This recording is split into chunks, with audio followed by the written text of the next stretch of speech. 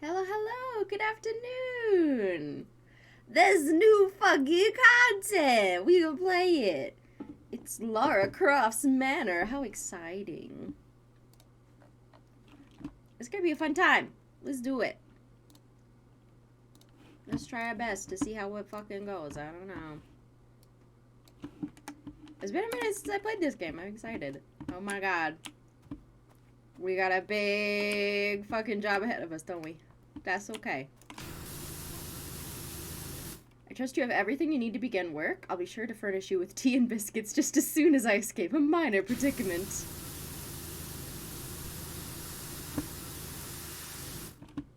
That's my volume. It's nothing to worry about, by the way.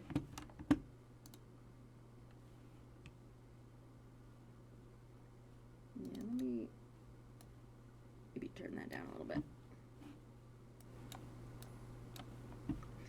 Miss Croft likes to set me these challenges from time to time, otherwise one can get rather dull.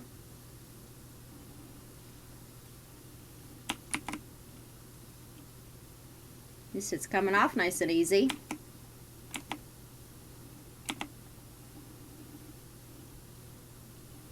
Whee! Okay, one more fucking adjustment. I gotta figure out where all my stuff is. Okay. Can I go inside? Not quite yet. I gotta finish the outside first, I guess. That's okay. We can do the outside.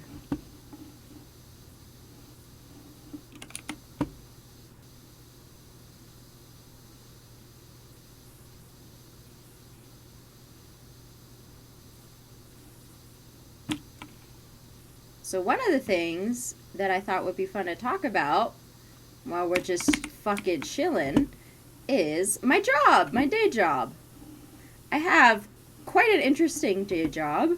There are some things that I'm going to try not to talk about because it's not allowed, but I can talk about generals and not specifics. So I'm working at a job that is a day program for autistic adults. Basically, I pick them up at their house or wherever they happen to be living, take them to do activities, do the activities with them, have lunch, do more activities, and then take them home at the end of the day. So I try and pick them up before 9 o'clock and drop them off before 3 o'clock. So that's the general time frame. It's not too long of a day. It's pretty nice, in fact. It is one of the reasons why I can stream pretty early in the afternoon and not later at night. Like, I had work today. We went to the library, played freeze dance, and made some little Valentine's boxes. We're going to have a Valentine's Day party next week, and so we made boxes for it. So everybody will get little Valentines. A lot of them love giving Valentines to their friends. It was very fun to do last year, so it'll be a good time this year as well. Yeah, but it's super interesting. I really love it. It's great working with people. It's great. One of the main things about this job is something that I'm passionate about, which is learning how to communicate with people who can't really communicate in the same way that you or I can. A lot of the people at my job are either, nonverbal, or they have a stutter, or trouble speaking, or like they just don't quite understand things in the way that you or I might. But figuring out how to understand them and how to communicate with them, despite the fact that they don't communicate in the most typical way, is one of the interesting parts, and it can be really rewarding too. Figuring out what they mean. One thing that we do is, we have a client who's deaf, so we use a lot of sign language. And even before we started working with her, we would use sign language.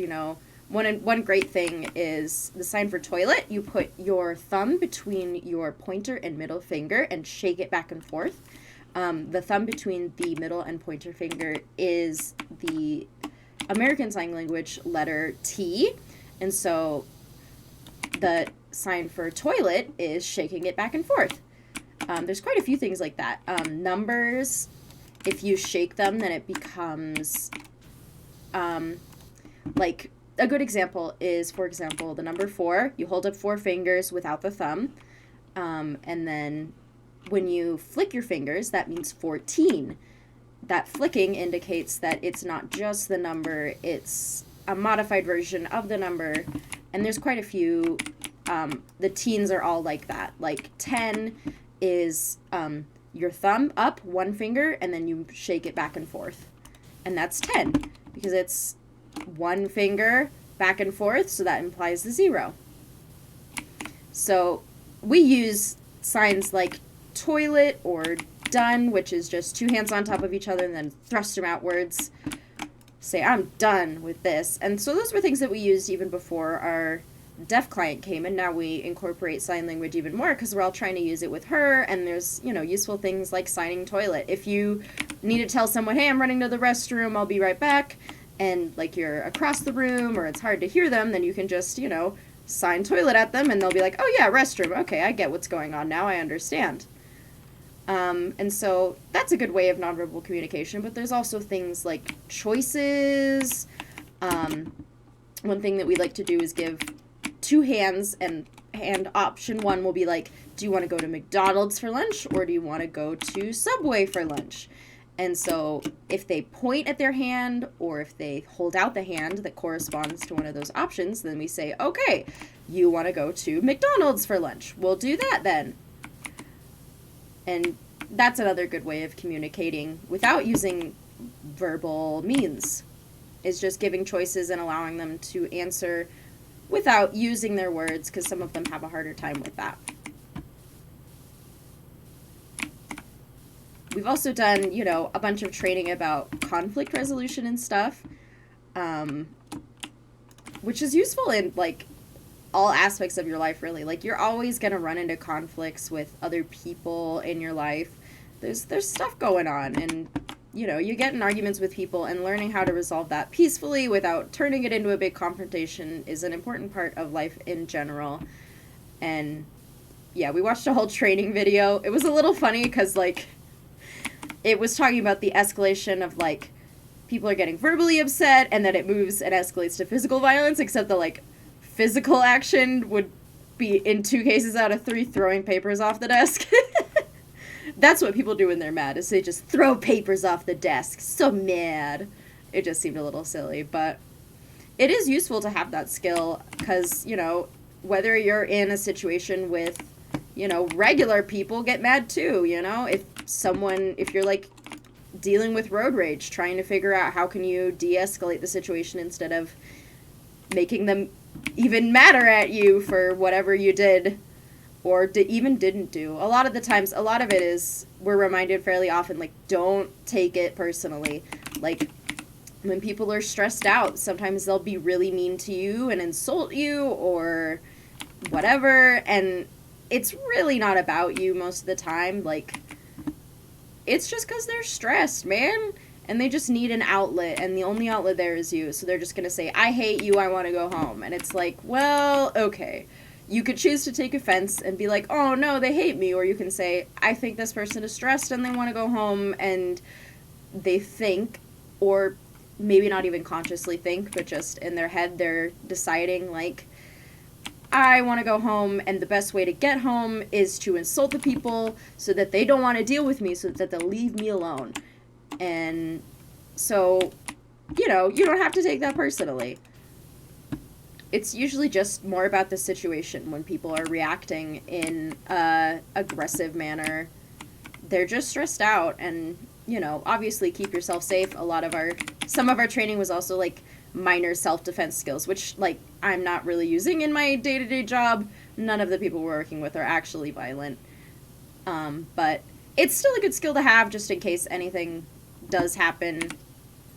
One of the optional things on the course that we aren't using is restraints. There's, like, restraint classes, and our, like, big boss guy in charge of the company said, we're not going to be teaching the restraints course because it's not something that we have any cause to be using. And one of the things about restraints is that when you teach how to use restraints start getting used more, and they start getting used unnecessarily.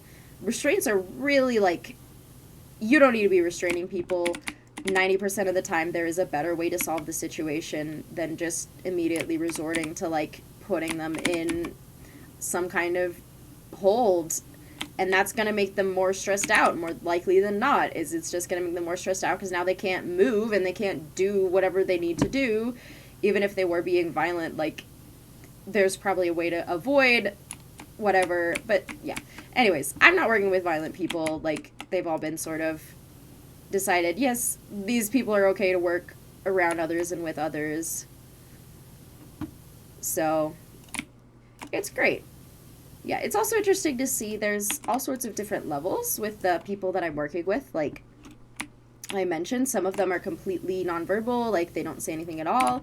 A lot of them have varying amounts of what they say. So some of them talk sometimes, but not all the time. Some of them like only want to whisper. They're like very shy and won't talk very loud. Some of them will repeat what you say. We have one who has a condition called echolalia. I believe that's the term, if I'm pronouncing it correctly. It means that you just repeat what is said, or you just repeat sounds that sound good to you. And it's interesting trying to talk with that client in particular because he often just repeats what you say. And sometimes it's like, no, I'm asking you a question, don't just repeat the options. But yeah, and then some of them are just like totally normal. They just, you know, they have a great amount of them have jobs, usually part-time at different places. Like I think there's a couple that work at like fast food places or as like a janitor, or I know one that works at a recycling center. All sorts of, you know, it runs the gamut of jobs. But they'll come a couple days a week or all days of the week and then have their job in the times that they're not at our program. And so we'll do all sorts of activities with them while they're there and give them some fun in their lives. A lot of them are old friends. I have had this job for a year now. In December, I've had this job for a year. And it's been a really great time. I really love it. Like, I anticipate on doing this job for basically as long as I can. I don't really want to do another job, and luckily I don't have to at the moment, so it's great.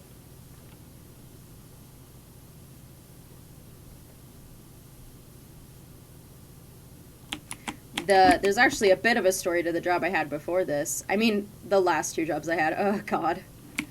So, we're talking about jobs today, I guess. That's just the topic I'm on. So, the first job I ever had was at a local fast food place. It was very nice. I was a teenager, still going to school and stuff. I ended up quitting after, like, one summer of work because I was like, I can't do this. I'm staying up too late. I need sleep for school.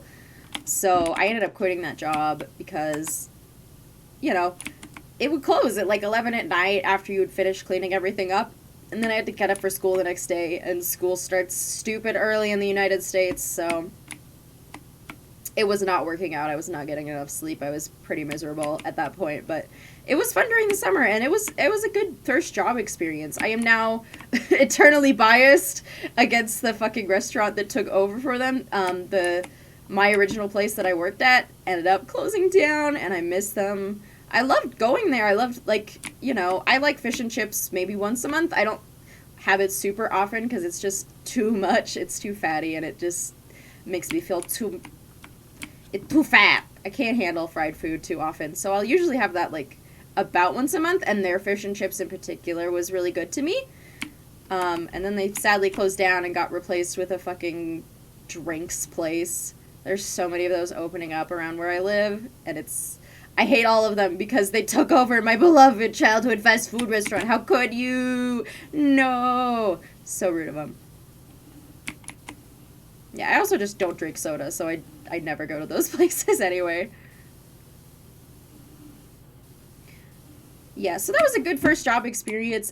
One of the funnest things that I did at that job, which probably annoyed the hell out of my coworkers, but I was having a fun time, that was when I was big into, like, being in the musical theater club and doing plays and stuff, and more specifically with singing.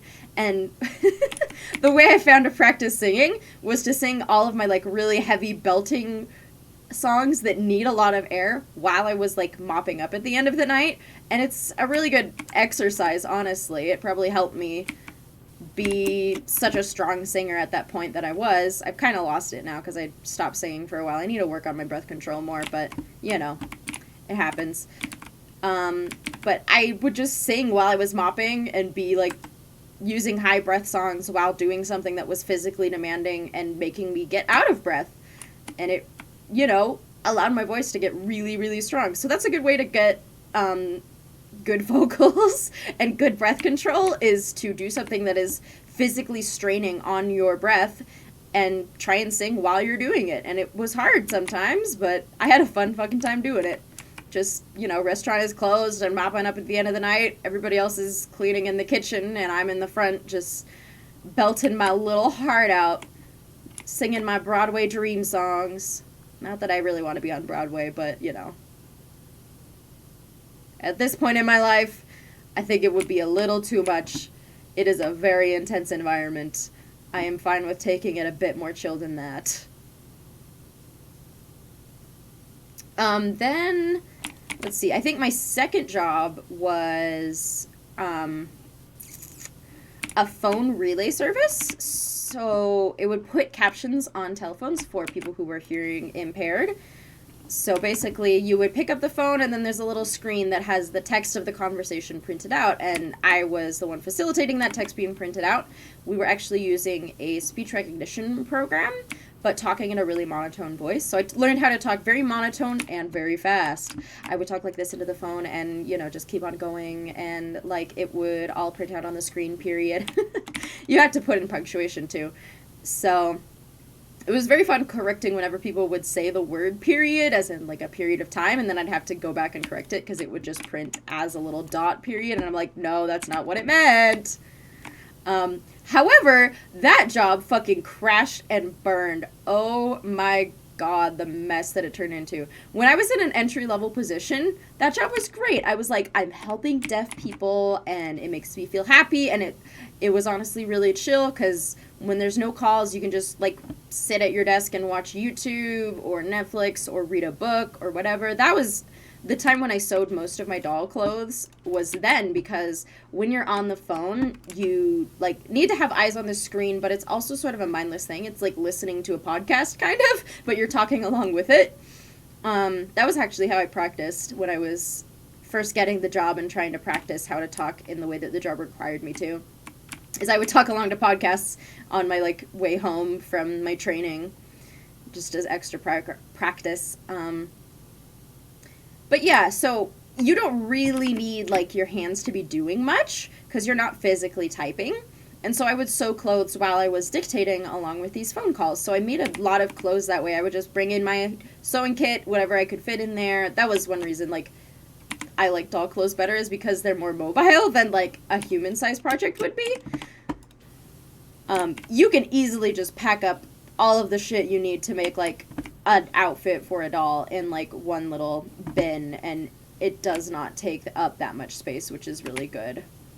Human clothes take up a lot more space, but this I could just, you know, put on my desk, and it would fit alongside all my stuff, and then I could pack it up at the end of the day and head on home. So, yeah. While I was working as just the basic relay technician, just printing the words out on the screen, doing that whole bit, it was fine. But then they offered a position for a mentor who would teach new people how to do it. And I thought, oh, I'm pretty good at, you know, lecturing people and teaching them how to do it. I'm good at my job. I bet I can teach someone else how to do it. And so I decided to go for that position. I ended up getting that position. And for a while, it was decent. And then a lot of shit went wrong all at once. So, step one, our manager left. He ended up retiring, switching to another job. I don't know what. But he really cared about our department and our mentors, and he was really supportive of us. And then he got replaced by someone who was the worst, and was, this came out later, But they were promised a position that was not being the manager of the mentors. It was a different, separate position. This was a holdover position in the middle. So it felt like she never actually cared about us, and that's because she did never actually care about us, because she knew she had another position in the works, so she didn't really need to care about us. The other shitty thing is that she took over a position from another guy who had been working there 4 years and had a wife and children, and they said to him, oh, you can be promoted back to working for $12 an hour if you want. And he said, no, I have a wife and child. Thanks for giving my position away to someone else. And he also ended up leaving the company. The other shitty thing that happened on top of all of this is right when the fucking pandemic hit, in which everything, like, had to go remote. And so we basically became tech support, despite having no training whatsoever, no skills in tech support. I was, like, constantly trying to figure out, like, how can we connect people to this? How do we get, like, right microphones? And, like, often people would be, like, coming in for their interview and doing the little test, and, like, their audio would just be busted, and maybe they could do it, but it didn't matter because their audio was busted because they were, like, on a phone or in the McDonald's parking lot, and it, like, it wouldn't work with the program that we had. And, like, not saying that, like, it's a bad thing to steal Wi-Fi from the library or McDonald's or wherever. It was just really hard to work with people who were like, there is a test portion and we need you to have clean audio, and if you don't have clean audio, then this isn't going to work out. And it was really frustrating to work with that. Plus, like, everything was constantly breaking because, like, we don't know how this works, and we were getting a new, like, we went from, like, using Skype to using Microsoft Teams, and that was a whole thing that we had to work through, is, like, okay, we know how to do video calls on Skype, but I don't know how to do video calls on Teams, because I've never used it before. How do I fucking work Microsoft Teams? And we had to figure out how that worked, and, like, how to have a video call that people could join, and not have to wait around for you, and, like, they were also increasing the time that we were supposed to be on phones instead of doing our other job of, like, teaching new people, and then they, like, turn the whole teaching new people into another work. And the other bad thing about that is that now we were exclusively interviewing people, which would take at most half an hour. That's if they even showed up. If they didn't show up, then it would just be like 10 minutes of waiting, and then you would have to go back on phone time. And the problem is you had to clock in and out of your official mentor time. So then we weren't getting fully compensated for our work because we would be constantly clocking in and out and just be getting paid the normal rate for being on the phone. Oh my gosh, that place was a mess. Yeah, also the management hated me. That was a fun job because one of the things that was a point of contention was we said, okay, we're doing all of this online and remote, right? Why can't we work from home? And we asked management this several times, and they said, well, nobody in our center is working from home. The thing about that is that these motherfuckers, they were visually sitting in their laundry room as they told us this. They said, nobody in the center is working from home. And I said, what about you? You are working from home. I can see you working from home. Don't tell me that while you have your camera on, idiot. And so I kind of called one of the managers, and I was like, okay, listen, we need to get through this. Either we can work from home or we can't work from home. You can work from home, but we can't work from home. So that is not the reason that we can't work from home. Tell me why we can't work from home. Let's try and work through it. And he said, upper management just hasn't made a decision on it. He said, okay, who's upper management? Tell me your boss's name, and I'll tell him the problem that we're having and the reasons that we should be able to work from home. And this man sitting in his laundry room miles away from me said over the phone, I'm a tiny woman, okay? I'm a baby. Cleaning game. I could not hurt anybody if I tried. I have no muscles. And he said, I'm feeling very threatened right now. And I said, you're fucking nowhere near me. You have a position above me from this company. We work in an at-will state, so you could fire me and not even give a reason. And you feel threatened by me? Excuse you? That was the funniest shit I ever heard in that job. Anyways, that company also got sued by the Federal Communications Commission for the largest fine in history. If you want to go look up that news story, you can tell what company I'm talking about. It was like, at the end of it, we were all just rats fleeing a sinking ship. Like, the writing was on the wall. We could tell management doesn't give a shit. Everything is going down. We lost like 3 managers in the same month with no sign of a replacement. And everybody who I knew, like, I had a lot of friends at that job, and everybody was just quitting one after another. He's scared of me. We're not even in the same location. What are you scared of? Ugh. Baby shit. You're a grown-ass man, and I'm like a fucking, what was I? I was like 19. I'm a 19-year-old tiny woman, and you're like, I'm scared. Get over it. Stop working from your laundry room and telling me I can't work from my laundry room. What if I want to work from my laundry room? Come on, man. Yeah. So they got a large fine because they were using the company's money to, like, do shady shit. Or the government's money, I mean. Perhaps it might be judicious to say a few pertinent points whilst you work. The butler's back. He talking to me again. Miss Croft is quite extraordinary woman. Yeah, I know. I seen her triangle titties.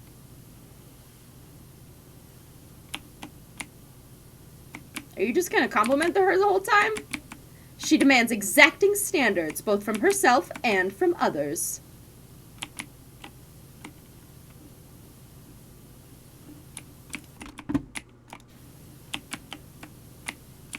Well, I'm gonna clean this just as good as I can, okay? Yeah, it's Lara Croft's mansion. This is the new content update for PowerWash Simulator. If you excel, you'll meet her generous side. Ooh, lots of money. We're gonna go inside and see a dinosaur later. If not, well, Miss Croft has an extensive and colorful vocabulary, so if I don't meet her standards, she'll cuss me out. Great. It's not that much of a punishment. The new content update is a bunch of Lara Croft themed levels. This is the first level, is the exterior of the mansion, then we're gonna go inside and clean her fucking dinosaur I saw in the trailer. Oh my god. I don't know how anything gets this dirty. We blame it on the volcano. Can I see the volcano from here? No, it's all blocked off. Apparently a volcano erupted and got everything dirty. I think that's the main canon of this game. But my god, it do be dirty though. Yeah, I'm excited to see all the new shit, so that's why I'm playing this game. Yeah, so what happened at this company, back to my story, is that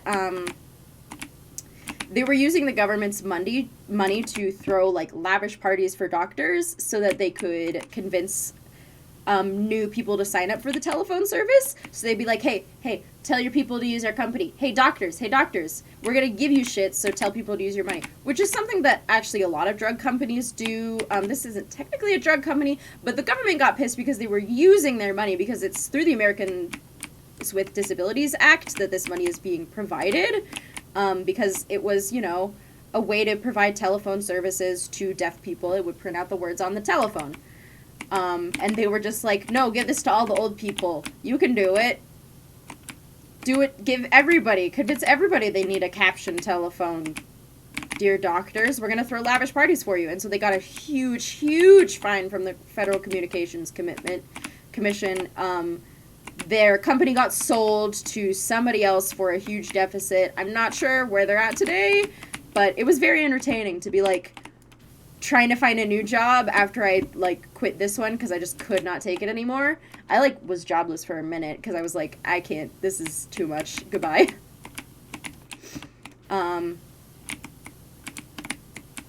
Luckily I had, like, I was still living with my parents, so I could do that without too much of a worry. Plus I had savings and stuff.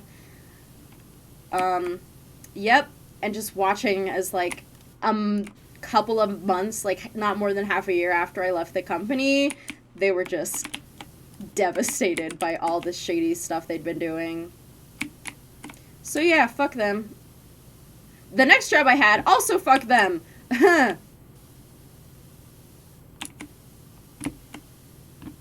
God, I don't fucking know. I wonder if they've shut down completely, because we did have, like, there was one major competitor, so I wonder if, like, they just gave up and were like, okay, other competitors, you can have this now. It's all yours.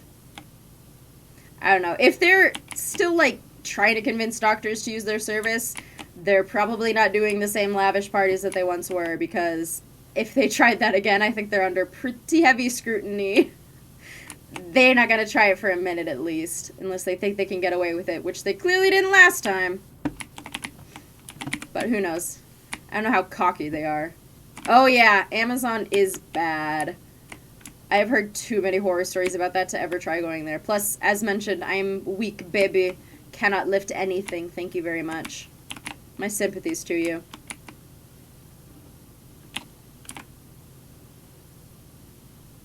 Yeah, the next job I was interested in was... I'm going to take a sip of water.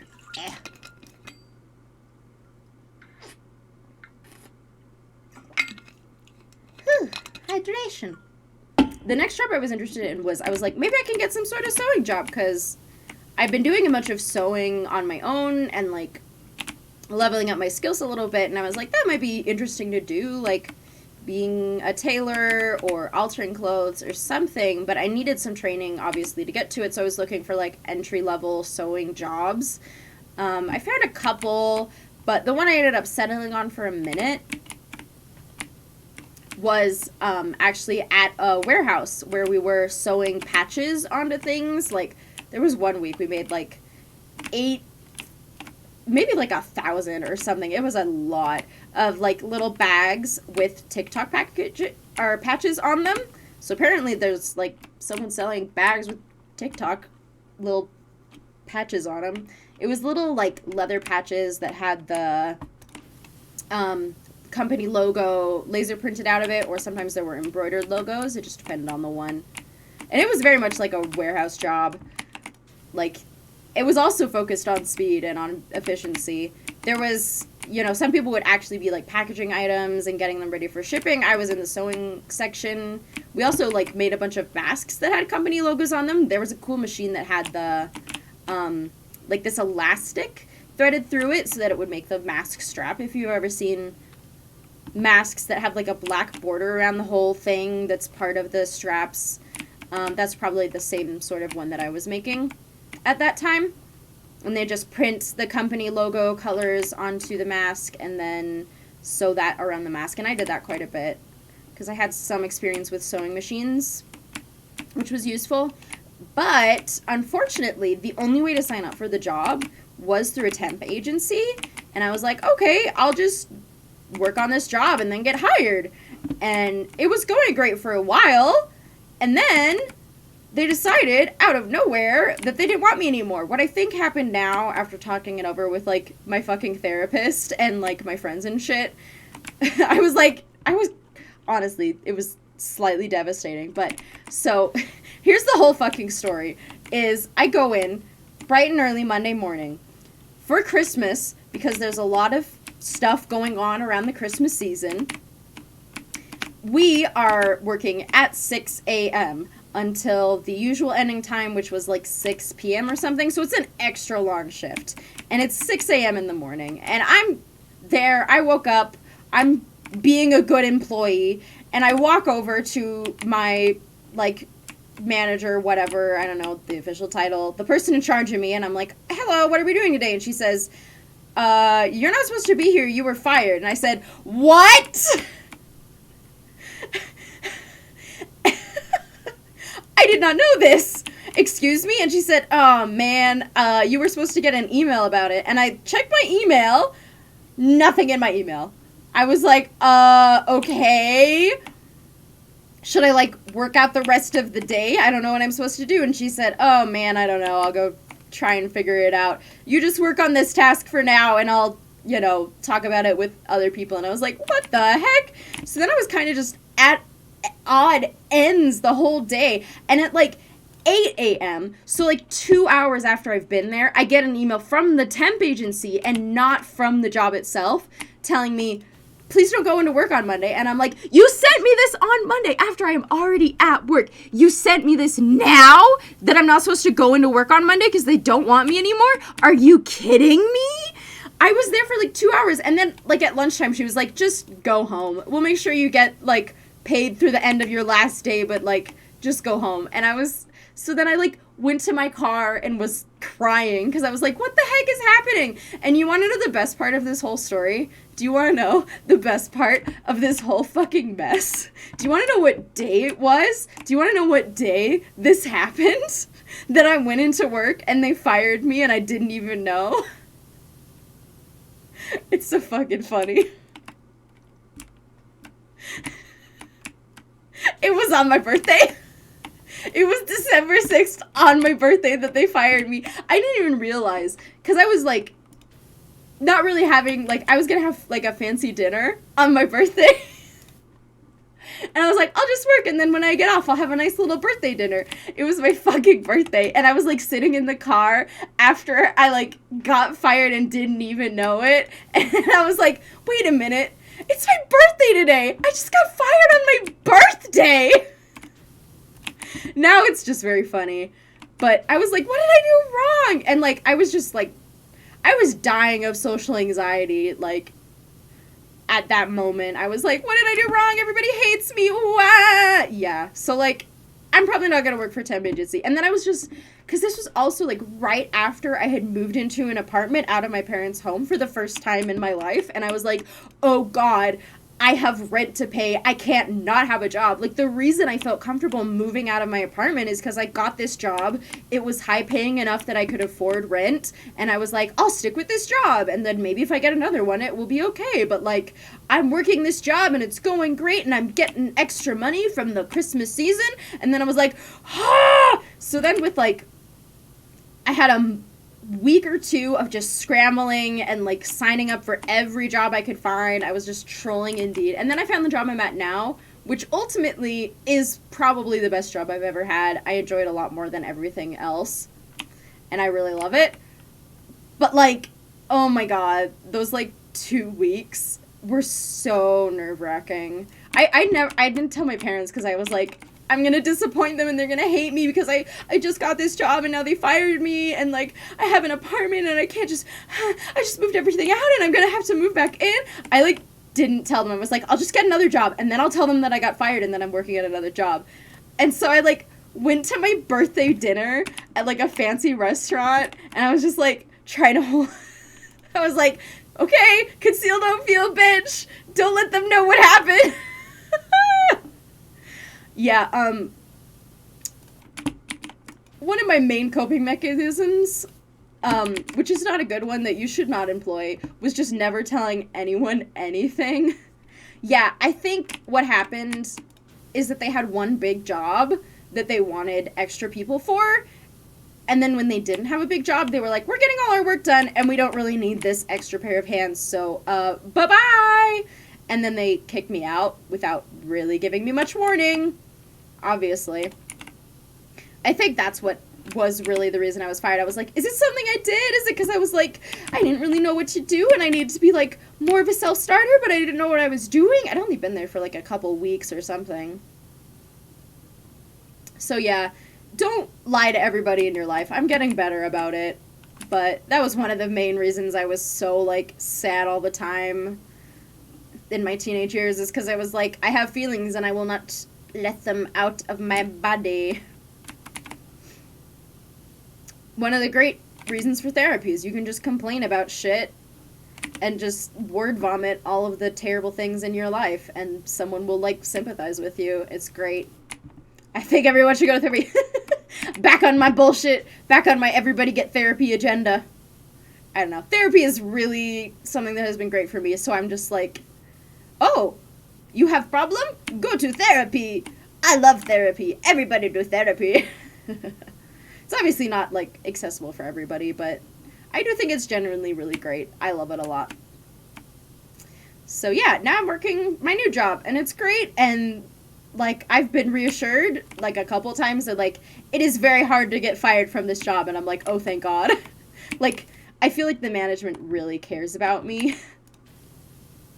And that is a really genuinely great feeling. Like, I think the management at my, like, first job at the fast food company, they did care about me, but, like, they were also, like, you know, in charge and, like, oh, God, I have to work with a bunch of shitty teens. Because it was a fast food place, and that's who works generally at fast food places, is a bunch of shitty teens, who I was also a shitty teen.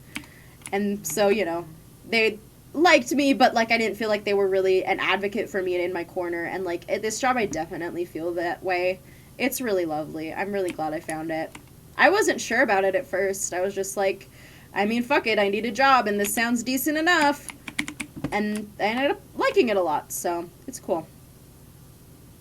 One of the things, like, are, like, the boss in charge, the, like, owner of the company, as I was, like, signing up, was petitioning to get more funding for our job so that we can do more activities and pay and get paid more.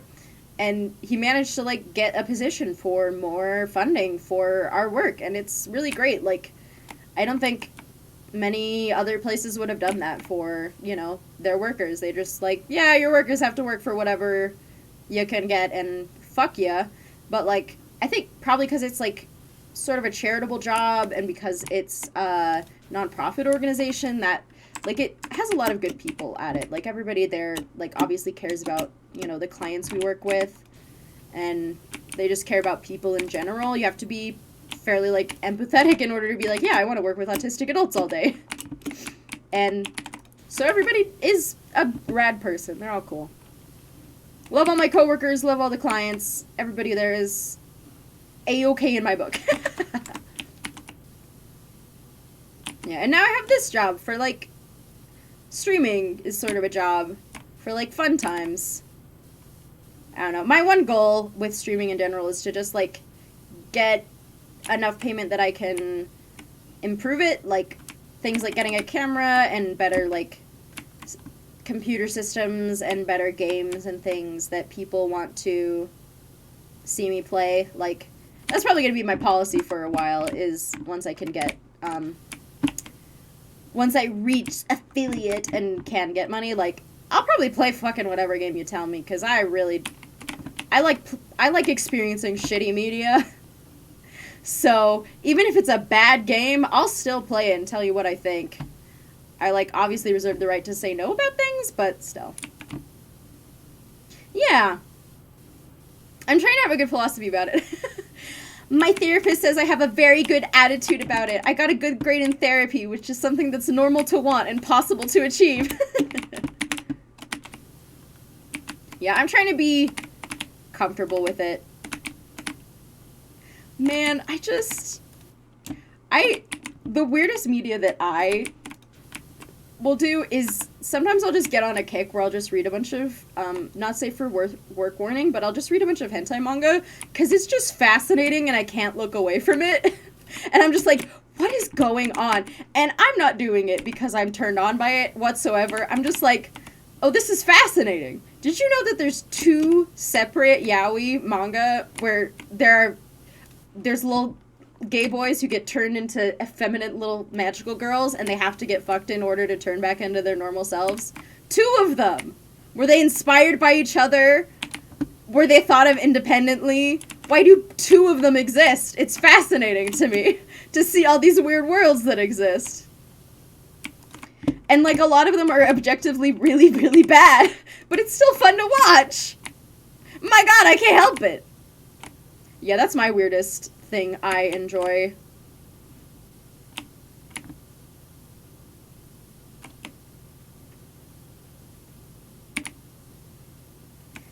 We getting so clean. Is there, like, a ladder? There's a step stool. I need a step stool for this. I can't go fast now. That thing is still dirty. Oi. Clean it. There you go. Is that clean? Yeah. Oh my God, I can't even get up. Woo! Come here. I need you on the inside. Woo! Yeah, it's fascinating seeing bad media. Like, that's something, I think everybody should experience bad media from time to time, because whenever I see someone being like, this is the worst movie ever made, and it's about, like, a mainstream film, I just have to laugh, because I'm like, have you seen the film Birdemic? Have you seen Cyberbully? Do you want to know my experience with Cyberbully? That's not the worst film I've ever seen. Like, it's decent. However, when I saw it, definitely tainted my experience of it, because I was just, like, a kid on YouTube trolling for, like, you know, whatever I could watch, and a video called Cyberbully came up, and it had kind of shit quality, and I was like, yeah, sure, I'm bored, I'll watch this. And so I watched it, and I was like, wow, that was really good for someone's personal YouTube project. No, that was a film that had been released in theaters, hon. That was not someone's personal YouTube project. That was a blockbuster movie. But, like, I thought it was really good considering it was on YouTube. It was just a ripped copy on YouTube, though. So that tells you the quality of that film, is that I mistook it for a independent YouTube project. Yeah. So, like, if anybody's like, this Marvel movie is the worst movie ever made, I'm like, it's not the worst movie ever made. There is so much worse out there. And there is good and worse movies. Like, that's one of the things I love, is I love horror movies, and a lot of horror movies are fucking bad. And it's what makes them delightful. Like, I love shitty prosthetics and weird little puppets. I love stop motion in horror movies. Like, usually it doesn't look that good, stop motion horror movies, but I still love it. It's fucking great. It's a great way to depict things.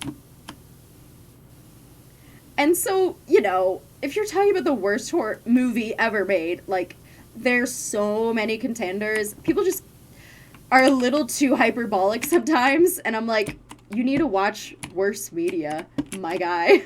Because there's so much worse than whatever you're calling the worst thing ever made. And I'm like, no, it has competent lighting. You can hear what everyone is saying. There's no extremely obvious ADR. This is a competent film, which means it is not the worst film ever made. Because there are a lot of incompetent films out there that are just, like, the flaws are so few and far between. Like, even The Room is not the worst film ever made. But, like, whenever anyone says this is a bad movie and it's the worst, I'm like, okay, compare it to The Room for, like, a baseline. And then if it's not worse than The Room as far as, like, shitty audio and weird lighting and incomprehensible plot goes, then no, it's not the worst ever made, because that movie exists and that one's worse. And there's worse movies than that even. So, you know. Yeah, it is interesting to see bad games, like, especially because, like, sometimes games are bad on purpose, and if we accept games as an art medium, that can be part of the art of it, is that this game is bad, and this game hates you, and it is not fun to play, but that's in a large part a point of it. Like, the most famous example is probably, God, I always get the name wrong. Panatopic? Oh, God, I gotta go fucking check, because I'm gonna say it wrong. I know it's not Panatopic. I always call it Panatopic, and that's not the fucking name of it. Oh, God, no! I clicked to the wrong thing!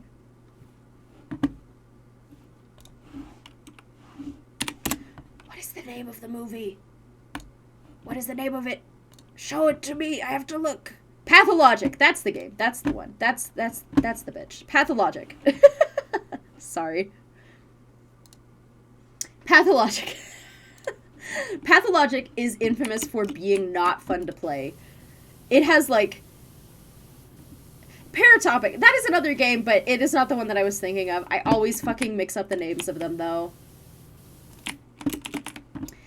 It is a game that is really difficult to play. All of the different systems just have you in a chokehold, and it is not fun. You can see on the Steam achievements, most people do not get past the first day in that game. But that's because it's a game about horror, about suffering, about famine, and all of that shit. And so it forces you into that perspective of suffering. It's really janky, but a lot of it is, you know, meant to be jank. I think that's one of the things, like, whenever someone's trying to make a Silent Hill game, and they're like, the combat is fun, and it's like, oh no, oh baby girl, the combat's fun? That means you messed up! In general, when you make a horror game, the combat shouldn't really be enjoyable. Like, it has to be passable, obviously. It has to be, like, you can't hate the combat 100%. That can make it, like, not a good game. But it shouldn't be, like, fun and smooth and fluid. Like, if you want someone to be scared for their fucking life, then you're not gonna make them have an easy time killing the enemy, right? Like, if you want an enemy encounter to be scary, it can't be easy to kill the enemy. Otherwise, it's not gonna work, because they're just gonna be like, oh, it's an enemy. I guess they look kind of spooky, but I could shoot them real easy, and it takes away from the fear of it. And that's one of the reasons why Silent Hill has, like, famously weird combat. Yeah, Pathologic is a very experiential horror game for sure. Can you go up there? No? Maybe if I'm just far away. Can I reach you? No. Oh, God. Are you sure you can't come up here? Please? How about this side? Please! I can't reach the fish! Motherfucker. Where are my nozzles? There we go. I want to clean the fish. Yeah, Pathologic 2 did come out. I know, I need to play both of them. I am one of those people who has not finished day 1. I have a terrible confession, despite really liking the game. I fucking suck at it. That's true of most games I like. God. Oh, his mouth is dirty. His mouth is clean. Wah! Made it up. Yeah, it is interesting to see, like, games aren't always supposed to be, like, fun or really have gameplay. Like, they can be just a way of telling stories. Like, that's what fucking visual novels are, is a way of telling stories in a game, but good job, though. That's better than most people.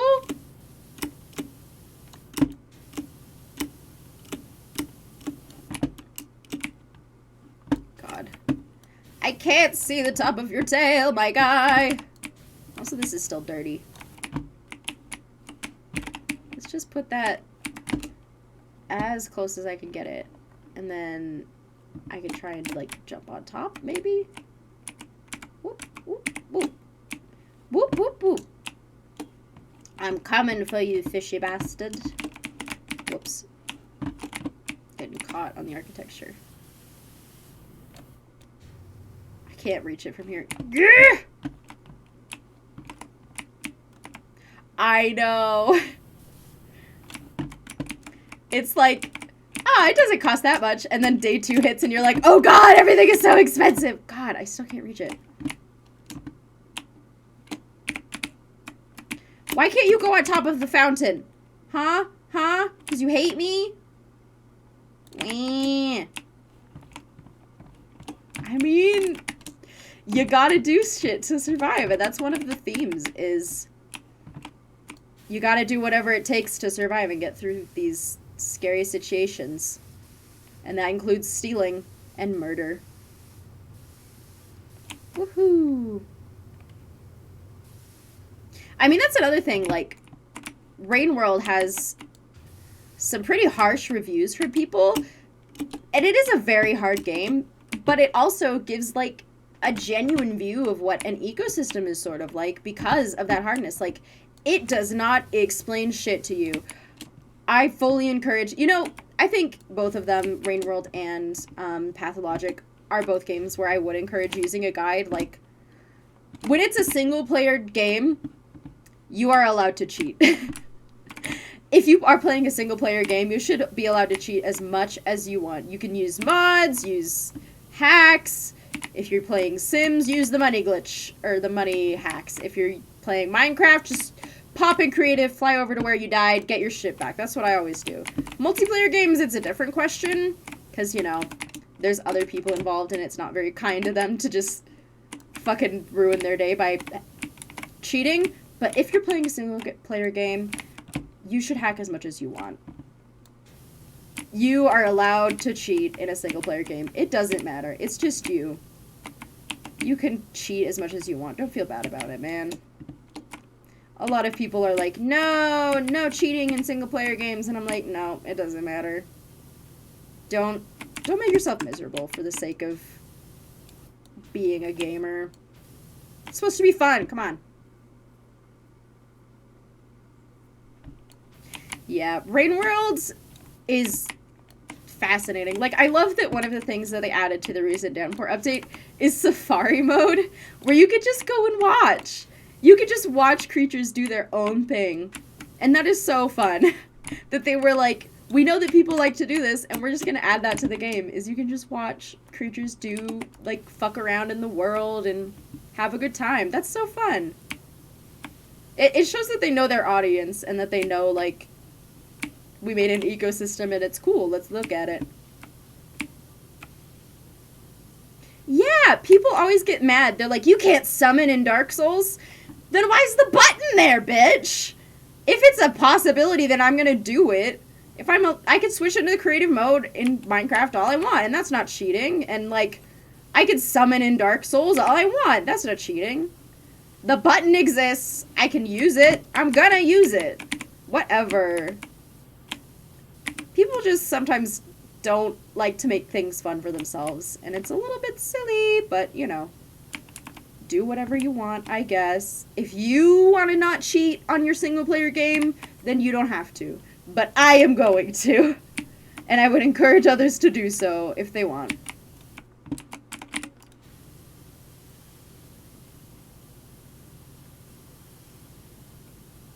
You don't always have to be harsh to yourself.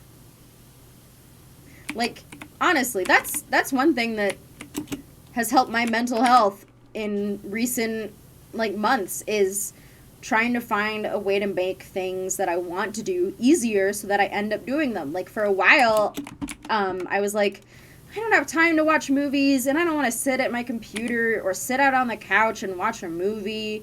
That just doesn't seem appealing to me. And so I thought, you know what? I have my laptop, and it's pretty, like, janky. I can't really play games on it, but I can play movies on it. I can fucking sit in my comfy, cozy bed and have my laptop and watch movies. And I've watched a bunch of movies because I made it easy for myself, because I used fucking cheats and hacks of getting out my laptop and sitting in my bed, and now I'm like, I'm enjoying watching a movie. How novel, because I hadn't done that in a while, and it was great. So make things fun for yourself. Make things easy for yourself. There's no point in keeping yourself miserable. Don't do it. Yeah, it's also very daunting to get through movies and, like, a huge list, but that was another thing that I tried, like, it honestly helped me to make a list of, like, here are movies that I want to see, here's all the ones that I want to see, and I can just mark them off the list, because if I have a list, then I know I'm getting through it, and I know I'm working on this sort of goal, and if I have a list with, like, a diverse enough showing, then I can sort of watch whatever movie I'm in the mood for that day. If I'm like, I want something that's, like, more hardcore, or I want something that's just, like, light and fun, then I can look at my list and find something that is light and fun, or hardcore, or whatever. Surprisingly tough work exterior cleaning, isn't it? Yeah, but I've done it before.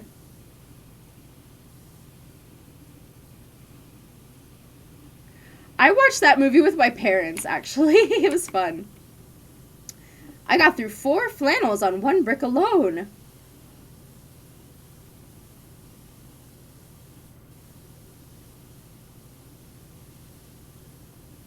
I expect you've brought some high-fangled gizmo or other to speed up the process. It's called PowerWash. It's what the game's about.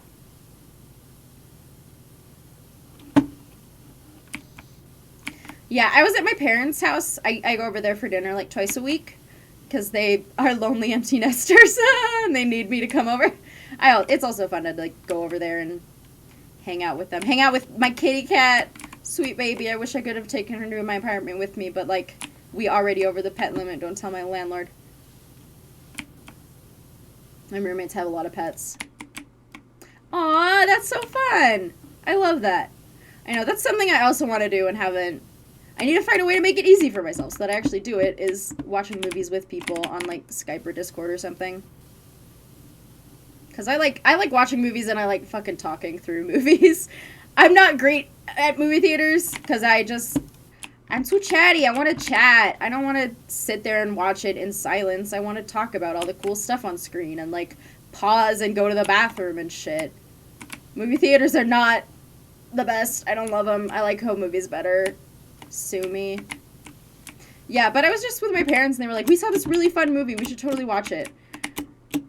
And so we all watched it together. And I was like, this is great! I didn't even know. I had heard about it, but I hadn't ever seen it. And, like, this was right when Glass Onion had come out. And so they were like, we should rewatch that. And so we can watch Glass Onion. Because I think they just watched Glass Onion. And so they were like, we want to rewatch the first one. And they were like, we'll watch it with you. And so we all watched it together, had a fun time. And then I went and watched Glass Onion on my own. And it was indeed good. I know, I'm so bad at shutting up. Oh my gosh. One of my favorite stories. So I don't drink caffeine ever. And there's a very good reason. It's because I get way too hype. Because the way I learned this is that I very rarely ever drink caffeine. And then one time I was having like I was at a Halloween party at a friend's house. And I realized, like, I had been talking at my friend for, like, an hour at hyper speeds. And I was just like, whoa, I've been talking so much. Like, what is going on with me tonight? I don't know why I'm talking so much and why I'm feeling so hyper. I checked. The soda I had been drinking had caffeine in it. I was like, ha! No wonder I'm acting so crazy. So, like, I get way too hyperactive on caffeine. I need to stay away from it. I'm already a pretty hyper person. I have too much energy. And so I'm like, I'm not gonna have caffeine because otherwise I will annoy everyone around me to death. To the brink of death. She was very kind to let me keep talking at her despite being clearly, like, way out of my mind on caffeine. I know, I didn't realize. I'm, like, there was, like, I think it was, I don't know. There was a couple of sodas there. There was like a Diet Coke and like a lemon lime or something. And I was like, oh, it's like a Sprite, right? I can have Sprite. I know Sprite doesn't have in it. And then secretly was like a Mountain Dew or something. I don't know what the fucking sodas were. But I was like, oh yeah, I'm not going to drink the Coke because I know Coke has caffeine. The one I was drinking also had caffeine and I did not realize. I checked the ingredients after I was like realizing. I was like, I've been talking a lot. What is going on? What is in this drink? Oh my God. And then I checked and it was like, caffeine! And I was like, aha! My actions make sense! Yeah, so I generally stay away from caffeine. Get too turnt.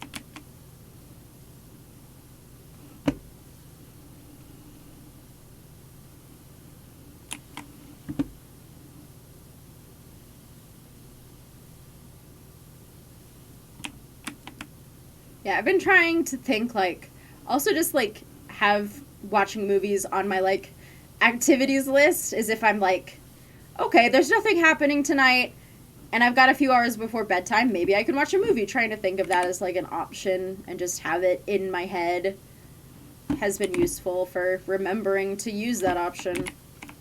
But, you know, I don't do it that often. Aw, that's too bad. But, you know, I'm doing fine without it. You'll be okay, probably. I know you can get caffeine withdrawals and get really bad headaches if you have caffeine and then stop having it for a while. God. The one thing that I will want to give up is milk. I love milk. Some people can't have milk, and I say, I'm sorry, but give it to me then. I fucking love milk.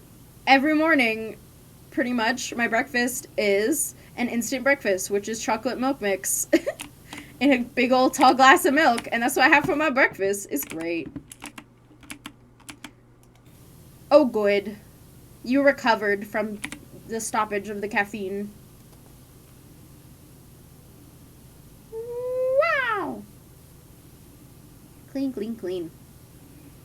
This is gonna take a while, but we'll get there. We'll get there.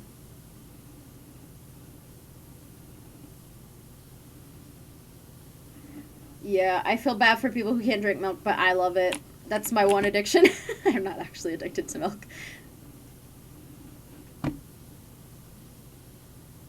Man, I had one of the hardest parts of my week was that I ran out of milk and I had a cookie and I wanted to eat my cookie and I didn't have milk and then I had to go to the store and get more milk so I could eat my cookie. I had like 3 days where I was just thinking about my cookie and not eating my cookie. Ugh! My life was such a tragedy. God, no kidding. I mean, you can reset all these jobs. So, like, the second you finish, technically there is a version of it that hasn't been done yet. Oh, it would suck if, like, your saves got deleted. Man, my saves got deleted on fucking House Flipper, which is another cleaning game. That was a sad day. I had to redo all of it. Dumb Steam messing up everybody's fucking cloud saves for some reason. That was, like, the second game that happened with. Steam had some kind of fucking issue in, like, last year. They had a bunch of issues. There were a couple games that got all fucked up. Milk and cookies is the best. Yeah. The two current... There's some quirks to living in Utah. Because alcohol is very regulated here, and a lot of people don't drink it because it's got a very high religious population, and alcohol is not allowed in the religion.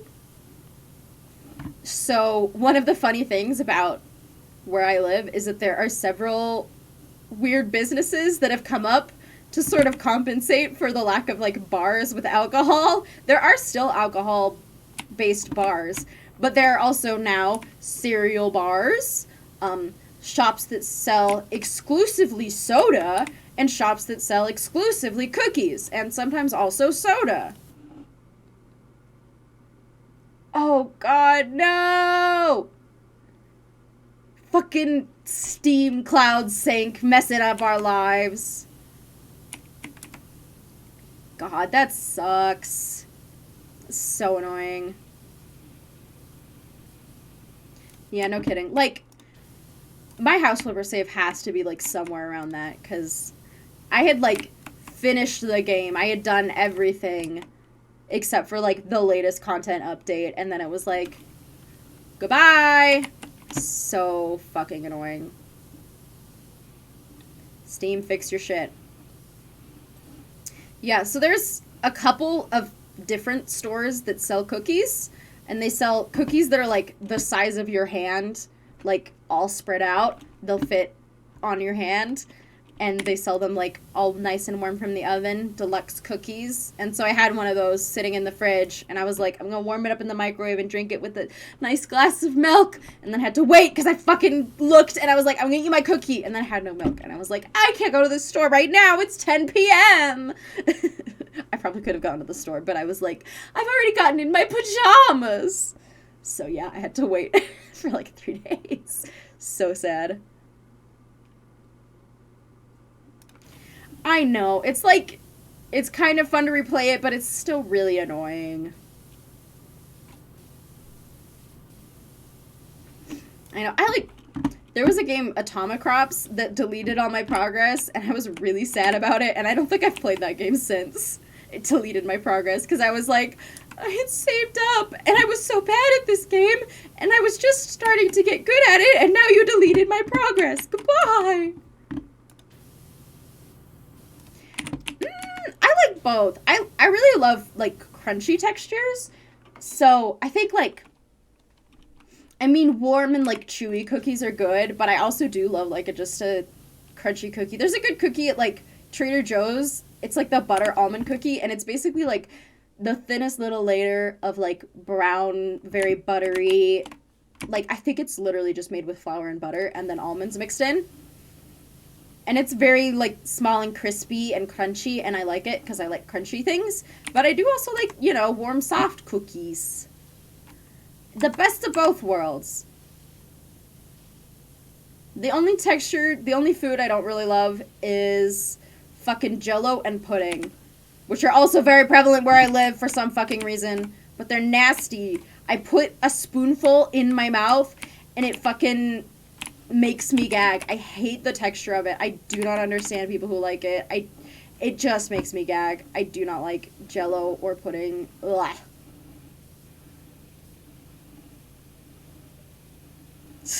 True. If there's an option between cookie and no cookie, then I'll take whatever you give me. I like sweets, okay? I like savory on occasion, but I am very much sweets. I always love having, like, a good sweet something for a bedtime snack. A donut or a cookie or, I don't know, something. Maybe even cereal sometimes. I don't have cereal that often, but...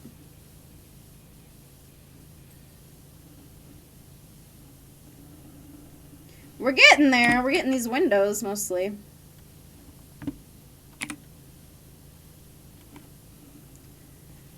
There's also, like, a whole level up there that I can't really reach. I think I might have to bring the step stool up here.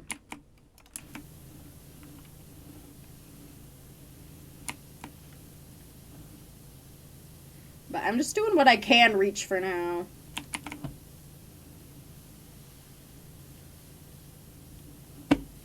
Getting all this moss and junk. It's so nice and red now. Hooray. We're gonna break into the house after we finish tidying it up. Woo! Woo!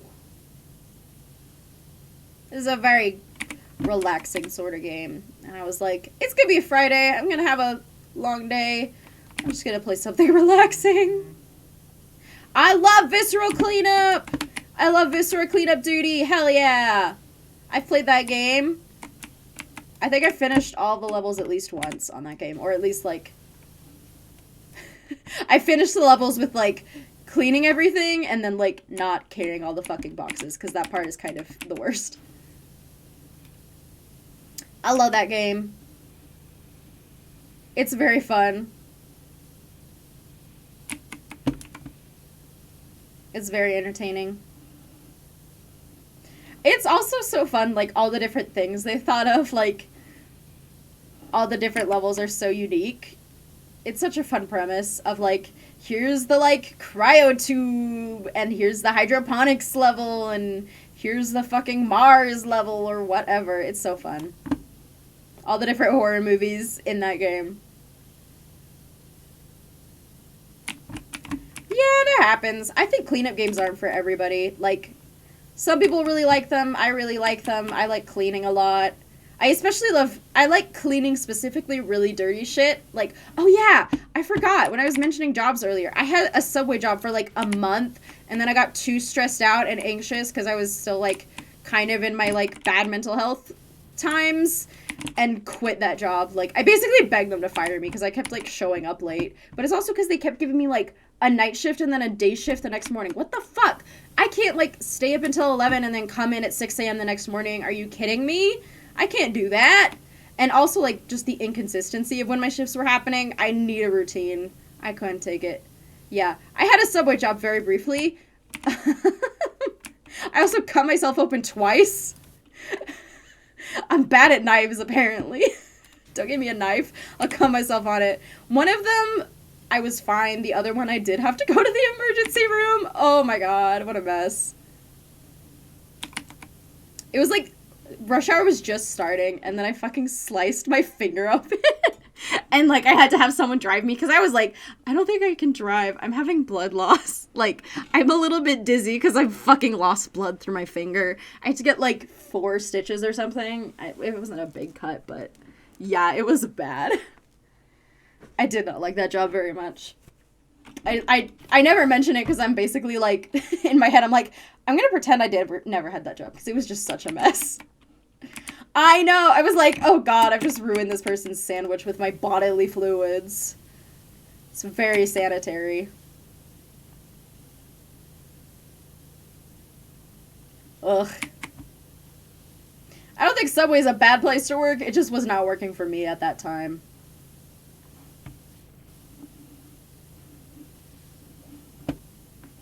We figured it out, though. Now I have a good job. Hooray.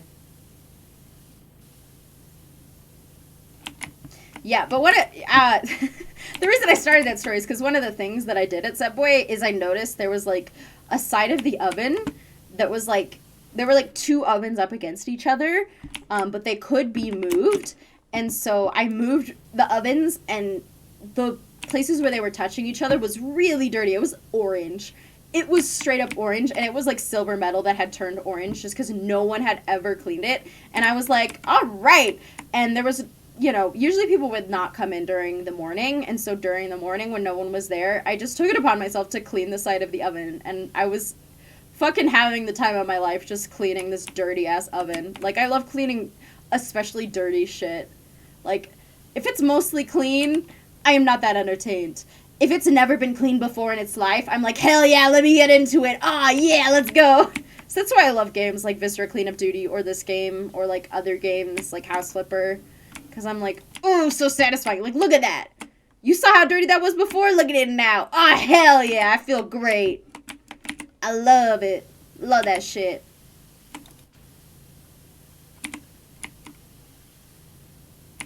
One of the things I did when we moved into our new apartment is our vents were nasty. And so it was very physically tiring. Oh boy, don't do it to yourself if your fucking apartment vents are nasty. But I stood on a little step ladder and just like vacuumed out and dusted out the vents.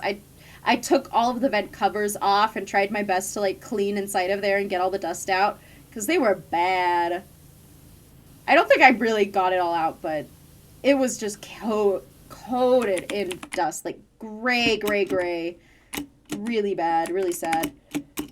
But I did my best to clean it and kind of exhausted myself just because like you're staring straight up into this hole in the ceiling, and it just was tiring on my arms. But I still felt happy and proud of myself for doing such a hard thing, and it felt fucking good to look at the difference between the before and after pictures. I didn't take enough pictures. I should have taken more before and after pictures, but I was just like, I'm gonna do it! Yeah. So any big job, like moving something and cleaning out the space behind it, or cleaning out the side of the fridge that no one can ever see or whatever, it's very fun. So that's one of the main reasons I like games like these, because they are a good way to find something really messy and clean it off and feel happy. Good, happy chemicals in my brain. Woo! Look at that. Hell yeah.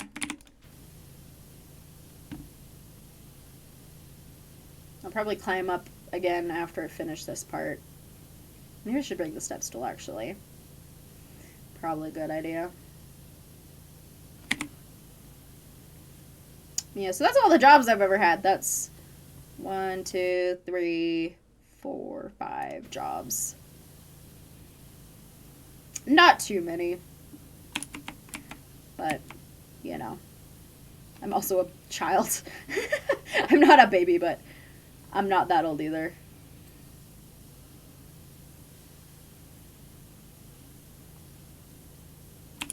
I guess this one kind of counts. I haven't gotten paid for it yet. Doesn't count yet.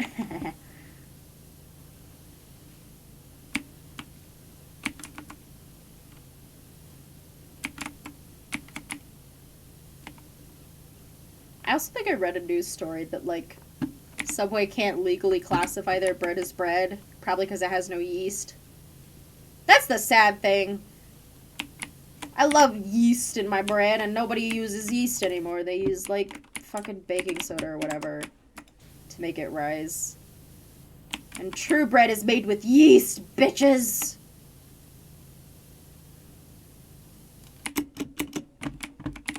Yeah, I'm 90% sure it's because, like, they don't use yeast to make it rise, which is... Yeast is technically alive, and it can be very hard to care for, and since Subway is trying to move things quickly and freeze their breads, they don't have time to, like, keep a living yeast culture alive. Yeast will die if you put it in too hot or too cold of temperatures, so freezing it or boiling it will kill it. It just wants, like, a warm kind of room temperature. I think they call it bread, but, like, I don't know. It's not, like, it's not good bread by any means. Like, it's decent, but I don't fucking like it. I don't know. Subway's not my favorite sandwich place. I like JJ's, Jimmy John's. They have good bread there, which is the main reason I like them.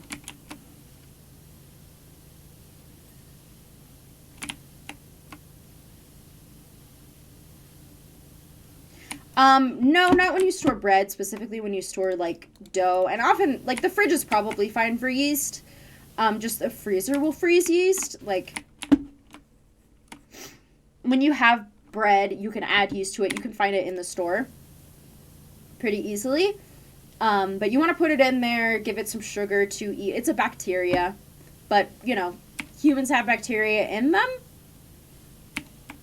and it's fine. And when it's, yeast is not in, there's no live yeast in the bread that you are eating because it's gone through the oven and it's gone through hot enough temperatures that any yeast that was in there will kill it. But that's one of the reasons why bread rises. Often people will leave bread to rise for a period of time. And so that's after they've mixed the dough. So it's all just like a lumpy, kind of sticky mess. They'll leave the dough for a while and it will actually get bigger with time. And that's because the yeast is adding air to the dough and adding bubbles to the dough. Often when you open up like bread or a roll or something, you'll see that there are bubbles in the dough. And in like very like natural yeast using bread making methods, that dough is being, or that the bubbles in the dough is being added by the yeast, breathing and eating the sugars in the dough and excreting like air as waste. So that's one of the reasons why dough has big bubbles in it. And, you know, this is all a little bit paraphrased. If this is not completely accurate, I'm sorry. I'm trying my best to remember in all my science lessons.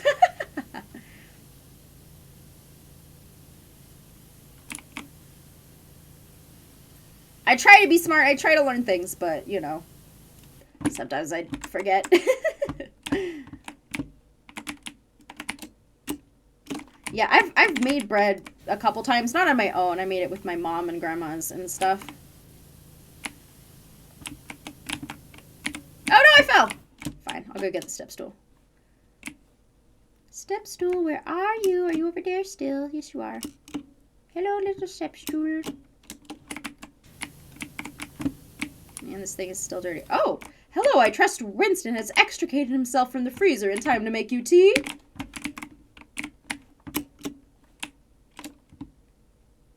Nope, I think he's still in there, bud.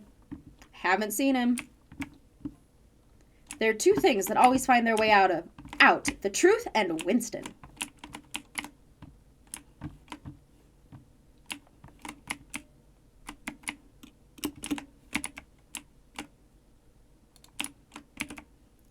Bread making can be difficult.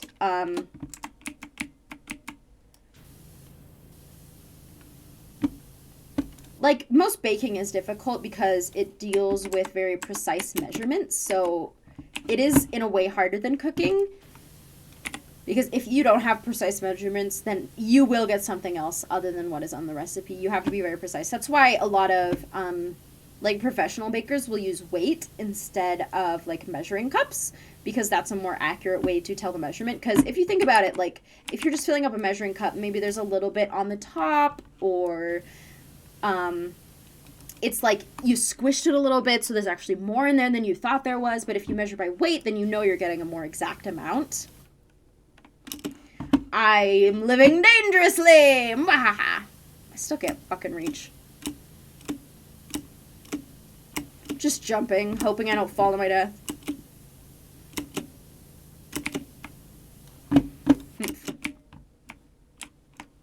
I'm like still not quite high enough to reach all that shit. Look at that! How am I supposed to reach that? Is there not a fucking ladder somewhere on this level? What the hell?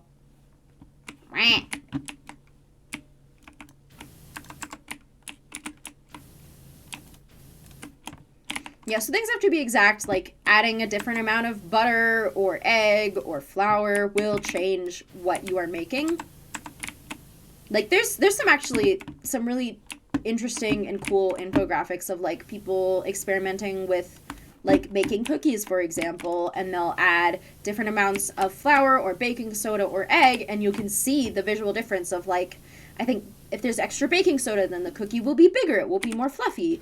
If there's an extra egg, then it might be, like, smaller. If there's, like, extra sugar and stuff, then it might turn out a little bit more brown or whatever. I think usually, like, butter will help cookies to be browned in the oven a little bit more. I'm not sure about all the amounts, but yeah. So there's most like baked goods also need to include a, what's the official term? A lightening agent? That's not it.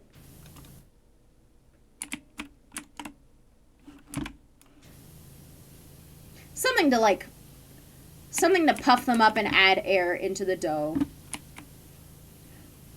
What's the word? Leavening agent? No. Something to help it rise. I don't know what the fucking word is. Yeah, I don't know how... Cooking is fascinating. Especially, like... Oh, I guess I'm here now. All of the foods that you can eat, and, like... It is fascinating to think about things like fucking coconut. How did someone get into a coconut? How did someone decide one day to eat a lobster? It's got barely any meat on it, and someone still cracked that bad boy open and said, "Om nom nom." How did we silly things think of that? But I think it's just, you know, everybody loves to experiment and figure out how things work, man. If there's something, I think a lot of it also like comes from animals, because we could see, like, I don't know, there's leavening agents. That's the fucking one. Thank you. Thanks for Googling for me. Yeah, leavening agents allow the dough to rise, allow air to be added into the dough so that things don't bake completely flat. Most baked goods, scones, bread, everything, they'll have little pockets of air in them. Sometimes they're really obvious. If you get, like, good, crispy, crunchy, like, Italian-style bread, there will often be, like, visible air pockets. Or sometimes you can get that in a roll where you, like, split a roll in half, and then there's, like, just a giant pocket, and it's like... Half of my roll isn't here. It's just a giant air bubble. Feel a little cheated. But that's part of the process. That's one of the reasons why it doesn't taste dense, you know? If you forget to add a leavening agent, then you'll just have like a cracker. Or even like... Crackers will often have leavening agents too, but... You know, it'll just be something very dense and hard to chew through because it doesn't have any air, and all the ingredients will be packed together very tightly. So it won't be quite as fun to eat, but you know, there's also things like that are made like that on purpose. Like I think naan bread doesn't really have, well, no, naan bread has a leavening agent. I think there's some kind of bread. It's not naan bread, but like a flatbread that has like no real leavening agent in it. And that's one of the reasons why it, you know, is a flatbread.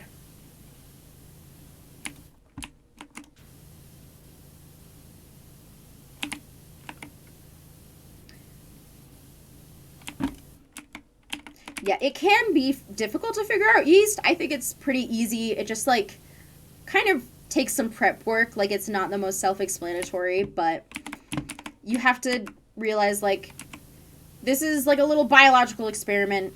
I'm trying to keep this thing alive. What do I need to do in order to do that? And it's like, keep it at a reasonable temperature. You want to keep it warm because that makes it grow faster. It wants to be like, that's sort of like basic science knowledge that not everybody has, obviously, is like warmth will generally accelerate reactions. And that's not always true. Some reactions produce cold or don't like the warm, but in general, like, warmth will produce reactions, especially in like living things. And that's one of those things that like you can learn about it and like learn the reasons for it, but it also, you know, just kind of follows on a logical level if you think about it. Like everything sleeps in the winter and doesn't want to fucking do anything, and then when it's warm, everybody's like, all right, I'm awake, let's do it. That's how I feel, man. I am sick and tired of it being cold outside all the time. I want it to be warm. I'm so sad. It was actually, like, kind of warm today when the sun was hitting, but it has been miserably cold this month. I'm over it. I want it to be spring. Wah.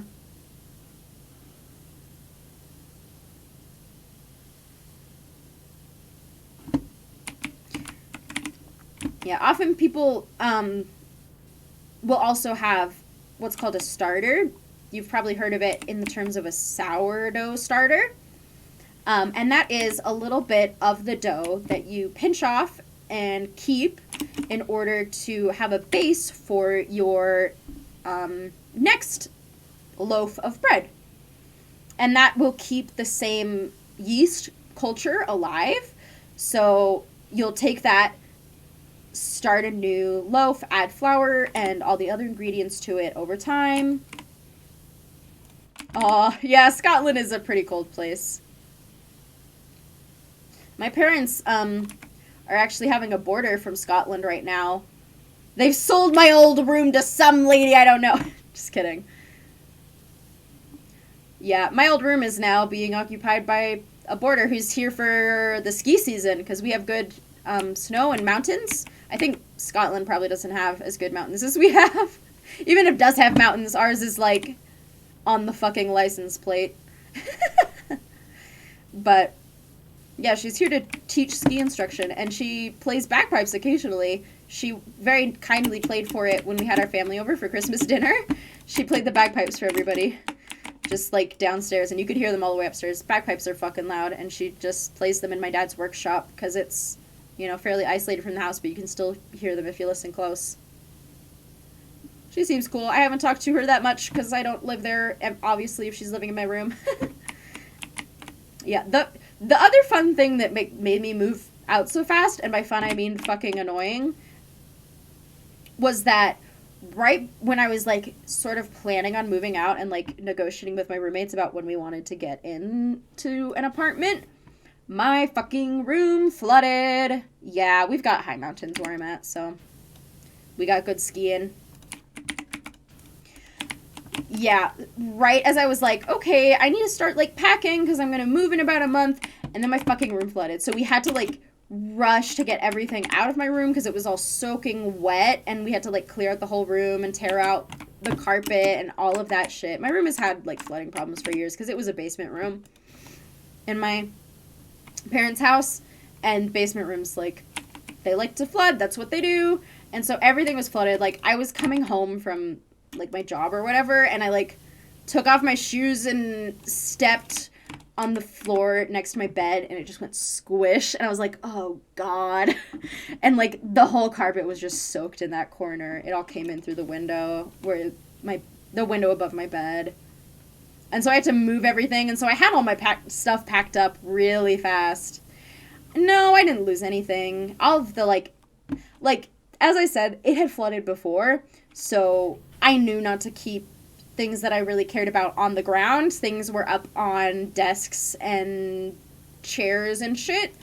You know, obviously I had to like wash some of my clothes, and like I had a couple of like cardboard boxes that got chewed through, but it was nothing like I really cared about. Everything that I really needed to protect was in a safe place because I knew flooding was an issue in my room in the past. So I was a little bit prepared for it, but yeah, that got me packed real quick. It was just like organizing my packing that was hard because it was just like a mad dash to get everything out of there as soon as possible to try and avoid any more water damage than had already happened. So then I was like, okay, we need to move right now. Hello, please. As soon as your lease is up, roommates I'm moving in with, we fucking going in the new apartment. Because I was like, now my bedroom is wrecked, and I'm sleeping in the upstairs bedroom, which I don't like as much. The guest bed, ugh.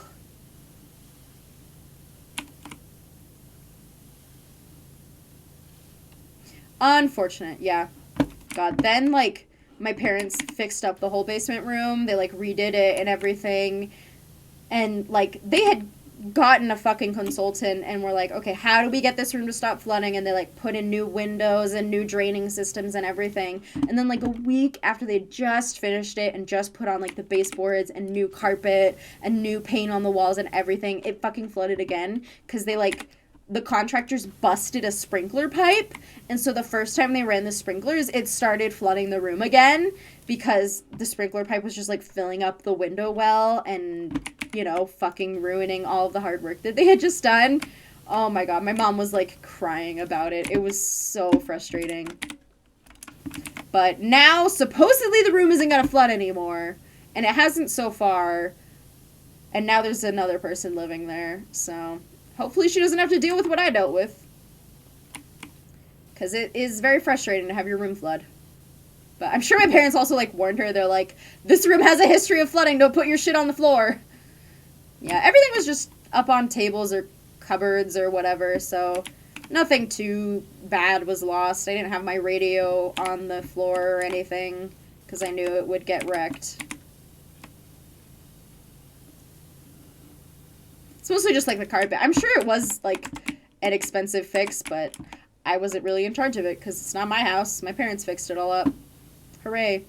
Now I'm on a top floor of the apartments, in an apartment, so I hopefully don't have to worry about flooding anymore. If my room floods, I will be pissed. Why am I on the top floor? I moved here in order to not get fucking flooded anymore. No flooding my room. I'm on the top. Come on. Not allowed. Had enough of it in my life. Had enough flooding for one whole lifetime, okay? Okay?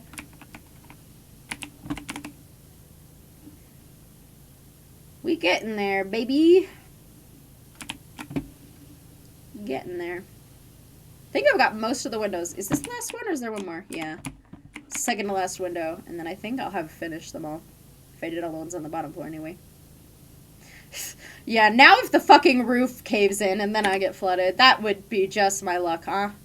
Maybe I should have picked the middle floor. Because then I'm protected on both sides. I'm not in the basement where flood will go from the ground into my room. And I'm not on the top floor where the roof will get opened up in some horrific accident and start dripping into my room.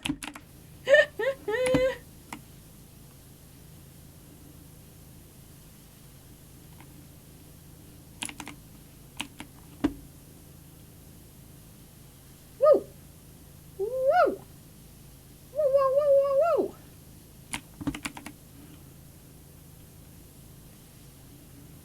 I still don't know how I'm gonna get up on those top parts.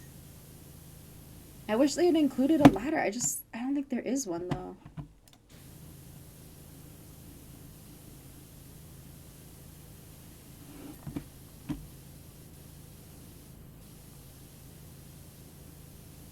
Wow.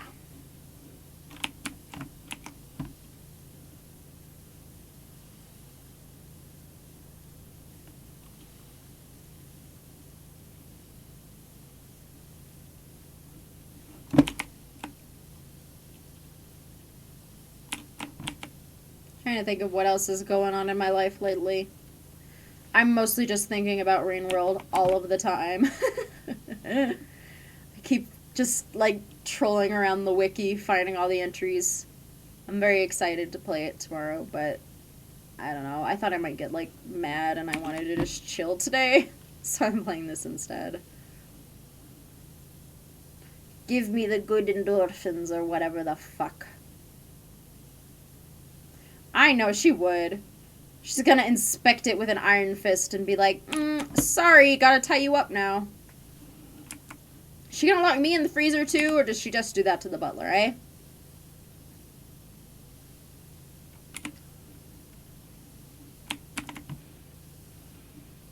Woohoo!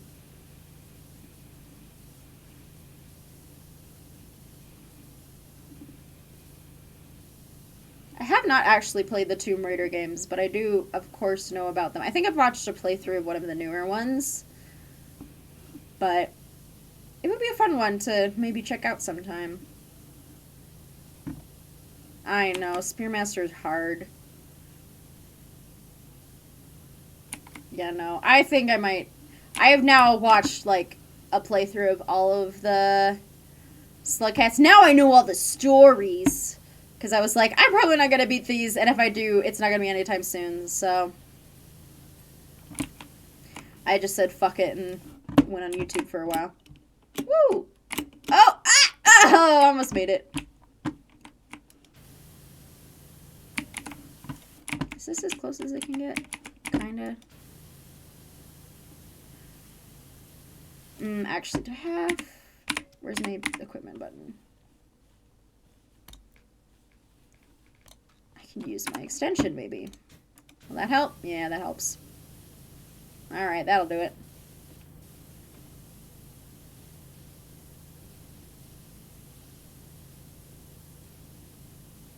Yeah, it does require a certain mood, I think. It can be interesting to play older games because they often do like it's sometimes hard to realize like controls have evolved a lot over time, and that's really all that's evolved them is just like time and practice and working through them. A lot of games have like weird controls because they didn't really know like what feels best to a player and they're just trying shit out. But sometimes it can be good that old controls work the way they work. Like a lot of modern games will sort of compensate for you in movement. So like if you cancel a move, then it won't make you do that move. That's one of the reasons that the Souls games have gotten a lot of praise is because if you do a move, you are committed to that move. If you press that button, you will do whatever that button wants you to do, or whatever that button makes you do. It's not going to let you back out of it as easy. While some other modern games will let you back out of a button push, which isn't to say that either is better or worse than the other. It's just different styles and modes of gameplay. And it's interesting to see, how those different games work and why they are built that way. Like Souls games are obviously trying to make like a hard experience and trying to lead to this narrative of like, you live in a harsh and scary world, so we're not going to give you any hand holding. We're just not going to let you cancel button pushes. You have to do it now.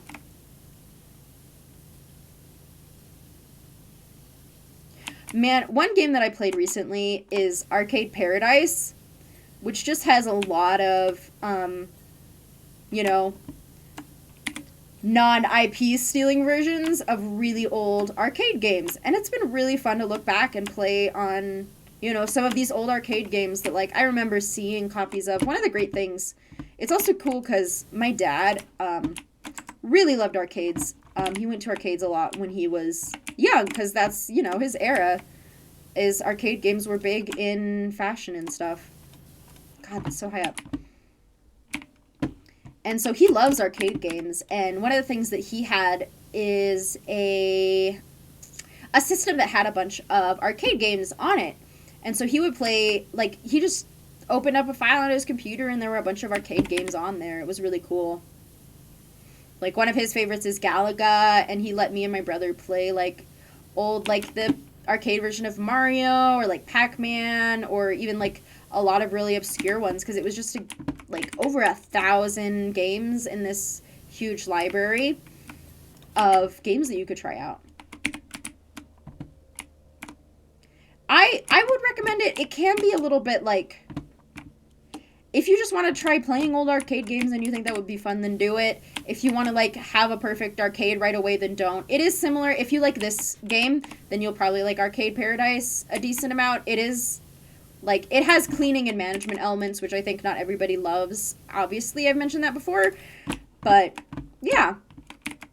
If you like doing, like, somewhat menial tasks and some repetitive stuff on occasion, and that's fun for you, then do it. If you hate that, then, like, don't. If you hate, like, cleaning and somewhat menial games, then you probably won't like it that much. But, I think it's a great game. I really like it. You have to level up and buy new arcade machines, and that's how you get new machines, is by, like, having the money to pay for them, by, like, making money off of the arcade machines that you do have. It's fun. And it's also a great, like, nostalgic look at what arcades are like and what the 90s were like. Like, it's got a whole original soundtrack of music that is made to sound like different genres and styles of 90s music, which is really cool. Like, some of it definitely feels like it's like, are you sure this isn't an older song that, like, came from my dad's era? Because it sounds like the stuff that he's had me listen to. But no, they're all, like, mostly old. Yeah, my dad had a Game Boy. I'm going to take a sip of water.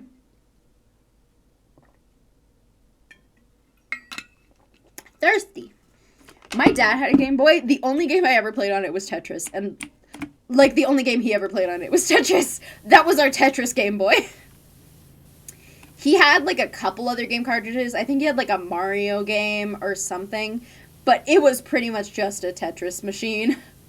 That was all we ever played on it.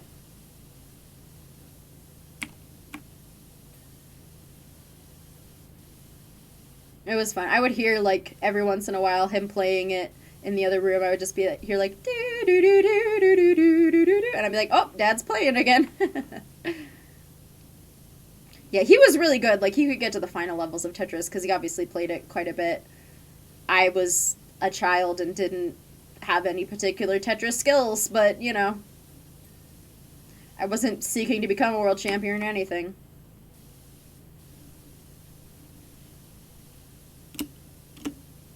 Oh, man. How am I supposed to reach that? Come on. Oh, good. It auto-completed for me.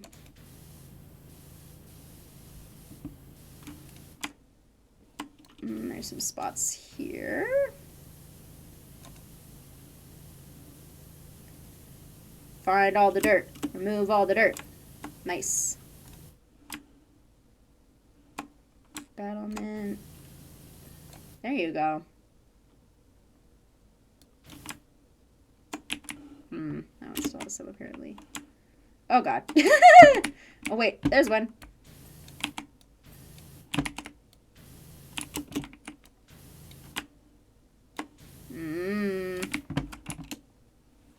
I know, God, I watched a fucking Tetris competition. That shit is crazy. That is one of the things where it is so fun to watch people who are really good at it and just be like, I could never. Like, it's entertaining to watch, like, a speed through or a speed run of a game that you've played. Like, I watched a fucking Hollow Knight speed run and I was like, what the hell have I been doing this whole time? Not playing the same game, apparently. Because it is so impressive what those people can do. With, like, the exact same tools that I had, and they're just so fast at it. It's very fun to watch speedruns of any games. Like, I've also been watching a bunch of Rain World clips online, because you can never get tired of fucking watching all the lizards do their funny shit, and all the scavengers and whatever, but it's also just fascinating to see people who are, like, really good at games, and, like, someone just going off with a grapple worm. My god. This person was a full classy gymnast, I tell you what. Battle worm, or grapple worm skills. Battle worm, really, because they were battling with the grapple worm. I know. I'm like, I'll replay a game, and I'm like, I beat the boss on my first try, and it took me so long last time. I'm so happy. I'm so proud. And then I watch someone else play, and I'm like, they beat the boss within, like, a minute. Yeah, that's a game I'm never going to try and speedrun. I bet there are some people who are real good at it. I should watch some speedruns. I've just mostly been watching, like, little short clips of, like, funny moments or highlights. I should look at some speedruns. That seems like it would be crazy. I bet they're having a fun time right now because the new stuff just came out and there's, like, new ways to, new endings to achieve. I wonder the fastest that you could achieve an ending. Because some of those, I wonder, like,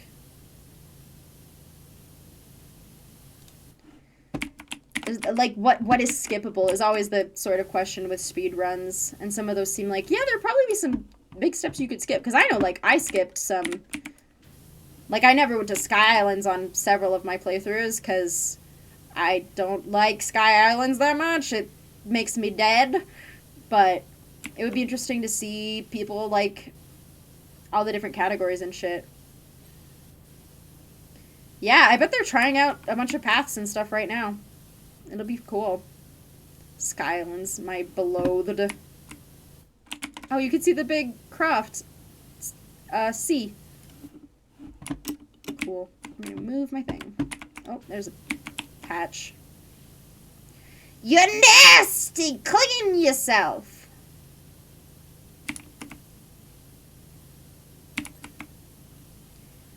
Yuck, yuck, yuck, yuck, yuck.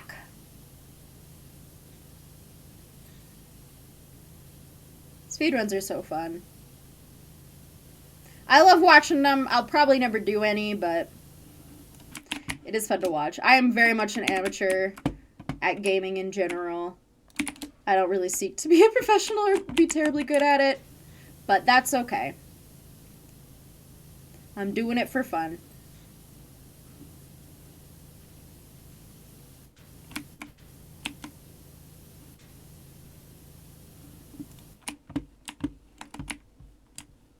Yeah, I like to pretend I'm a speedrunner sometimes and just basically do one cool thing and then yell, speedrun tactics, and then, like, immediately fuck up in the next room and die. Like, I just like saying speedrun tactics is basically what it boils down to.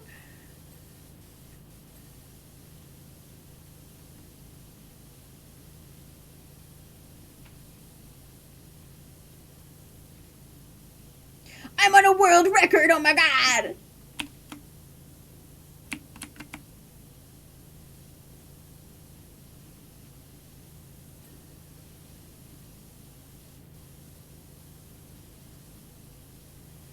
Yeah, it really just, the only speedrun I gotta do is the, like, 5 seconds of good gameplay where I go, ooh, speedrun tactics, and that's it. Everything is done and dusted over here in Egypt, and I'll soon be back in England to see your handiwork very soon. Okay. I'm almost done with the outside. I'm 80% there. This big old window. This is another thing I can barely fucking see and reach. Jesus. She can't get mad. I've been working hard this whole time, okay? Taking less breaks than a regular person doing this would.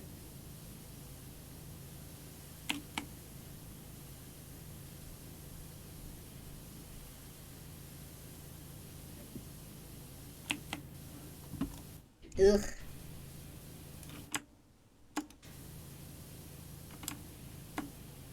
Okay.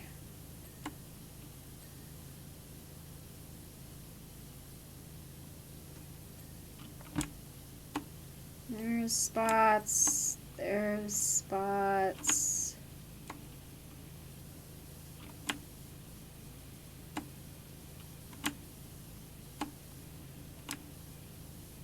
Might need to readjust my ladder. Oh, maybe not. Oh god, it's so high up there.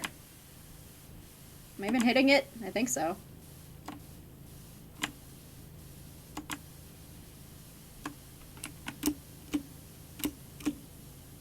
Oh, I can see some.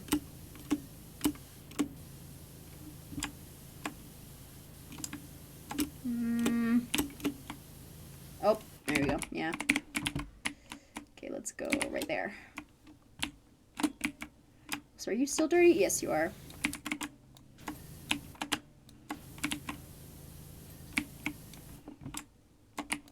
That whole wall over there is dirty, Jesus. Giant orange bits. Oh, okay. You all good? Maybe. Come on. Stuck on a corner somewhere.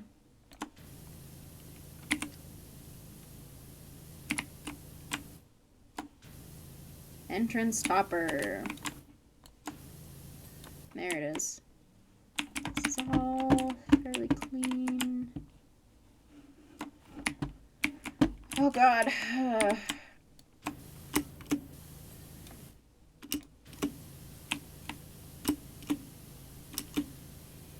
Woo! Hop, hop, hop, hop, hop, hop, hop. This is about all I can do for you. I can't get much higher than this, man.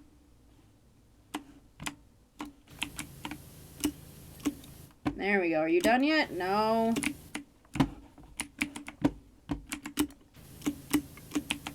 Jump.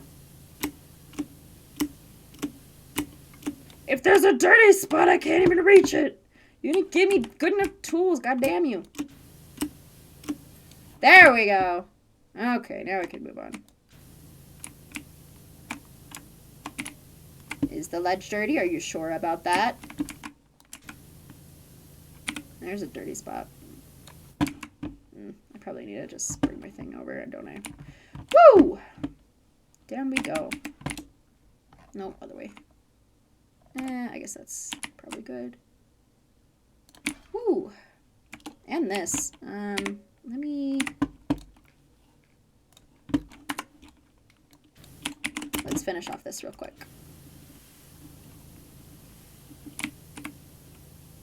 This little part ain't been done yet. I've been slacking.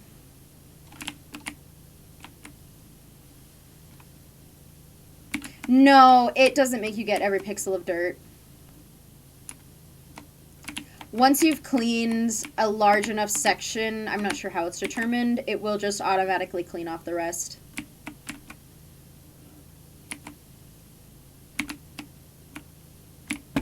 Like, why is there a fly sound? Where's that fly? What the fuck?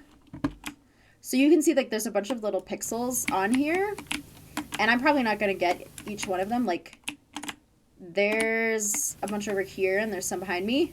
And I did get all the ones behind me, so those ones now counted, even though I didn't technically get them. Because it was like, yeah, that's enough. Close enough. We won't make it get every pixel.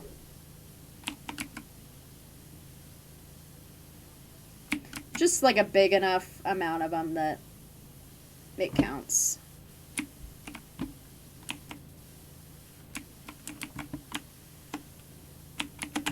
Yeah, and it's very useful. Everybody use the tab button on this game. It makes everything that is still dirty flash orange, which can be good if you're ever cleaning something that's sort of orange like these bricks are. Or just if you're like, where the fuck is the dirt? I don't even see it. And then you can go, oh, there it is. It's obviously better for, like, when not the whole wall is dirty, but it still is a very useful tool to have. For when you're like, where the fuck is the dirt? That helps you see it. Where the fuck it is. Now we gotta get more windows, eh? Yeah, I might be able to do 2 levels today. It does take quite a while. I have magical eyes. Look how magic my eyes are.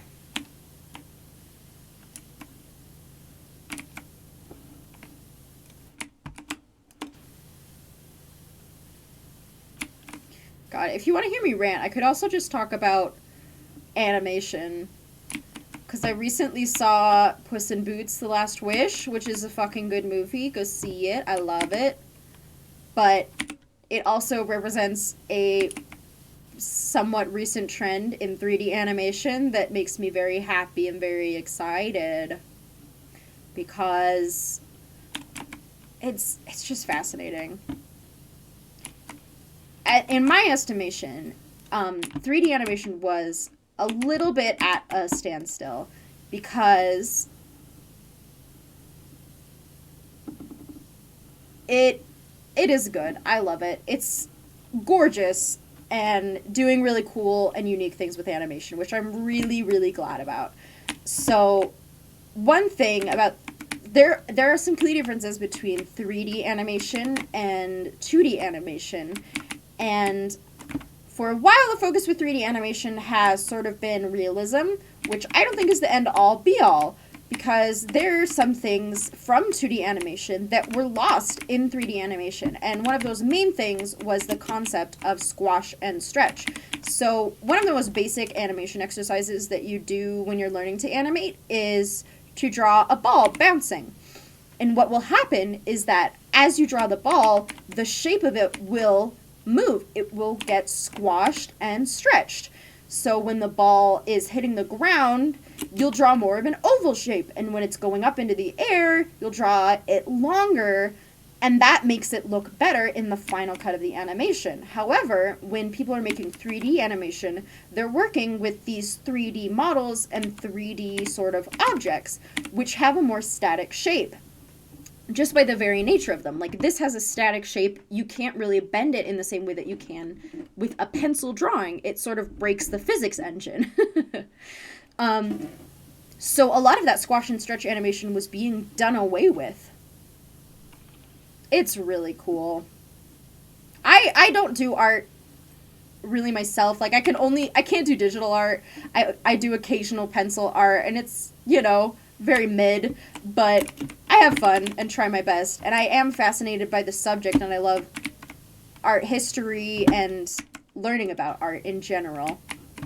But something good happened a few years ago in the 3D animation world.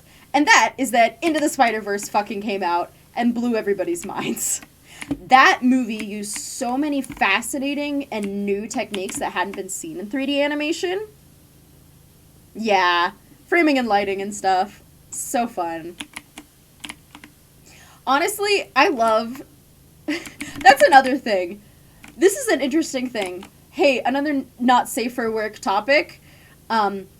If you ever watch 3D animated porn, one really interesting thing to look out for is the lighting of things and the texture work, because a lot of the times I can see that people are just fucking practicing their lighting and their texture work. And, like, yes, there's porn happening, but it's also, like, interesting to just, like, look at the bedspreads and the, like, silky sheets and the way everything is, like, lit in the room, and you're like, oh, you're practicing, aren't you? You flexing your skills! Because often, like, smooth textures, like, water is very hard to animate, and, cloth is very hard to animate. So if you see those in 3D animation and they look really good and really realistic, someone worked really hard on that animation, because cloth and water are very hard to animate. And it's fascinating to see that in, like, especially something like porn, where you're like, oh, this is just, like, they're focusing on something, obviously. And then you're like, no, they were actually focusing quite a lot on just the bedspread that this girl is laying on. And it's like, oh my god! That's another fascinating thing to just look at and pay attention to. The background of things. I know! They really do, because they really do genuinely use it, I think, to hone their craft. Like, they're like, okay, I'm doing all of this stuff, which is the foreground and which is the entertainment, but to keep my skills sharp, I'm also going to do this stuff in the background, which is not as noticeable, but which is a really good exercise for learning how to animate. But back to Into the Spider-Verse, a fucking good movie. One of the reasons that movie is so good is because they were very inspired by comic books and by 2D animation. And they used a lot of the techniques used in comic books and 2D animation in their 3D animated film, which gave it a very unique style, but also harkened back to some of those things. And it used a lot of squash and stretch animations. If you look closely at the characters in that movie, they aren't always the same shape. Sometimes their limbs will be longer or shorter or just different. And that's not something that comes easily with 3D animation. Usually you'll just, like, have an animation skeleton, and you will tell the skeleton what to do, and then you can map any character onto that skeleton, and they will do whatever you told the skeleton to do. So that's why, like, it's interesting. You can see there have been some videos of, like, Overwatch of the, like, ultimate animations. They'll put, like, the animation instructions for Winston's animation onto Tracer, and then her jaw will get stretched out really weird, and that's because they are using some of that, like, animation technique in order to make it fit the model and fit the character.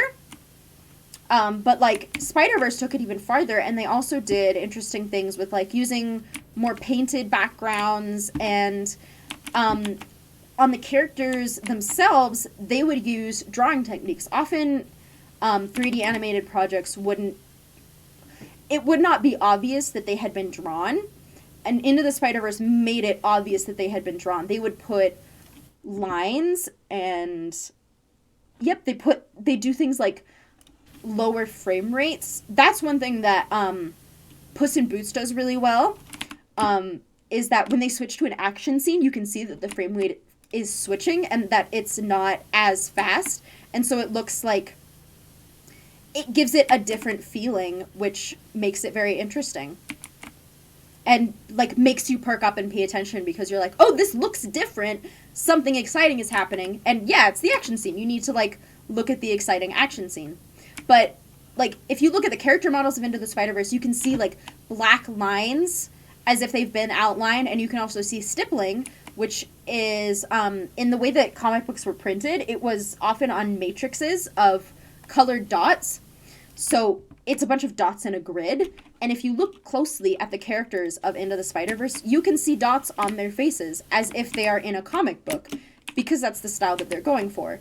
And now movies from DreamWorks, such as The Bad Guys, which is also a good movie in the animation and also just in general, and lately Puss in Boots, are using those techniques as well, where you can tell that it's been drawn, and they're making it obvious. One of the cool things about Puss in Boots is if you look at the pupils of the characters, it's not just a round dot. It looks like a brushstroke.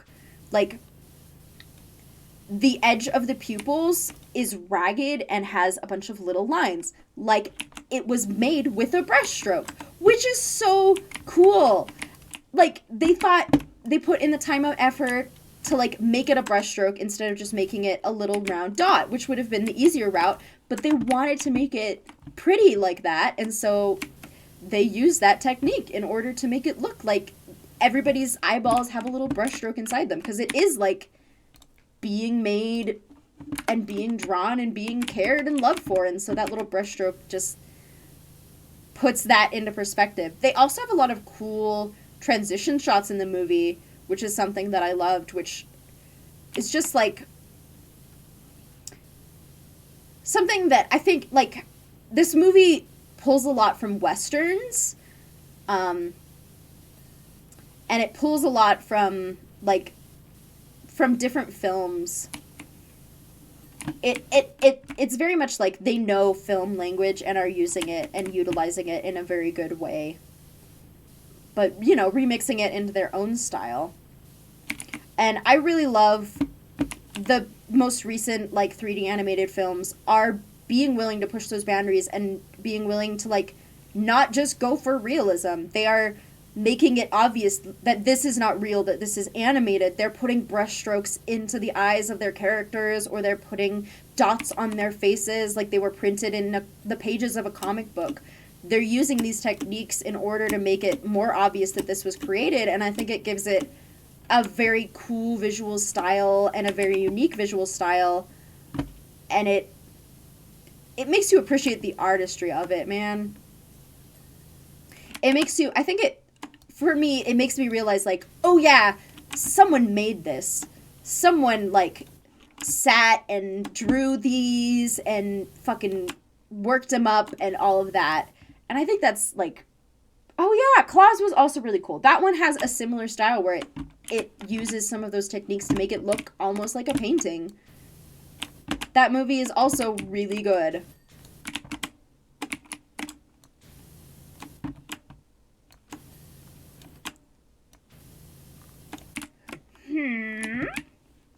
What am I missing? Oh, there's some. Oh.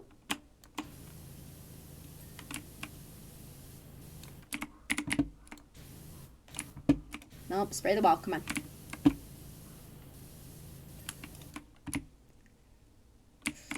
There's a bunch.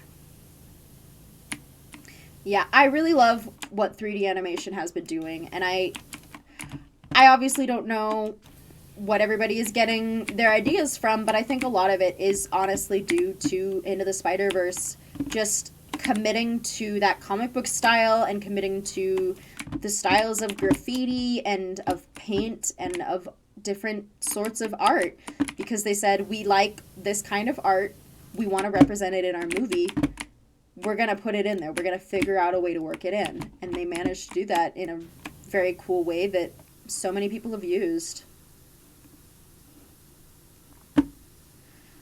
It is a movie, like, I like rewatching animated movies a lot.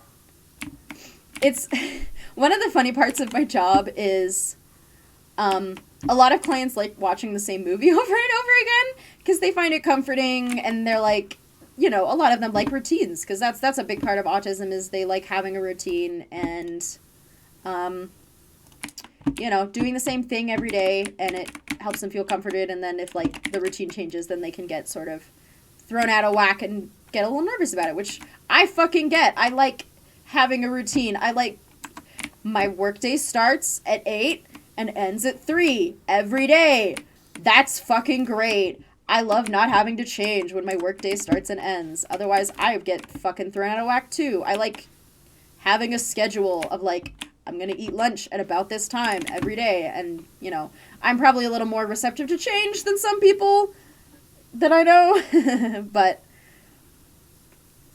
it's also very good for me to have a routine. I get a little bit nutso if I don't have a routine.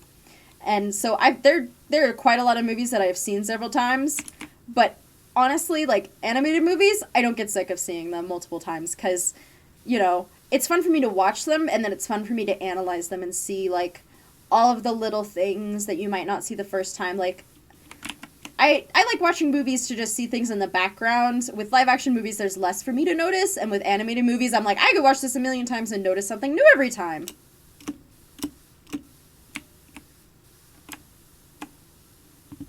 I think everybody likes routine to a certain extent. If you don't, then I don't understand. How are you living your life?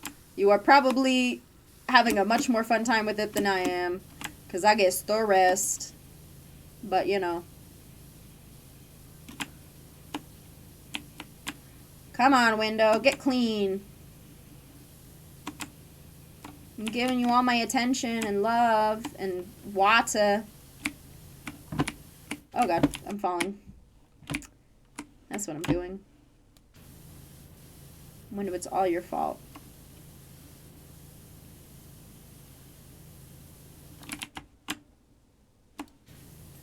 Woo!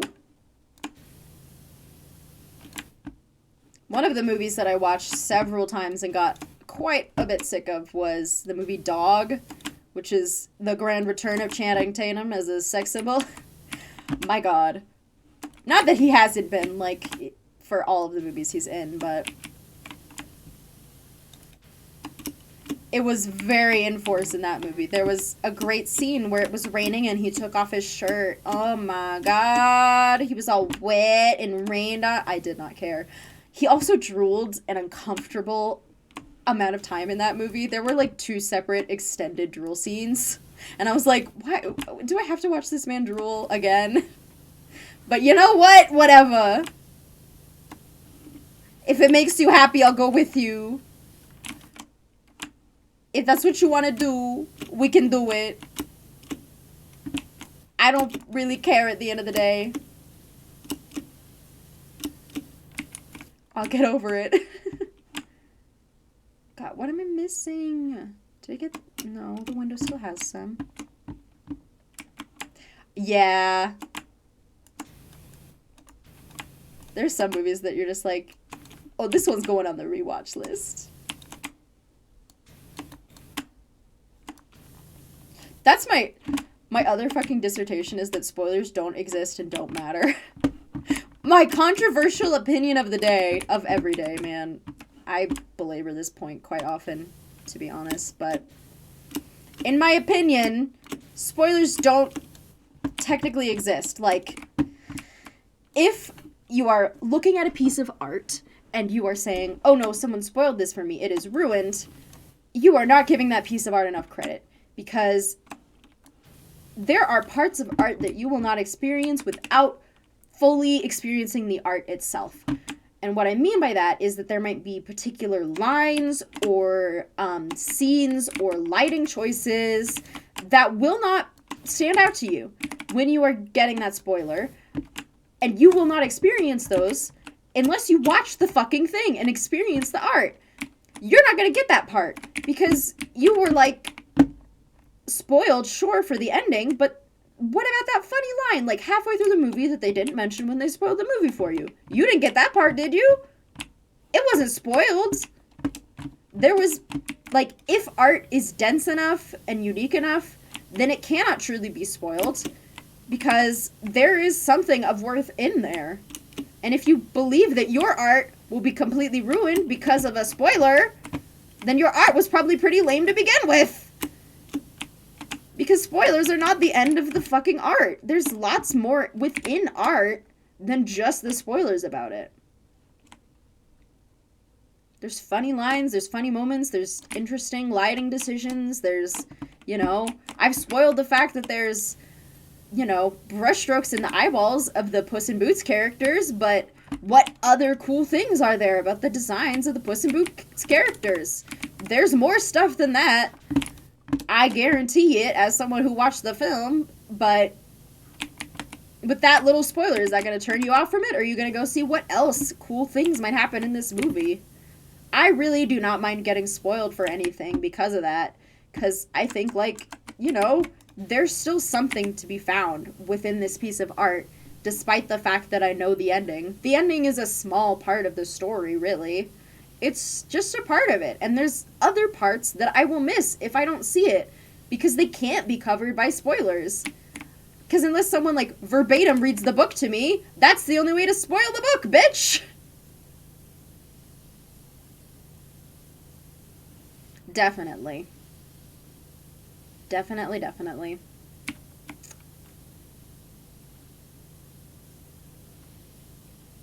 There's worth, even in supposedly spoiled media. I don't think that one cleans as accurately, unfortunately. It's got a bigger range, but doesn't get the high parts quite as well. Getcha. So, one thing is, like, movies that famously have a twist, and it's like, oh, you've got to watch it again once you've seen the twist. My little goblin brain is like, I'm gonna look up what the twist is, and then I only have to watch it once! And honestly, it works out. Because I don't feel like watching a movie 2 times sometimes, and if I know the twist, then I can be analyzing for the twist, and I can watch the twisty-turvy movie that you're supposed to watch twice, only 1 time. Mwahaha!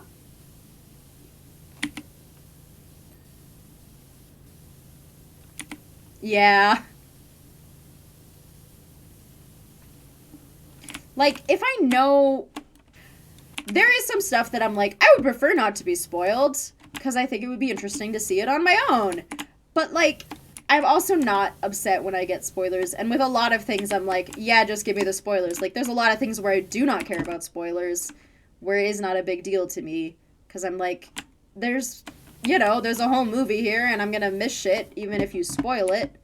Or, like, there's still shit in there that I'm not gonna see, even if you have spoiled it. It doesn't matter. I will see how cool the fucking framing device looks, or what the fuck ever. There's still content within it that just can't be covered by spoilers. The only true spoiler is, you know, doing the damn thing. A secret! Give me all the secrets! I need to know!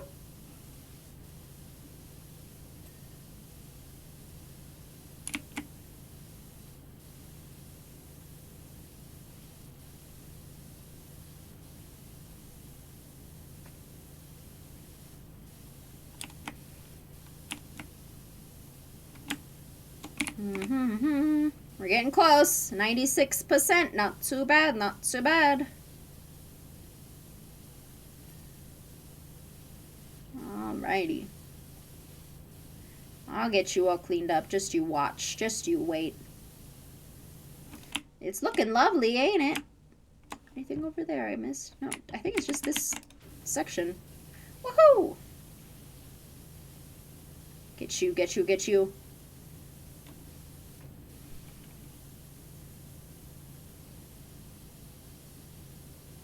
One more thing is, I'm gonna have another singing session this month. I'm gonna try and do that once a month from now on, but 25 cents for the battlement. Yeah, the money is a little weird in this game, but it's fine. Really, in real life, you should be getting paid for your time and not the amount of tasks you do. If you are being paid by the amount of tasks you do, then you are undervaluing yourself.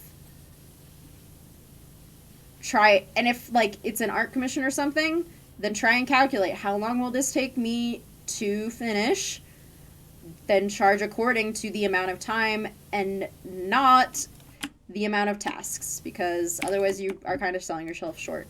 The only accurate measurement you have is your time. Measurement of tasks is not accurate. Tasks can take longer or shorter. You gotta be paid for your time and not the amount that you do in that time.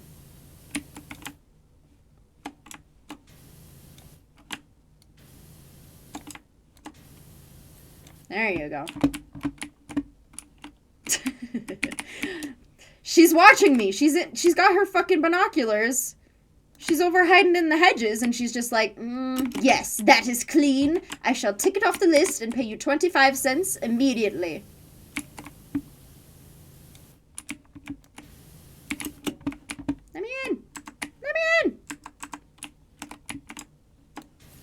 Awesome.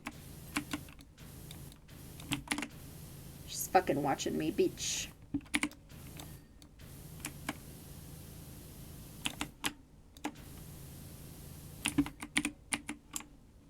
Yeah, artists tend to undervalue their stuff. But, you know, people also tend to undervalue art, which is a reason why it happens. Like, the layman, people don't realize, like, what goes into art. And so they will often just say, yeah, this isn't that much of a big deal to you. And it's like, no, that takes, like, several hours and, like, all of this material and equipment and blah, blah, blah. And, like, all of this training that I've had over years. And it's kind of messy. But, you know, I don't know a definitive solution to it. I don't know if anybody does, alas. Alright, this has some spots. Let's get it. Let's get this bread.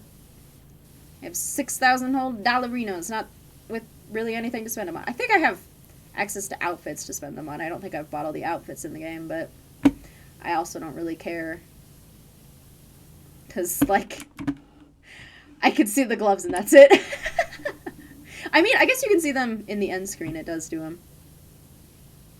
But, I don't know. I don't see my outfit that much, so I don't really care about it.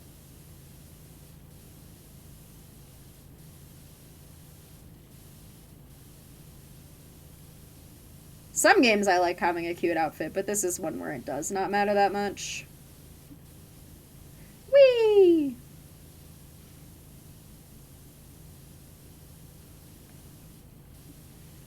Alrighty.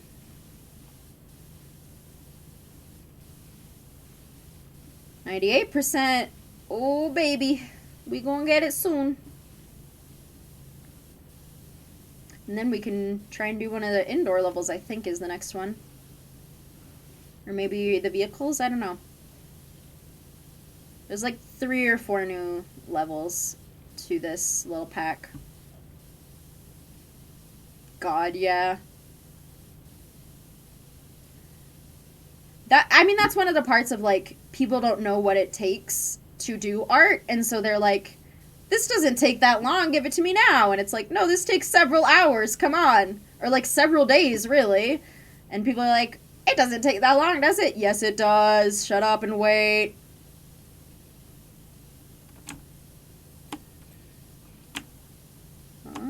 This hill has some spots. So does that. I'ma get you. I'ma get you. You gonna get clean. We close. We fucking close. Beach.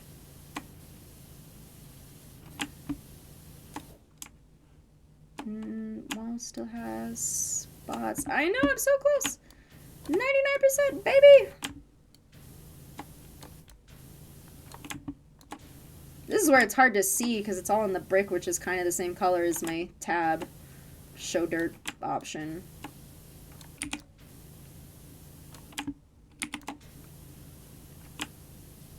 That has some on it.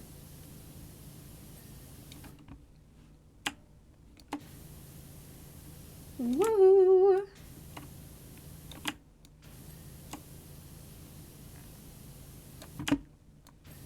All right, there you go. There you go. Oh god, I fell. It's fine. That's still dirty.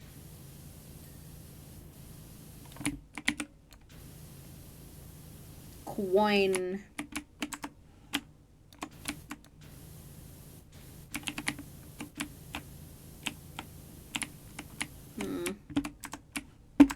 Stand up.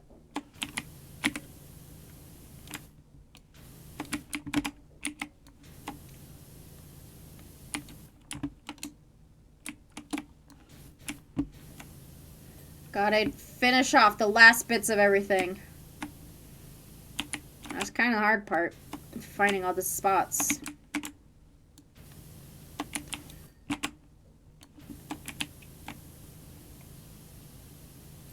There's that. Where the fuck is the dirt? Oh, there it is.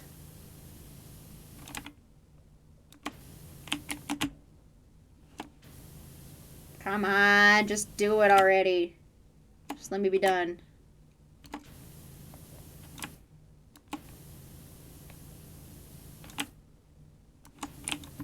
There it goes. I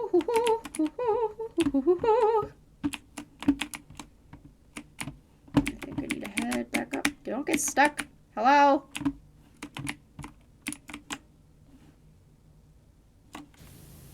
This one has spots. Whee!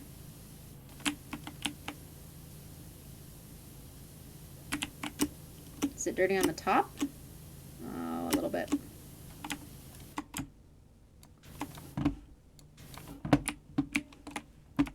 What? What is the issue? Where is the dirt? There it is! Okay, now I might need to... there's a battlement I haven't cleaned, and a corbel I haven't cleaned. Battlement, battlement, battlement, tower battlement. There's something, manor wall. You're not done yet. Okay, you have spots around the tops.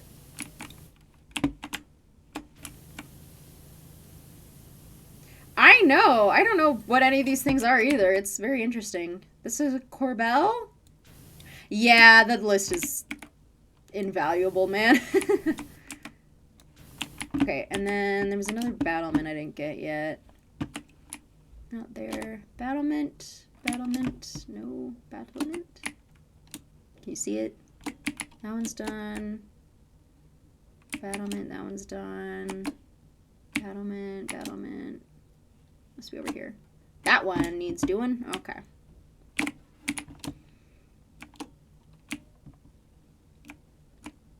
It's a good game. Let's get it.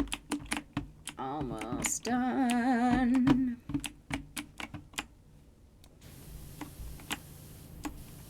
There it is.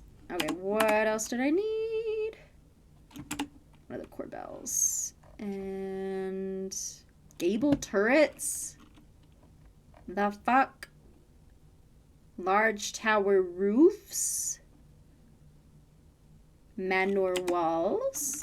Oh god, there's still quite a few things. Okay. Gable turret. Okay, I guess that's the gable turret. I found it. Must be the other one then. Gonna jump off. Whee! Okay. Are you done? Yes. Are you done? No. Let me move this out of my way. Over there. Is it this side? Yep, it was that side. And then you needed some loving. Let's do it. Speedrun strat! Speedrun strat! This is dirty too. I see it.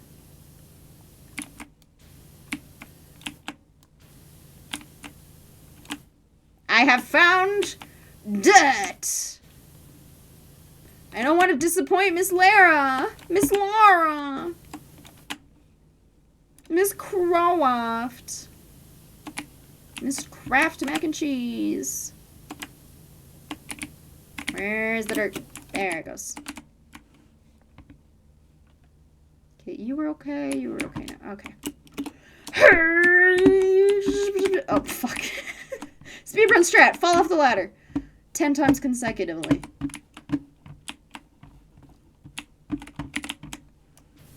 There are probably some people who speedrun this. What else? Look at all that stuff I've cleaned. Fountain outer walls. Lower tower roofs. Manor walls. Coins. String course ledges. Oh god, there's kind of a lot.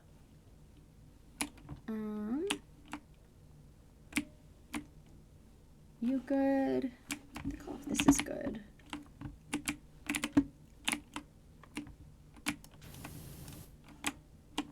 There's a bit.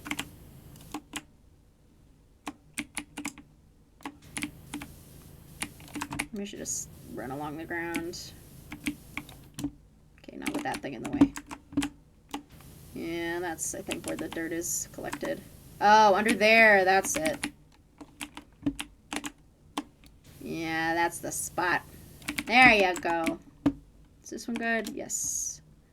Run, run, run, run, run. Is this one good? No. Gotta clean it up. Get it all tidy. There we go.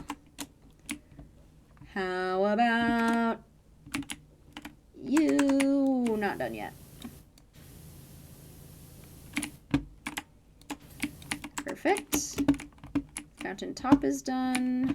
I think that's the fountain finished. I guess you can stay where you are. Never mind.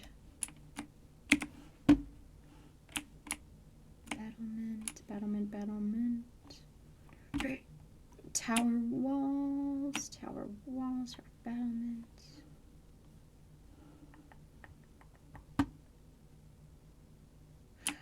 Yeah, that's always how it goes, though. It's always something that you missed.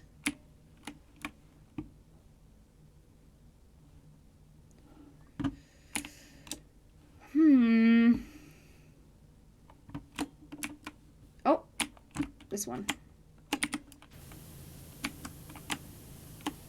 There we go.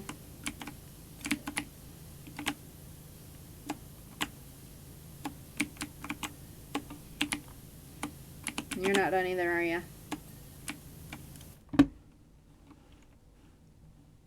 Okay, let's check our lower tower roofs. Is that what you are? What is the lower tower roofs? Is that it? Hello? Identify it. Not close enough. Oh, there's like a challenge mode where you can see how many liters of water you've gone through, actually. It's fun. It, like, measures your progress in liters instead of time or whatever. Where are you even dirty? I don't see it. There you go.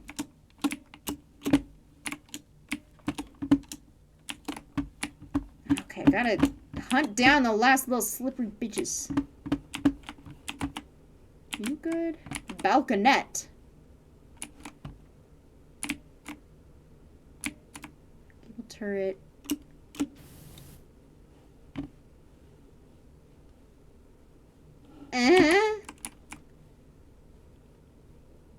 What am I supposed to do? I don't know where that is. Wall bases. Okay. Tower wall bases. I can do the bases. I know where those are. Right? Wall base, yeah. That'll tell me where the tower is too, eventually. Wall base, wall base. All those are finished. Wall base, wall base. Wall base is done. Wall base, wall base. Wall base, wall base, wall base. Tower! Oh, this is the tower, okay. Tower is the middle. Tower, wall base. There we go.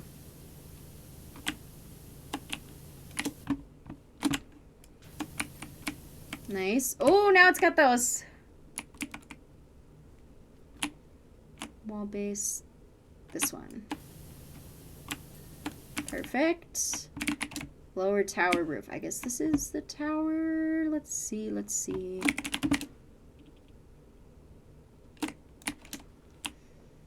Let's get up towards the roof. Is this the tower entrance topper? Join to our gable wall, tower battlement. Tower Kuan. Tower Kuan. That's the one. Oh, it's probably those two roofs on the sides. Okay. I can get those. I can do it! Is it this one? Hello? No. Oh, it is. That's what I fucking thought. You're still dirty, ain't ya?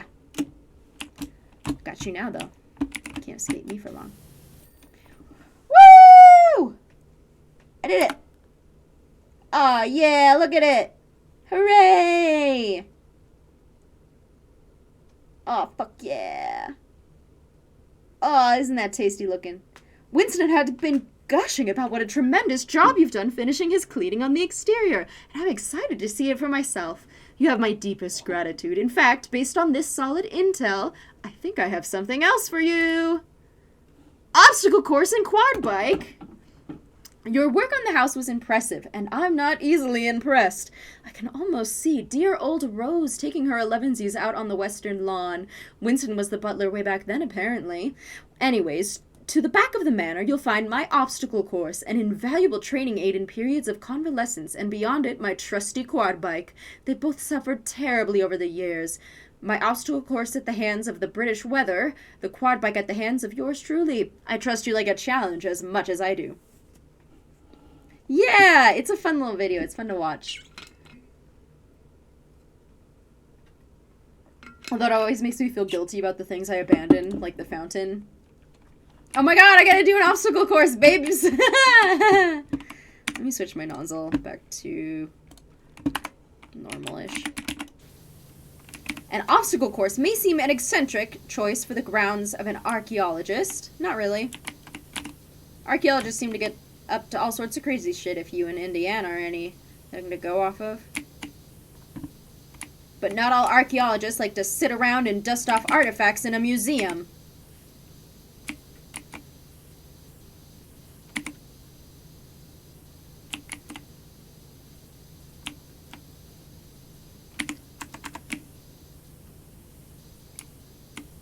Some of us like to dig a little deeper. Bam, bam, bam! Dramatic music cue. Up on top.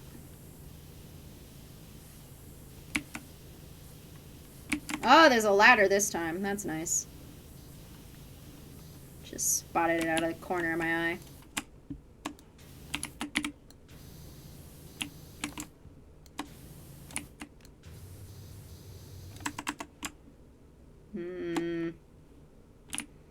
So they're divided into the boxes, okay.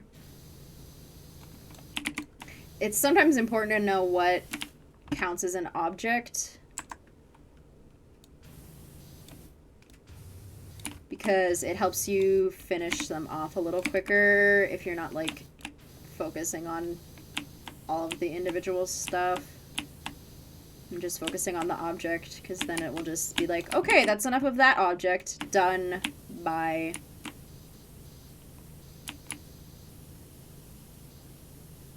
Yeah, let me clean the back of this, too. Bet your back needs cleaning.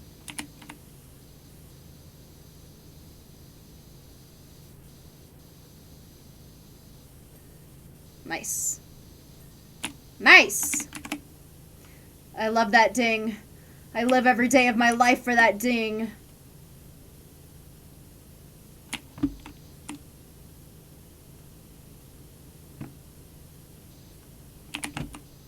Get you while I'm in the pit.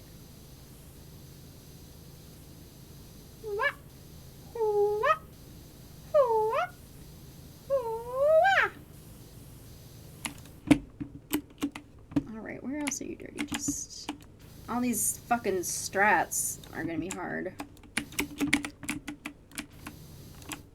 Yeah, okay. I just need to get on top.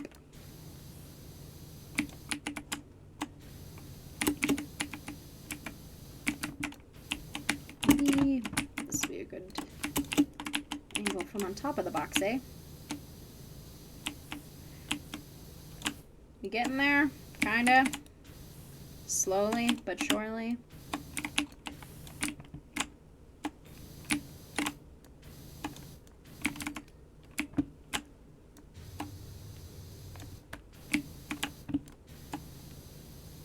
Okay, there's 2.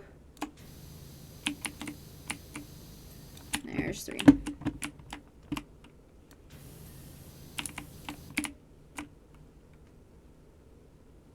Curb is not finished. No, it is. Maybe.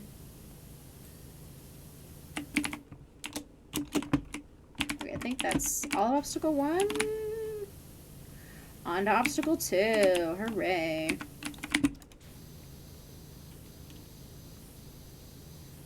Wow.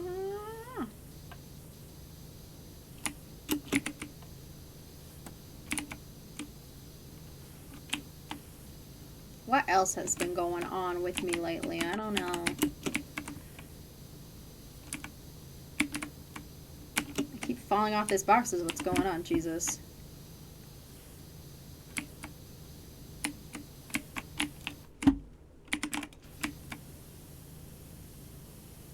I think I've finally gotten through the last of my gift cards from Christmas. Now that it's February. Oh yeah, I was gonna say, it's my grandma's birthday this month. In December, I decided to sing for my grandma as a Christmas present, because she doesn't really need anything.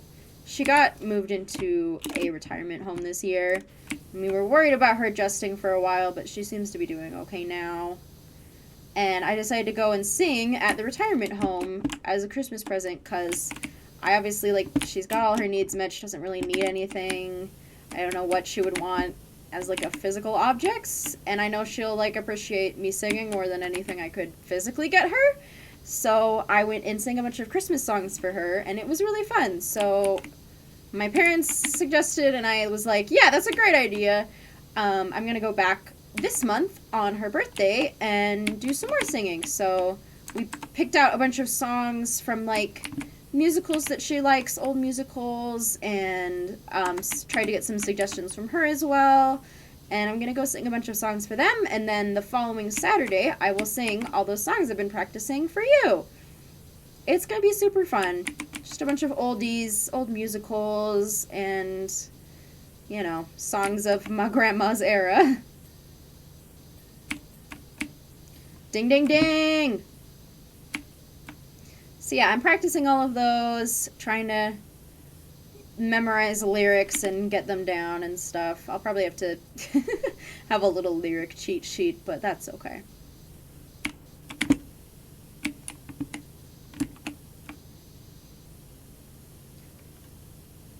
Yeah, some of them I knew sort of previously, and some of them I didn't know very well.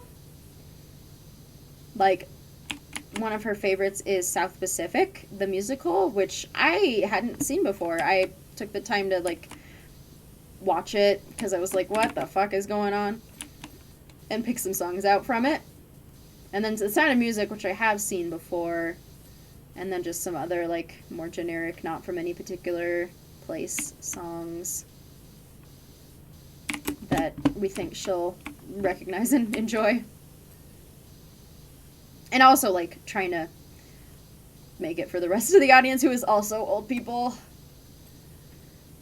Not picking any modern faves. Yeah, I don't know. I'm trying to think of, like, what other times there might be to go up here.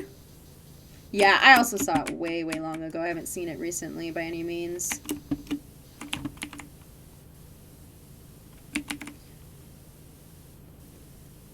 Like, I don't know what other events there would be. But I think, like, a lot of the people there were like, that was so nice, come back again. And so I'm like, oh man, I gotta go back some more and sing for them. They really liked it. And I know my grandma really loved it. She was like, that's my granddaughter. And she was telling that to everybody. And I was like, aw. So I gotta do it again, but I don't know what reason I can come up with. If there's, like, what the fuck am I stuck on? I'm, like, sliding back and forth. It's a little scary. If there's, like, something that's, like, we got Christmas, we got birthday, what else is there? What other reasons? It's super fun. You know, and, like, I was a little unsure about it, but, like, hearing how much they all appreciated it, I was like, oh yeah, I gotta do this some more, because they really, it means a lot to them. Okay, Okay, that's good. The box needed some more.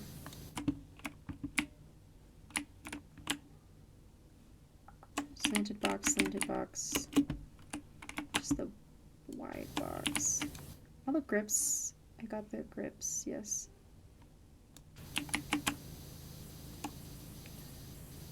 There's one. Let me up. Maybe on the top. Maybe on the back. Oh yeah, there's a spot. Heaven's sakes, is that a spot? We were also doing today at my job, we were doing Try Not to Sing Along to the Disney songs. It was very fun. All the classics. Don't sing along though. Even though you wanna. That's the game. You're not allowed. This one's tall. I don't know. I'll have to go around to get on top of it. Maybe get the ladder.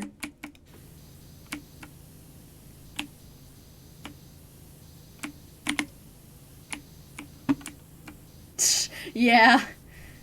She's like, it's just not challenging enough if it isn't covered in mud.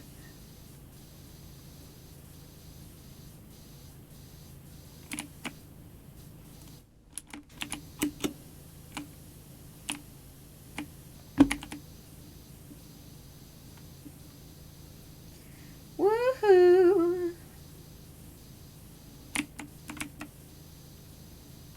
I've been thinking if I should try taking voice lessons again, because I did while I was in high school and while I was doing like high school theater and stuff. But I haven't done them after high school at all, and they were fun, and you know, they're obviously good for your voice and stuff, but I don't know. I've just been debating over it for a while. I can't decide. Because I think, like, I do have a good enough foundation that I think I can pretty easily, like, practice and learn new songs on my own without needing a lot of teaching, really. But it would be nice to have, like, a second opinion, like an educated second opinion on how my voice is doing and what I can do to improve whatever particular song I'm performing. Because that's one of the issues with, like, doing a particular kind of art, and then you, like, ask your family or your friends, like, hey, what do you think? What should I improve? And they're just like, I don't know, it sounds good. And it's like, no, I need, like, criticism in order to improve. And they're like, it just sounds good. I don't know what to tell you. Because, you know, if they don't know, like, what proper vocal techniques and stuff is, then they don't have much to tell you. They're just like, it sounds good to me, and that's all I can do. And if you have someone who's, like, an editor for, like, if you're doing writing, or, like, an artist if you're doing art, they can give you a much more accurate view of what you might be doing wrong and how you might improve. Yeah, that's the other thing is, like, I had an old voice lesson teacher, but now I've moved to a different place, so I'd probably have to find a new one. And so it would be, I'd have to figure out how to find one that I jive with, I guess. I don't hate, not that I would probably hate any of them, but, you know, I'm just like, oh god, now I have to, like, find one that would help me and that I like. I like my old one, but I can't go to her anymore because she's fucking far away from me now. The straps have to be individually cleaned? Are you kidding me?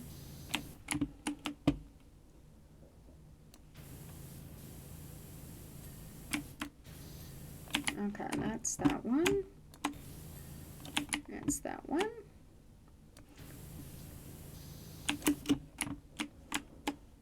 Is this strap done? That strap's done. Is this strap done? That strap's done. This one. Yeah. It's agenda again. The same way with therapy. You have to find a therapist that you like. Because you might not like your first therapist. I didn't really love my first therapist. My first, like, 3 therapists I didn't really get along with. And then I found one who I really clicked with. And she, like, left the old practice that she was at, and I went with her. Luckily, she was like, I like having you as a client. Let's keep hanging out and stuff. So, it's been good. sometimes you gotta find, I think one of the important things to me when in finding a therapist is finding someone who would laugh at my jokes, um, or at the very least would, like, you know,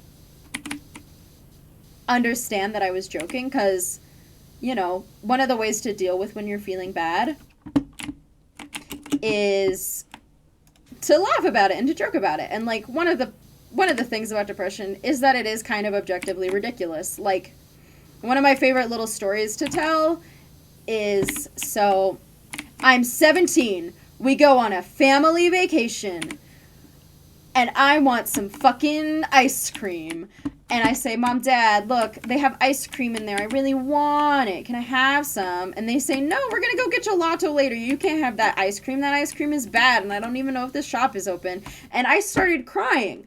I am 17 years old, almost a legal adult, and crying because my mom and dad won't buy me ice cream.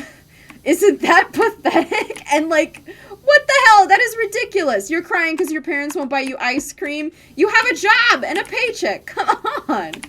But, like, at the same time, it makes sense that I was crying, because in my mind it was like, I'm in a stressful situation. I'm taking meds for the first time, and I'm, like, on a vacation out of the house where I'm comfortable, and now my parents aren't listening to me, and I'm, like, in my head turning into my parents don't like me, and, like, they'll never get me anything that I ask for, and all of this bullshit. And, like, now I can see, like, it's ridiculous objectively to cry that you're not getting ice cream. Like, one of the things that I was crying about is the fact that I was crying. I was like, why am I crying about this? This is so stupid and so dumb. Why am I crying? But, like, when I tell that in kind of a jokey manner, like, I've had one of my past therapists was like, why are you joking about that? You should be joking about that. And I was like, but I don't know, I'm joking about it because it's fucking stupid. And, like, it makes me feel better to, like, recognize the objective dumbness sometimes of, like, my, anxiety thoughts. Because I'm like, that's dumb. My parents don't hate me because they won't buy me ice cream.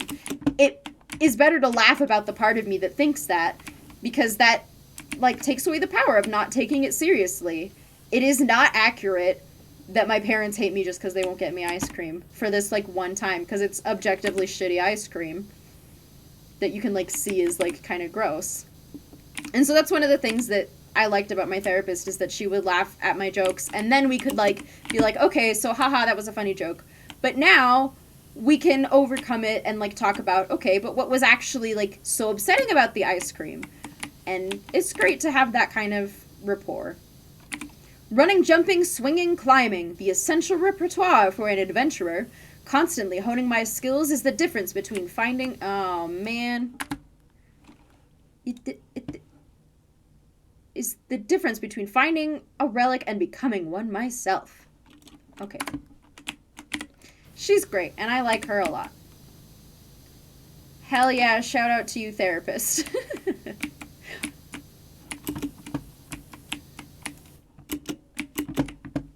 Yeah, there are cool therapists, and I think one way is you can look for therapists who specialize in the things that are bothering you.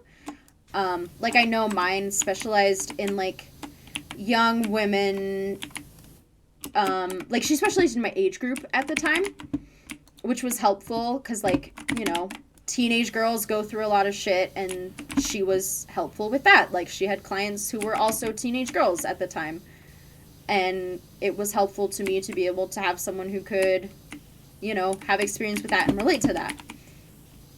And, there's therapists for, like, everything that you might be going through. Like, there's therapists if you're trans or gay and trying to deal with that. There's a lot of therapists who will put, like, they're helpful with that. Or, like, if you've dealt with religious trauma or just, like, a religion that you're, like, dealing with, either leaving or joining religion, like, you can have a therapist who can help you with that. And it can be quite useful to find one who's specific to the problems that you are facing and that you want to deal with because of, and, like, the reasons that you're going to therapy. If there's reasons that you're going to therapy, you can search for one who's going to help you deal with that stuff specifically.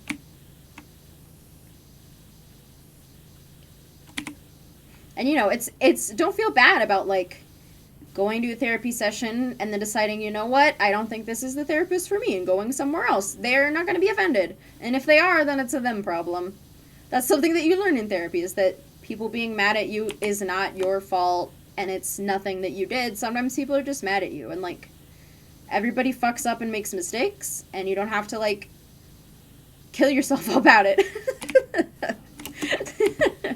Even if you make a mistake, you don't have to make it the end of the world. Sometimes it feels like the end of the world, but you can move on from it, and it's okay. Am I all good with obstacle 5? Obstacle 5, platforms.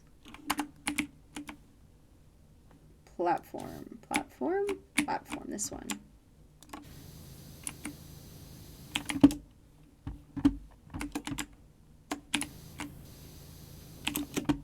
Where's the dirty spots? Is it on top? I bet. Nice. That was obstacle 5, yes.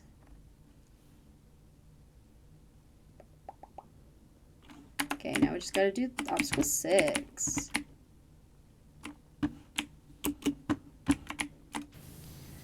Making our way along the obstacle course, eh?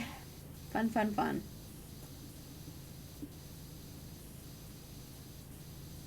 Wahoo!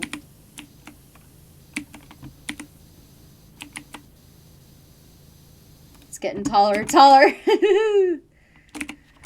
Hope my ladder manages to reach. Oh, it's on the sides only.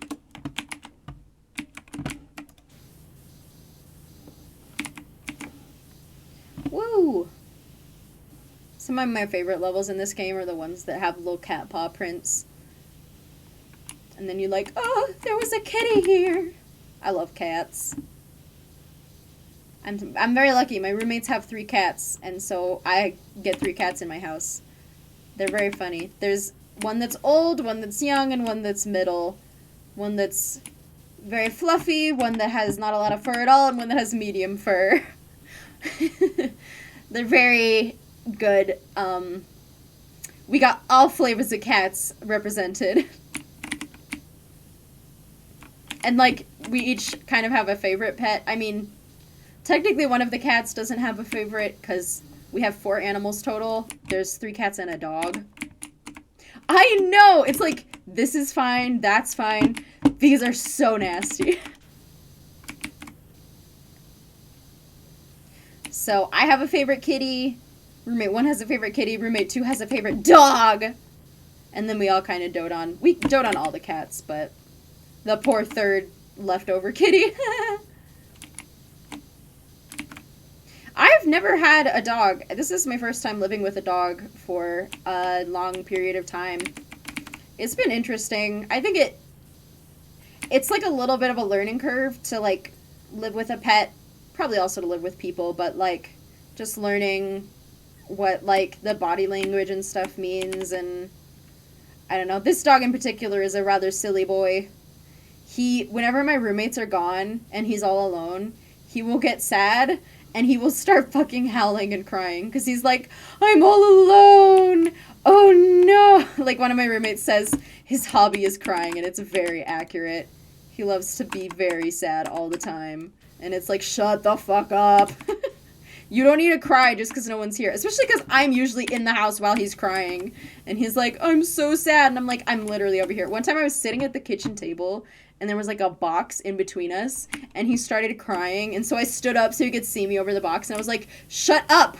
I am right here. You are not alone. Stop crying that you are lonely. My God. Fucking silly boy. Yep. I'm sure our dog does too. Because he gets so sad. Oh my God, I love cat pictures. Anytime someone's like, I've got a picture of my cat, I'm like, yes! Show it to me right now! You have a picture of a cat and you haven't already shown it to me? How dare you? Oh, there it is.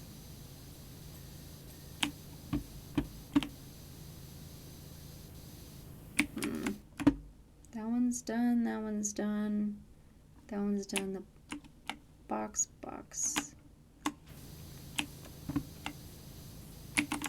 Where was your dirty spot? Let me find it. Ah, it's on the back. White box, middle box was fine. This box has some spots. The hot box has some spots as well.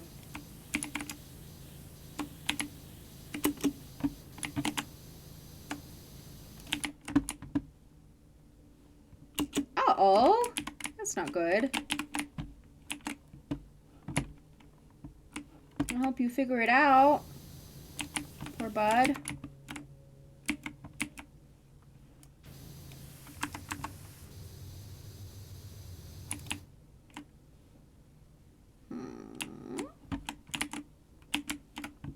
I think that needs cleaning, but I gotta get to it.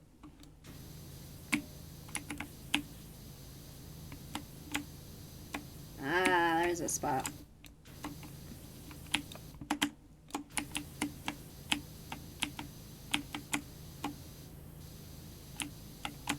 These little bits. I don't know. I am not a dog psychologist. I don't know what's stressing him. One time, here's my fun fucking apartment story, is one time, all of the animals were sitting at the door and, like, scratching, and I was like, why are they making weird noises over there? And then I went over there and I realized they weren't the ones making the noises. There was something outside scratching to be let in. And I was like, what the fuck? There's an animal outside? What is happening? And I, like, opened the door the barest crack, and I saw, like, there was a cat out there meowing to be let in, and I was like, okay, I gotta figure out what the fuck is going on with this cat. And so I, like, locked all the animals in the bedroom so that they wouldn't, like, freak out, and I let the cat in for, like, a second. I was just gonna, like, step outside and figure out, like, where the cat was, but it came in, and I was like, oh god, there's a cat that is not our cat in the apartment. What do I do? I was freaking out. So I managed to grab the cat eventually and put it back outside again, and I was, like, texting my roommates, like, there's a fucking cat in here, and I don't know what's going on. It is not our cat. I don't know where this cat came from. It was, like, trying to come in, and all the animals were freaking out. I was explaining the whole situation. And then my roommates were on their way home, and as they were walking up the staircase, the woman in the apartment below us was like, hi, guys, have you seen my cat? And they were like, oh my god, kind of. And so it turned out it was the cat from the apartment directly below us had somehow climbed up the stairs and then was like, I know my apartment is on the left. I'm going to go scratch at the door because I'm scared and I'm outside and I need to get back in. But it was at the wrong apartment. It was one floor up from the from the apartment that it was used to. And so it tried to come into our house and I was like, I'm sorry, but you don't live here. I can't let you in. And so we did get the cat home safe, but it was a very strange afternoon of, like, this fucking cat is in our house. What do I do? So it ended happily, but it was a very strange time. I was just, like, talking to it like, you don't belong here. Where did you come from? What are you doing? Why are you so insistent on coming in? I've never seen you before in my life. Why do you think you live here? I was just exploring our kitchen. Like, where's all my regular furniture? This is weird. Yeah, so somehow it made it up the stairs and thought that our apartment was the apartment below us, but we found its way home. We found its house eventually and got it back to where it belonged. Poor baby.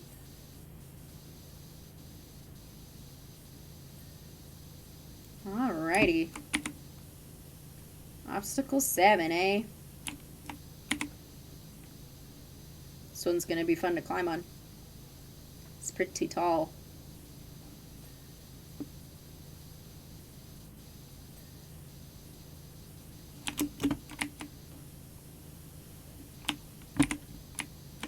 Oh yeah, the other apartment story that we have, which is much more stressful,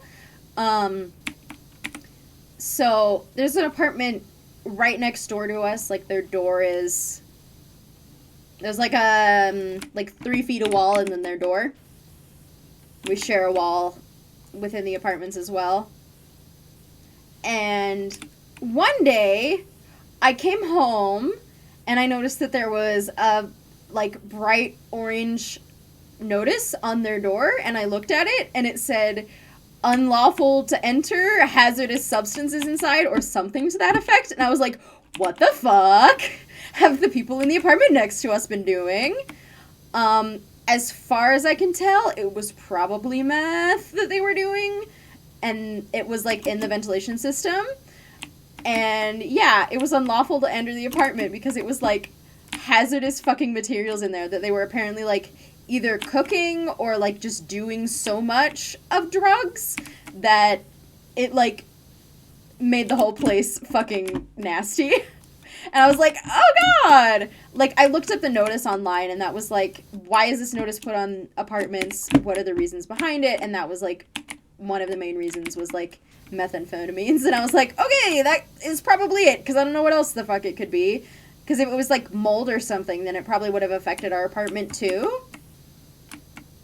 And like, they got like evicted, and they had to, a few days later, there was like a hazard truck. Like people in hazmat suits came and cleaned it out and took out all the carpets. And then like a couple weeks after that, there was new people in the apartment who hopefully don't do meth. But yeah, that was a fun day where I was like, am I gonna die? Like, is this gonna spread through the walls? I don't know. I don't think so. Like, I haven't had any side effects yet, but for now we're good. It was a fucking trip though to see that and be like, what the fuck?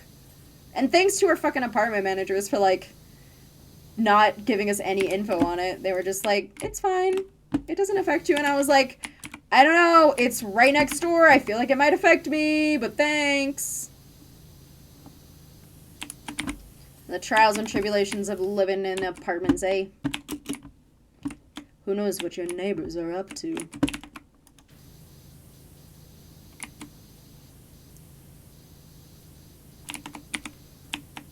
Very horror movie, not knowing what the fuck your neighbors are doing. I know, like, I was scared my apartment was going to be infected with whatever was in theirs, and I didn't know, like, what was in theirs, or if it was, like, black mold that's spreading through the vents to my apartment, but apparently they're, like, not connected enough, so whatever. Yeah, they ripped up their carpets and everything, though. Like, I took a peek in there when they had the door open and the hazmat suit guys were there, and, like, they had, like, a whole truck full of garbage of, like, everything they tore out. And they must have deep cleaned it good. I hope so anyways, because now someone else lives there, and I hope they're not getting poisoned. I'm up tall. Balancing.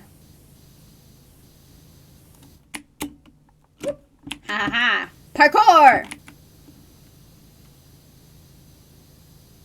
I'm actually thinking of making some slight changes to the course to help me learn some new moves. Small hop, army crawling, and a new super jump that I'd like to do whilst running. That's probably referencing the games. I'm also practicing flattening myself against walls and peering around corners so I can monitor a PowerWasher's progress without being seen. Hey!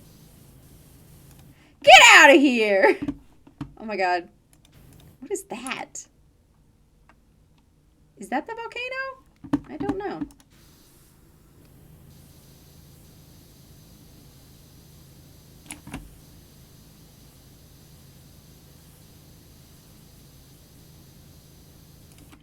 She's watching me. Making sure I'm not fucking up her obstacle course.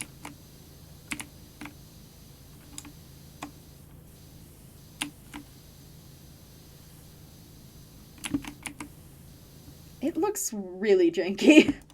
It's like the whole bridge and then this fucking, like, guardian from Legend of Zelda sitting there. There's nothing else around it. It's just all alone, which makes it look weird. What?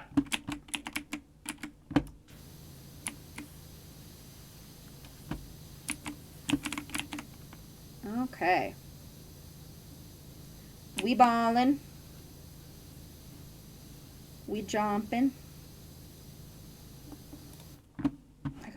top somehow.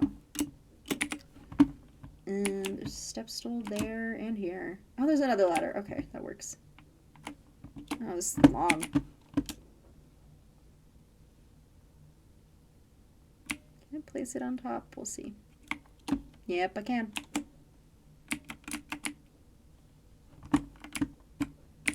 There you go. That'll get me up there. Oh, whoop. Not if I fall off all the boxes, damn it. Okay, I'll clean the inside.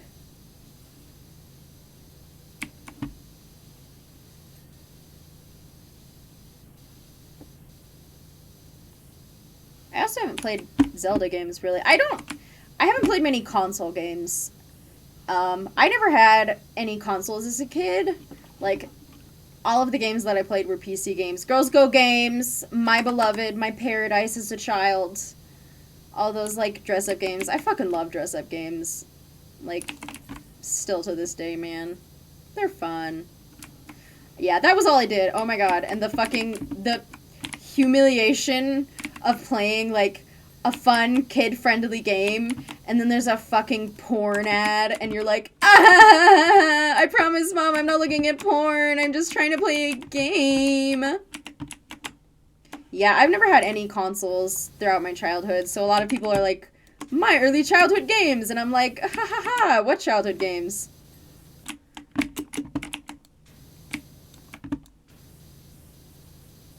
Yeah, I just would play, you know, whatever Flash games I could find. God, rip Flash. Fucking travesty. Get you! All clean! Maha! Is there... Oh, wrong buttons. Okay, I gotta get up again. Fell so far. Wow.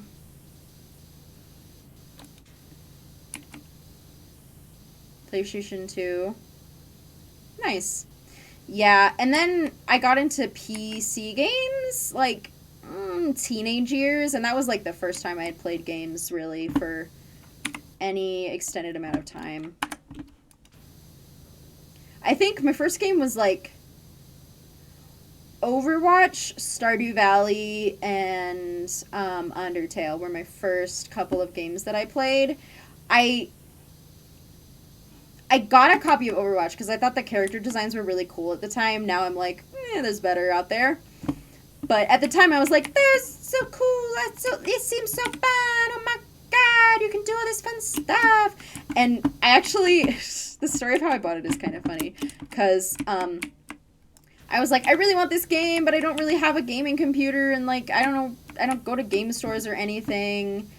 And then I was, like, at a New Year's Eve party, and my friend was like, I got this fucking game for Christmas, and I don't want it. And I was like, bitch, I'll buy it, because I really want it. And so I gave him, like, all of the cash I had in my wallet, and I was like, all right, fuck yeah, I own Overwatch now. And then I took it home to my computer and could not play it whatsoever, because I had a jank computer that was not made for gaming. And I was like, it's okay, it's fine, I'll just play Junkrat. And so I just played nothing but Junkrat for, like, an entire year until my parents, the next Christmas, very kindly got me a gaming computer, because I was like, woo, video games! So I got a gaming laptop, and I was like, hell yeah, now I can actually play the game. Jesus. Suffering.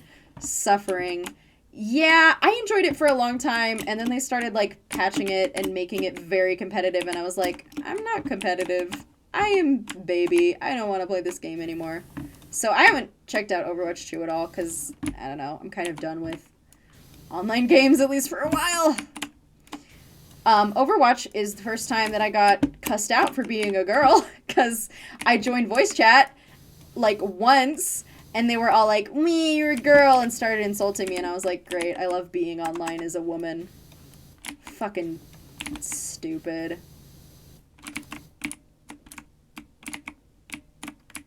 Yep. I know. Like, I think even Stardew Valley, like, crashed a few times on my computer when I was playing it, and that game does not need a very good computer. But I was very much choosing games that I was like, I know this is probably not gonna, like, work too, or, like, I know this game doesn't require a lot, because if I get a game that requires a lot, it's not gonna work, so I'm gonna make sure I am picky and not getting a game that needs too much good computerness, because it ain't gonna work if I do that. I know, online games are fucking nightmares sometimes, and it's like I literally did nothing. I just had a feminine voice, and they were like, I hate you now, and I was like, okay, cool, the internet is a great place.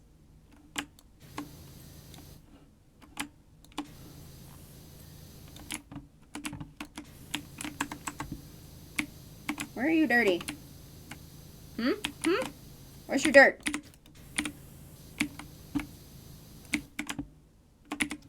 Yeah, so all of that combined sort of turned me off of online games, and like, I don't know.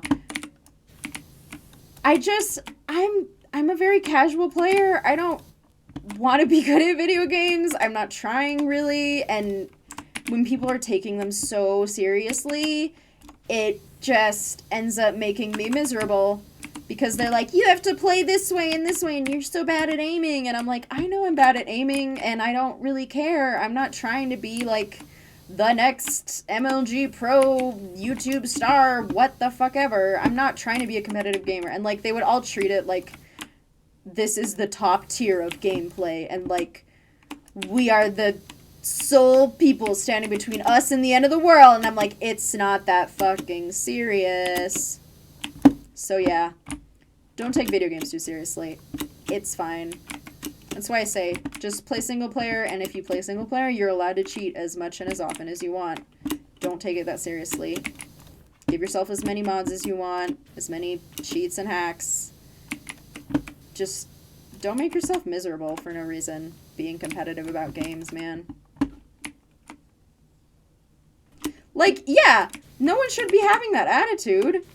It is not okay for them to just be, like, swearing at me and calling me an idiot for having a feminine voice. That is not okay. And I shouldn't have to be putting up with that at all. It's bullshit. Yeah, I think that is one of the things, is that you just, like, you have to find a good group of people. Which was hard for me, because, like, I was just going in as a random. I didn't really have anybody that I knew to play with. And that made it a pretty painful experience when you're like, hi, I'm just some fucking kid and everybody hates me for no reason. I think if you find people to play with, then it can be good to do co-op, but it's very hard as a random to do co-op. That one's done. You were pointing at something. What is it? The bracket. Okay.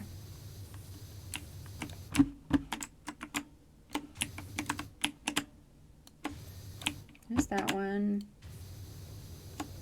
Where's the dirty spots, huh? Huh?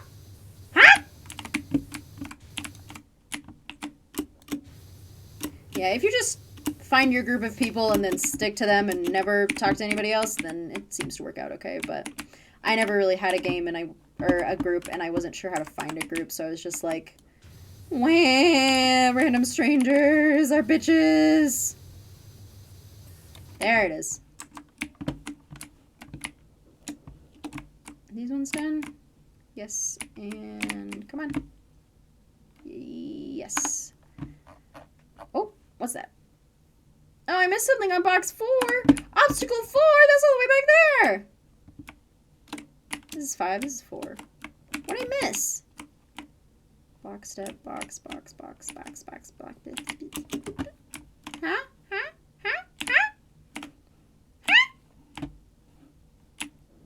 Oh, the middle one. Obstacle 4 cleaned, right? Yeah, you gotta go through a lot before you can find someone who's nice. Net pins. Oh, God.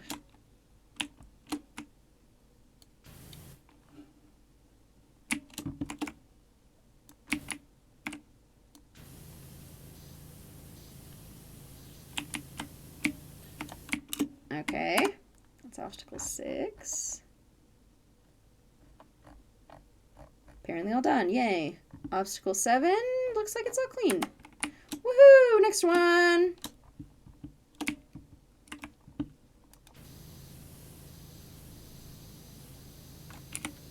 Yeah, I don't know. It's a hard question. It's difficult to do, for sure, for sure. I think I managed to find like one or two friends, but it's definitely hard to do. And like, especially because, it's, it's hard making friends in real life. And then on the internet, you have time zones and stuff to deal with. So it can be very difficult to figure out like, how do we be together at the same time, and like how do you make time for each other, especially when like I'm asleep and I'm at work and I've got my job and I've got this obligation and that obligation, and that stuff is hard enough to navigate in real life, let alone when you've got people working online. But you gotta work on it somehow, I guess.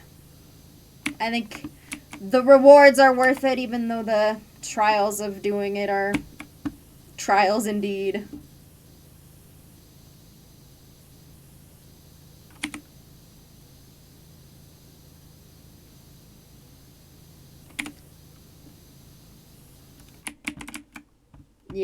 Yep, that's how it goes.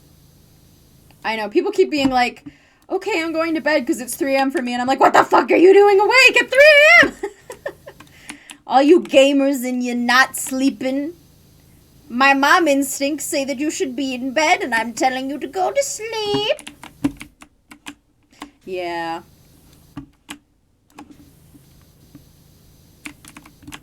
Alas, alas, we're all just trying to see the sun for the most maximum hours of the day. I don't know, it's been interesting trying to like, because my roommates both work night shifts, so I don't see them very often. They're usually asleep when I get home from my job. And trying to feel like, because we were friends before we moved in together, and that's one of the reasons, because we were like, I want to hang out with you, and if we live together, then we can hang out. But like, now we have to navigate around, like, they're usually asleep when I'm awake, and I'm usually asleep when they're awake. So we have to find, like, what hours cross over in the evenings when they wake up and I'm not asleep yet, and when can we talk to each other? But, there are a few hours of crossover in the morning and late at night, and finding ways to spend time together even though we have differing schedules has been something that I want to do, and something that I feel has a reward and is worth the effort.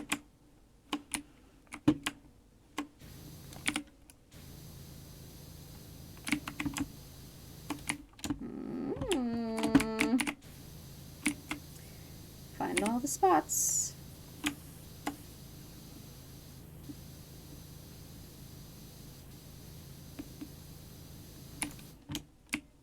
Where's my ladder? Come here. Come here, baby boy. Oi. Let me grab you. Oh, I can put it there. I'm on top now. Wahoo.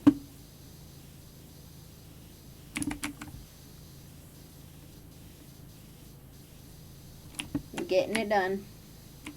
Yeah, I think after this one I'm probably gonna stop streaming for the day. Go see if my roommates are awake yet. Probably eat dinner, go to bed and shit. And then we'll play more Rain World tomorrow. I'm gonna try and finish the Gourmand's food quest so I can unlock babies! Slug pups! So cute. I want to see what the ending looks like too, but yeah, I'm gonna try and do the Gourmand food quest. That's the goal for Rain World streams in the future until I finish that. And then I might try and do other stuff, but that's the immediate goal. Should be interesting. I don't know all of the requirements, but I'll figure it out. Oh. Yeah. It's rough, but,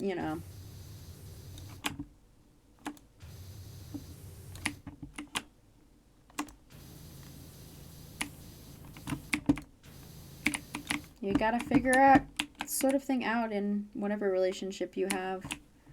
I think another way is like another difficulty about relationships is finding out the ways that you can relate to each other, cuz you know, not everybody likes the same things that you do, and, you know, you might have, like, more, like, hardcore, or, like, you are less willing to interact with, like, horror and stuff than your friends, and you've got to figure out, like, how do we negotiate, like, that sort of boundary of, like, what kind of movies do we want to watch, and, like, what kind of movies do you like that I don't like, and what can we find that's, like, in the middle that we will both like together. It could be interesting to find, like, it's sort of like I watch different things with my parents than I would watch with other people, because, you know, they don't like the same stuff that I like. There's stuff that I like all by myself that I'm like, I probably don't need anybody else to be watching this with me. But it's also entertaining to watch things with other people. I don't know. It's always nice when you find friends who, like, are willing to listen to you just rant about whatever weird shit you're into at the moment, even though they don't experience it themselves. Yeah, finding a movie can be difficult. What to watch, the eternal debate. Go elsewhere for a minute. Oh, there's some spots.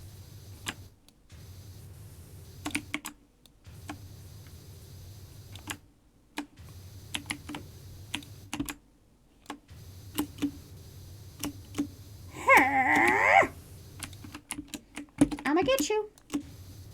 You best believe. God. Oh, this is annoying. I can't fucking see anything. Just get clean already. I'm tired of waiting around. You look plenty clean to me. What you fussing about, biatch?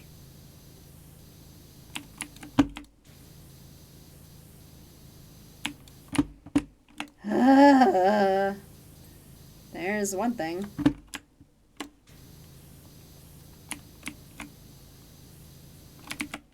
So this counts as... Fucking show it to me. Framework. Framework. Okay, so this is all... Ah! Thank God.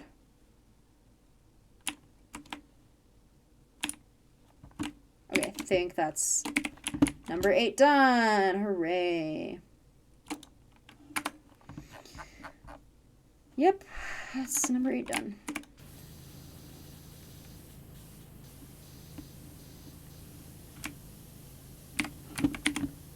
Woo!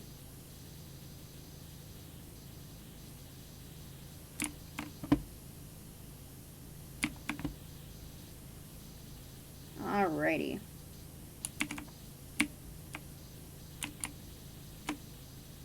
Yeah, that makes quite the noise on the nets. Could you not have taken the net down before you made me clean this? The net's not dirty. You clean your nets, but not the rest of your obstacle course, eh? Will you get clean, please? What is wrong with you? There you go.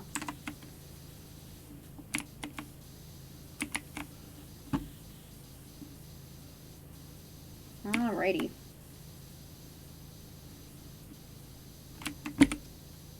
I like horror a lot, and that's something that, like, I've kind of just decided, yep, that's just gonna be my thing.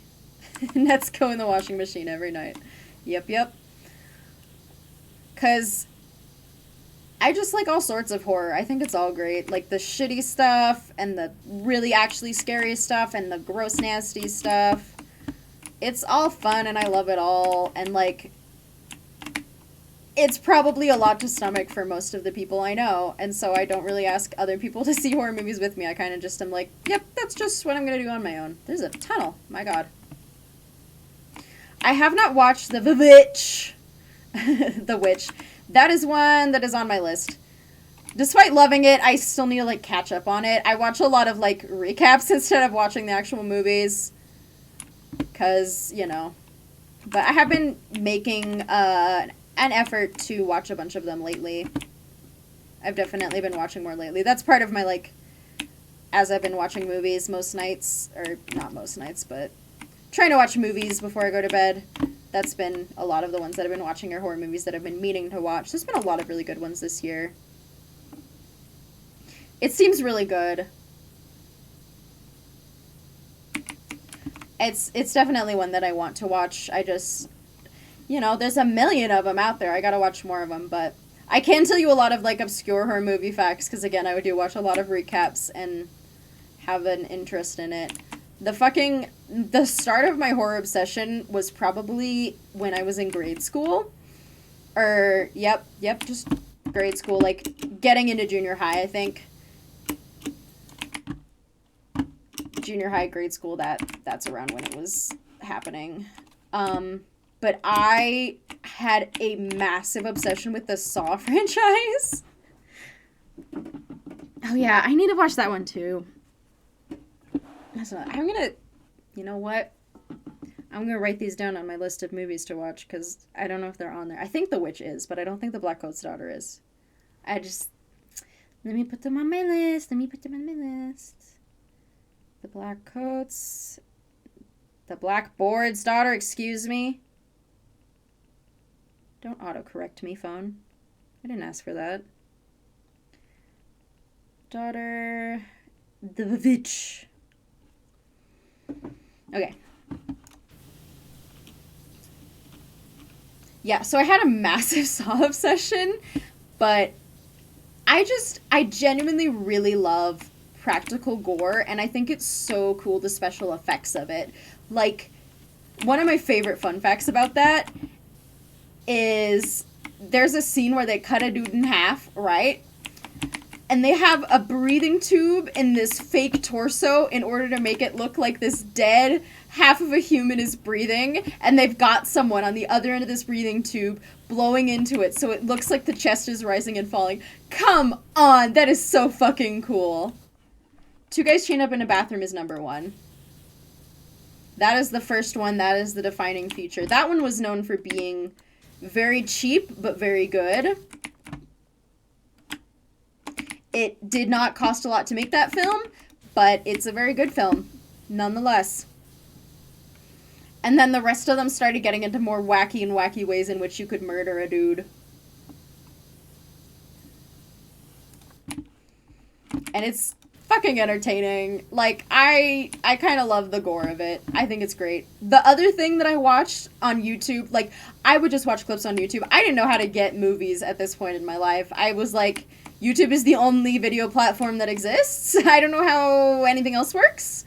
So I would just obsessively watch whatever I could find on YouTube of all of these horror movies, mostly the Saw franchise. But the other thing that I loved watching was claymation remakes of all the Saw traps, which are honestly so good. Some of them are scarier than the Saw traps themselves, honestly. I think claymation is so underutilized in horror, but that's just me. If you want suggestions for claymation horror, I can give them to you. It's really fun to watch, just like someone made a version of it out of clay, and it's so entertaining. And I would watch those obsessively along with the, like, whatever I could find of the movie clips, and especially the behind the scenes. Like, all of the behind the scenes pretty much were on YouTube, and they're just fascinating to see, like, how they make all this stuff. It's really cool.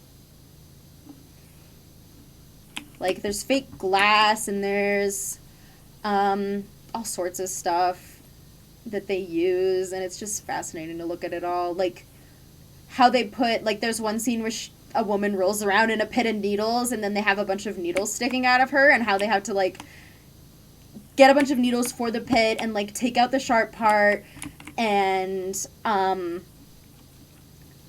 replace it with, like, a plastic tip for close-up shots, or just, like, not have any tip in it at all for some of the farther away shots. And then they had to, like, figure out how to make them move, so they had to put, like, petroleum jelly in between all of them, because otherwise, like, they wouldn't move, like, they would get too stuck together, and, like, all of these steps and parts for, like, the needle pit. It's so fun to think about. One of my favorites that recently the series just ended, so good time to, like, get into it before, like, a new one starts, is the Deformation series. This is another one I have to fucking remember the name of all these bitches, because I'm bad at... I got bad memory, okay? Let me see.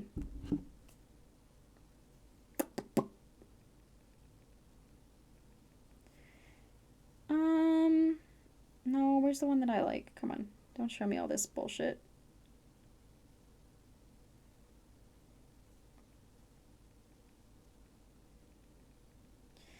Claymation. Yep, it's... Oh boy. I'm just gonna type it in the chat because I don't know if I can pronounce it correctly. Give me a second.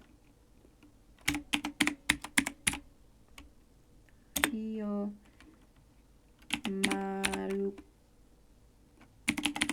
Dark Side. Narigomaru Dark Side. That's a Japanese claymation animation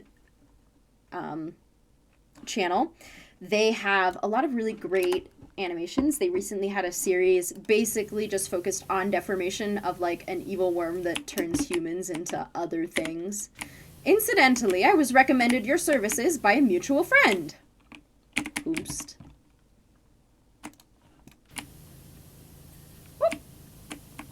They provided invaluable help on my journeys for a number of years, but they've gone their way and I've gone mine. Yeah. It's a hard Japanese name. It's okay. I believe they're helping you now, so do say hi. Who are you talking about? I don't know.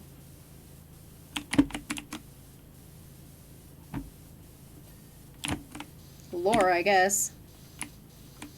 Yeah, they do a lot of really cool claymation. It is horror, there is gore, and freaky shit happening to the human body, so if that freaks you out, don't. But, you know, if you like body horror and some gore, and, like, Japanese yokai are featured in a couple of them, in some of their earlier works mainly. It's really cool. The other one that I fucking love, for, like... It's also comedy, and I love it when horror can do comedy at the same time, is the fucking Chainsaw Maid series. It is so good. It is legendary. It is so fucking funny. They did, like, a promotion for a cafe, a maid cafe, had a Halloween promotion, and they have a fucking omurice gag where they, like, pour blood instead of ketchup on the omurice, and it's so funny! It's so good. Girl, tell me about it. I would love to hear. I love it. If you can figure it out, then I'll definitely give it a look. Or if I've seen it, then I'll look at it. Chainsaw Maid is so fun. It's just... like, the sound effects, the expressions of the characters, the humor of it is really great. Plus, it's, like, great zombie... fucking just like slasher horror. It's fun, and like that guy's whole channel is great, but the Chainsaw Maid series especially is kind of the standout work. Oh yeah, that one. That's another one that I wanted to watch that I haven't gotten to yet. I had that recommended to me by one of the, not personally, by one of the fucking YouTubers I follow who likes horror, wants everybody to watch that one. So that's definitely one that's also on my list. I gotta check it out. Another interesting one, it's more stop motion than claymation, is, I believe it's just called House. It was recently released on Netflix, like, last year sometime. It's basically just 3 separate stories, all with the theme of house, which are all interesting in their own ways, you know? And those are all stop motion. Stop motion is also a great vehicle for horror that isn't often used. Yeah, it's fun. It's interesting. You'll probably come out with a favorite. My favorite is definitely the first, because that one, again, has, like, those body horror elements. It's the one that's the most, like, objectively horrifying. The other ones, like, have more comedy moments, or, like, I think the third one is honestly more grief and, like, tragedy than horror. But, you know, that's, so what? It doesn't have to be strictly horror. It's still good claymation, or animation. Stop motion animation. It's not claymation. I said that wrong.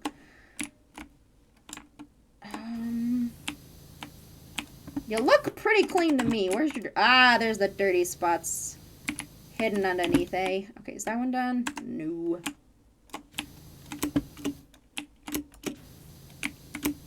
Woo! gotta jump. Jump for joy. Jump for cleaning. Okay, where else are you dirty? Because you look pretty clean to me.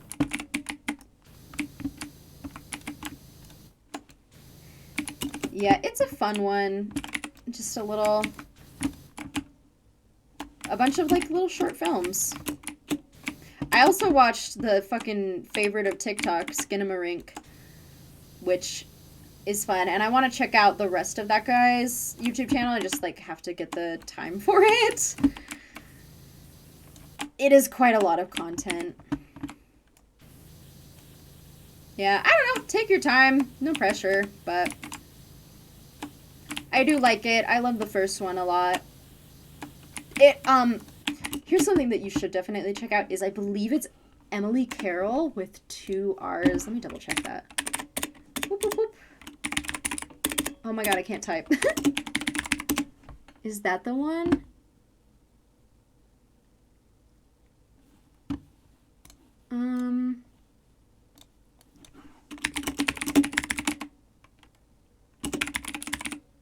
Fuck, can't spell. Oi, oi, oi. Where is it? Through the Woods. What is the name of the author? Emily Carroll. Oh, 2 R's, 2 L's. Her website. There we go. I'm just going to post a link to this in the chat because I can. Because I want to. There you go. So, this is a seminal horror artist whom I love. She does just some of the greatest horror comics. Horror comics are something that can be hard to pull off. But she does it in such a great way that I really appreciate what she manages to do with them. Oh, that one isn't done. Like, she really manages to capture creeping dread in a way that a lot of them.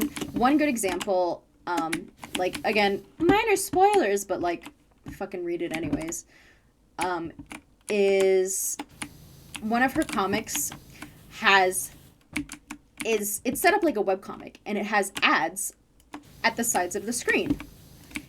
But as you read the story, the ads change. Like, there's a part where she talks about having a dream where she has no hands, the main character in this comic. And if you look at the supposed advertisements, the people in them no longer have hands. And it's like, oh. So they like to break sort of the meta and the fourth wall a little bit in that way. She also has a printed book called, it's not Into the Woods. I just had it up. What was it called? Through the Woods, which I got at the library and read. And that one is another really good one. Is her printed comic. Some of them are on her website. There's a couple, like the ones that are themed around the woods are probably in the Through the Woods book. But there's also a couple that aren't in that book. And I think she has another book. I don't remember the names of all of her work, because bad at memorizing things, but a lot of really good horror comics, or just like comics in general. It's fascinating, the stories that she tells. Like, she's like in my mind among the ranks of like Junji Ito. So fucking cool.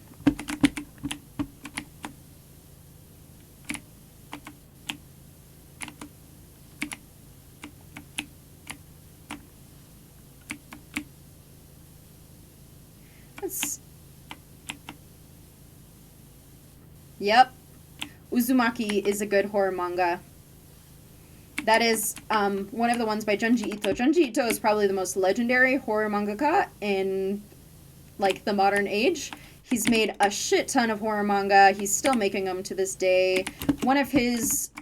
Uzumaki is fairly earlier, and it's about, basically, a town that is obsessed with the idea of a spiral, and things... you know, spiral into madness from there. But it's kind of a bunch of stories that are at first loosely connected and all involve spirals and then become more and more connected as it goes on. He's also got several other comic anthologies and some like long-running comics that have more to do with each other. Like Yo is another one where it's basically what if sharks had legs? Oh god, oh god. That's the kind of how you get people into that comic is what if sharks had legs? Would that be freaky or what? And then like a lot of other stuff happens in Gyo, but that's like the basic thing. And he's also got, I love just all of his like short individual comics are really good. Like they're just one-offs, but they like stick with you. Like fucking Ribs Women. I love that one. It just sticks in your head. One of them that you might have read if you've been on the internet is the Fault of Amigura, the Amigura Fault, which is known as the This Is My Hole comic. It's a very freaky comic that got passed around a lot on early internet. They're not human legs, they're more like robot legs, but you know, not super inaccurate, I guess. His art is really great because he just packs in the detail and takes a lot of time with it, which really, like, he'll often have, like, a lead up and then a page turn onto the most freaky image you've ever seen that's gonna stick in your head for years. Where it's like, you see, like, the character's reaction shot, and then you have to turn the page and you're like, oh god, what are they reacting to? And then you're like, oh my god, what the fuck is that? That's what he does the best. And the Amigura Fault is, that might not be the accurate name, but you can fucking find it if you Google his name. Yep, the This Is My Hole meme is about, there is an earthquake and it opens up a bunch of holes in the mountain, and everybody realizes that the holes are perfectly shaped to their bodies, and they start climbing into the holes, and everyone's like, no, why would you climb into the holes? But also I want to climb into my hole. It has like a weird power over people in that way. And then the, like, end of the story is, okay, so someone climbed into the hole. What happens when they come out the other side? Because they find the other side of the holes, and it does not look like a human person. It just looks like a crack in the wall. And what kind of creature does that produce? Ooh. So that's the freaky part of that story. It's very fun, though. All of his stories, like the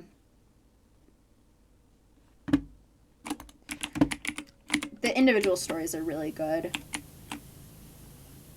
A lot of them will stick with you and be like, what the fuck was going on? Just ideas for, like, you know, and a lot of them are, like, based on pretty homegrown fears, you know? Like, one of them is, like, my neighbor is weird and freaky and across the window from me and has a window across from mine and I don't like it. And, like, it just exploits that fear and, like, brings it to a conclusion. And, you know, all sorts of stuff like that.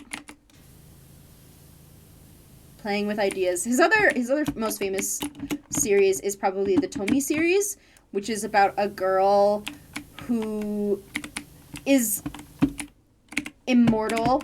She keeps regrowing and coming back to life. But also, she's a weird thing where every time someone falls in love with her, they also want to kill her. So she keeps dying a lot. Those are two I haven't read. So you got me beaten that way. I've read a lot of manga just because, you know, it's there on the internet and I'm bored. I want to read it. It's very entertaining.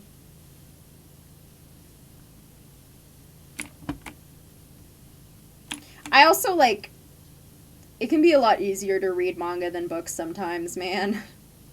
When I'm, like, feeling moody and I want something but I can't, like, handle a full book, then I'll often read manga, which has happened a lot to me lately in the last couple years of my life, so I've gotten through quite a bit.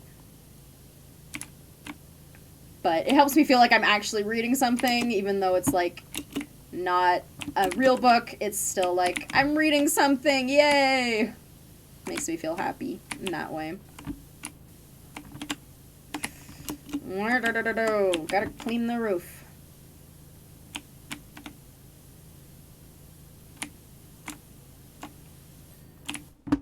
There you go.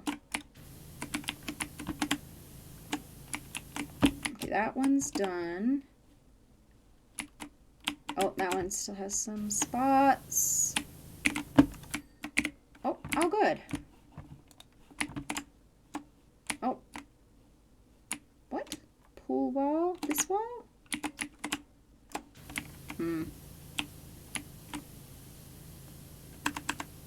Ah, gotta get the underneaths. Gotta remember those underneaths, eh? Gets you every time. Yeah, me too. I'll read a bunch of books all at once, and then I'll not read any for a while. Where's the dirty spots? Huh? Huh? Huh? I'll find ya. I'll sniff you out. Hey, got it. What's that? 10 tunnel trim.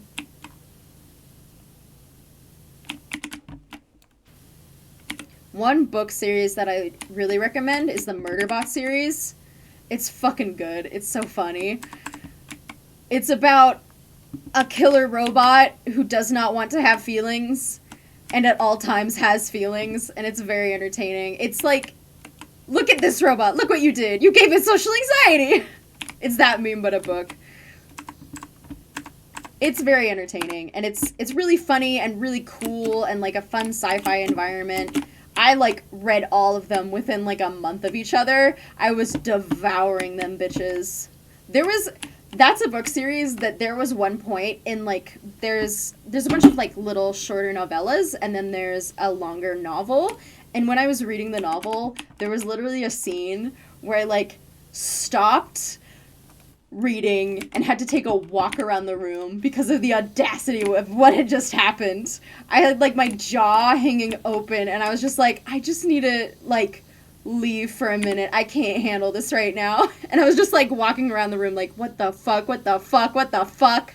Did he just, oh my god, did they really oh my god.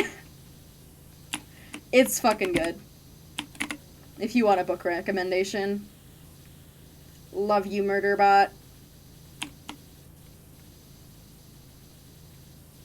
The humiliation of having friends.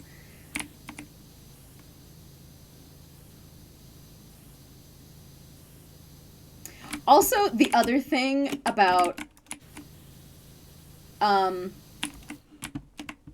reading books is that it can sometimes be very frustrating for me when I read a book that nobody else has read. Like, the way that I sort of wind down from a really good story is by, like, going on fandom sites and looking at fan stuff. As fun as it is, I must admit a twinge of guilt every time I see that quad bike.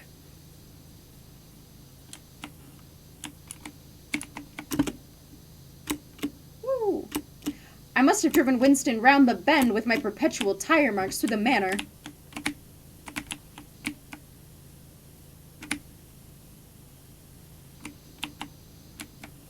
I wrote it everywhere. There's a fucking zipline up there.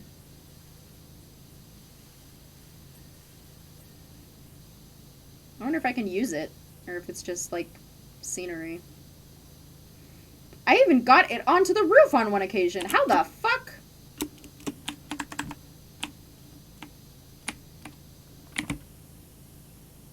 You riding your bike on the roof, girl?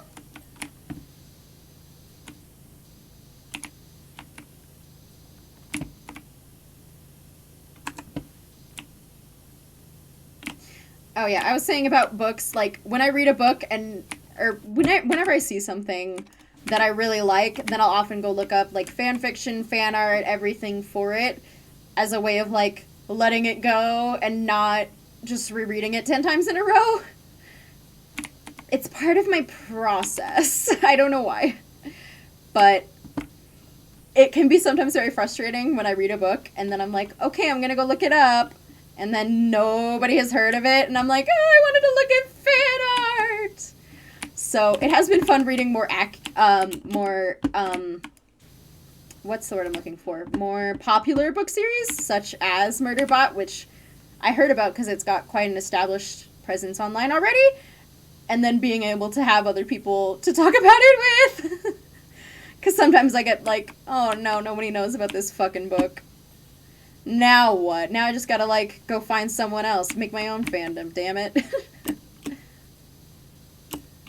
Convince my friends to read it.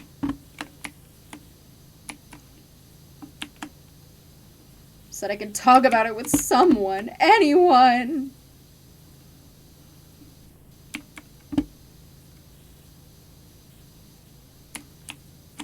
It's fun to do media analysis and stuff, but it is a little lonely to do it all by your lonesome. So sometimes you gotta find media that, you know, people are analyzing. These slats are hard to get. Annoying.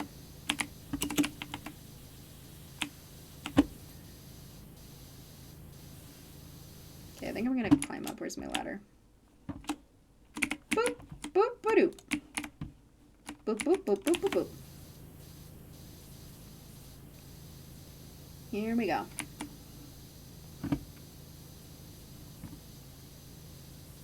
Yeah. I want to talk about it, but nobody else knows what the fuck I'm on about.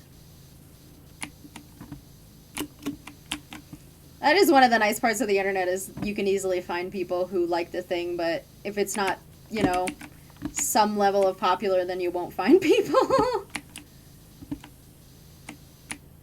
Just gotta continue my one-woman mission to make people read all the books I like, I guess.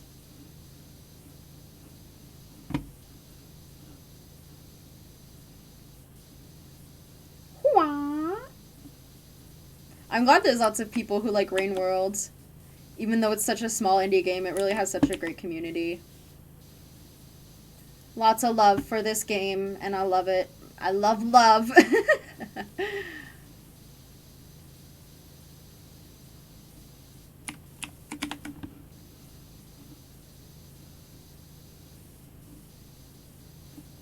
Woohoo.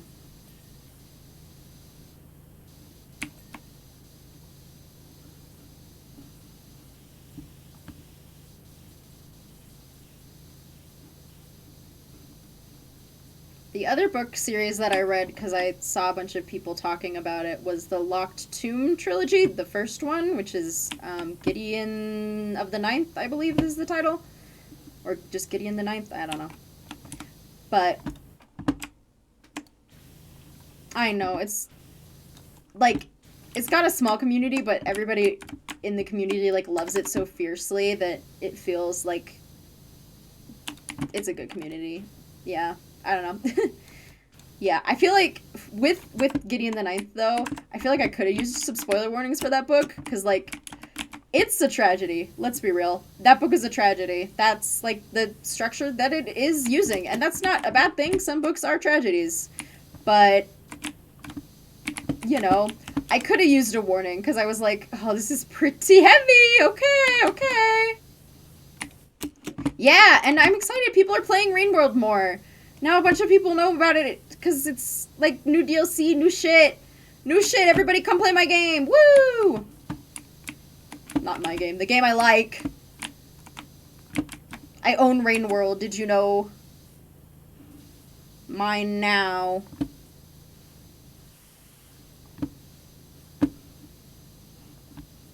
I guess I do technically own it, a copy of it anyway.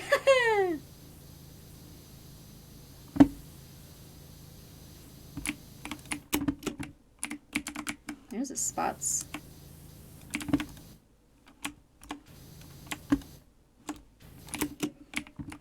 Whoop. Oh god. Zipline, balance time. I haven't heard of that one.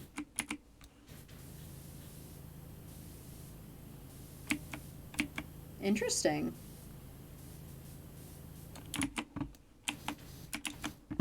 Oh god. This seems dangerous, don't it?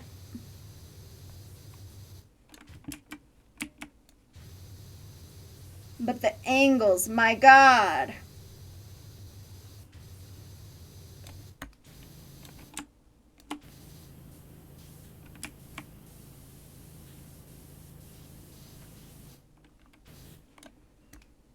Come on. Get him! Get those little dirty spots. Try not to fall to your death in the meanwhile, though. Hey, finish that one.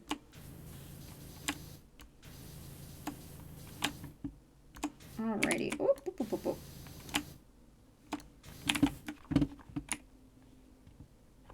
I am being careful by running. We're on the other side of the manor now, in the backyard. Getting close. Getting close. Woo!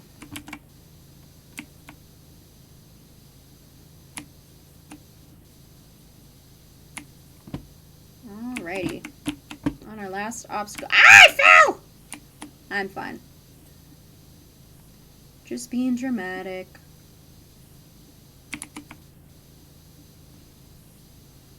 I also want to try reading more horror books. The one problem I ran into when I was like, I want to read a horror book. Let me look some up. It was all Stephen King, my God. Like, Stephen King writes good books. However, I wanted something else. And he had so many that all of the search results were just clogged. And I was like, okay, please, God, anything but him. No hate, but like, something else, please. He's just written so fucking many books that I could not find anything else. My God. Insane amount.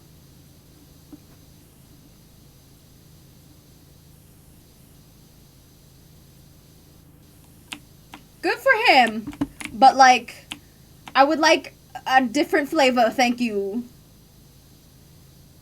Yeah, I read a couple of them, but certainly not the full amount because, my God, there's so many. And I also was just like, I've already read books by him. I want to read, like, someone I've never heard of. Come on.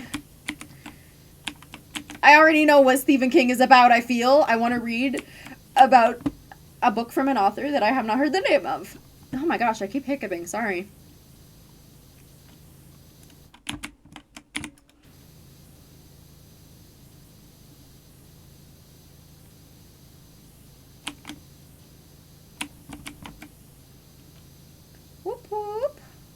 What are we, 94%? Yeah. In the 90s, baby.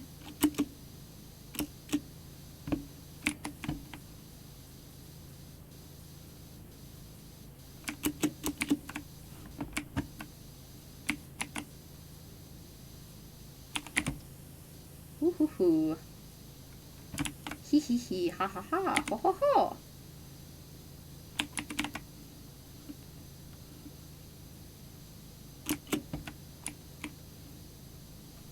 Yeah, it can be very difficult to find accurate comparisons.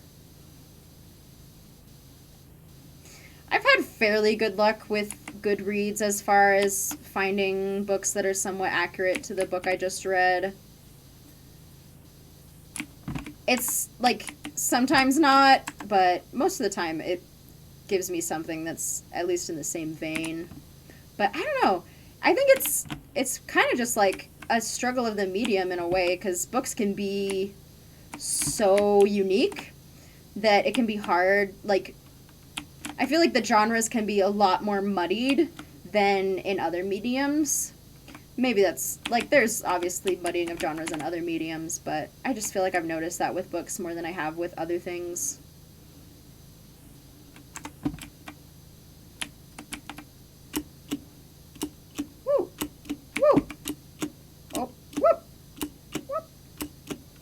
Okay. Gotta get all these cleaned off, eh?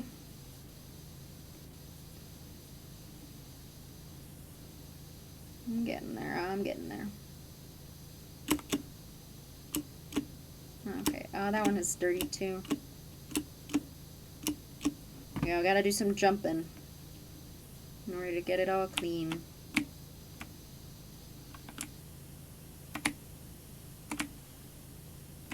And the curbs. Woo.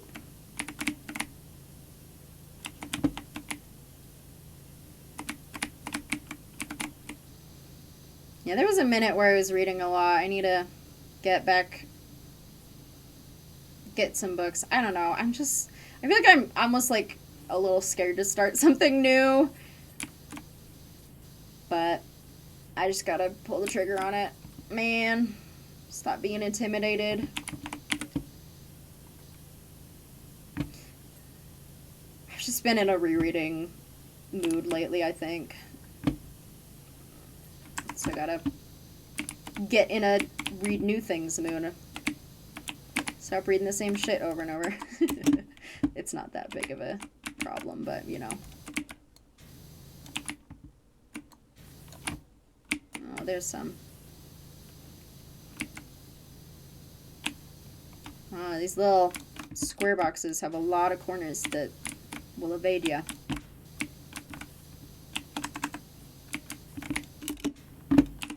Okay. Oh, keep pressing the wrong button.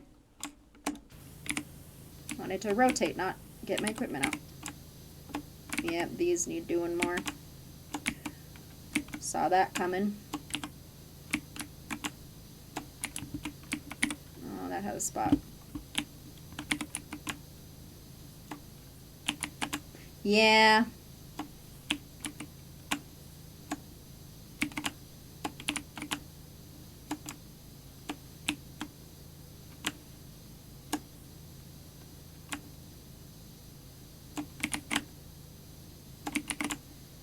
Oh well, I try not to feel, sometimes I get like very existential and worried about it, and I'm like, I haven't read a book in a while and I'm never gonna read a book again. But I have to remind myself, like, no, it's just, you go through phases of wanting to read and not wanting to read, and you don't have to freak out.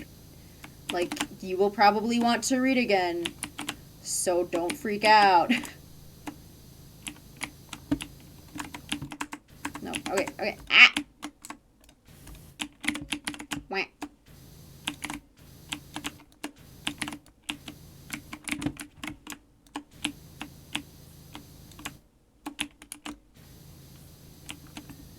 Okay, that's one.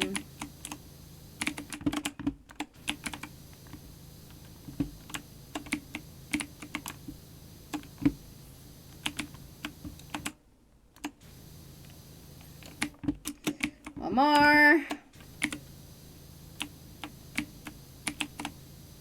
There you go.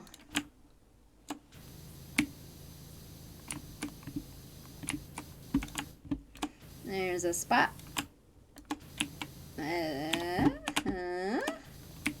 Should clean the quad bike. Oh yeah, Wheel of Time.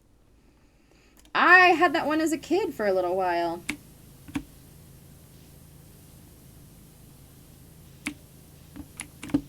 I was into it when I was younger. I don't think I remember hardly anything about it now, though. Maybe I should dip back in sometime, huh? Yeah, a lot of those long ones. I was, for a minute, like, I think, like, my brother and, like, one of his friends were really into Brandon Sanderson's books.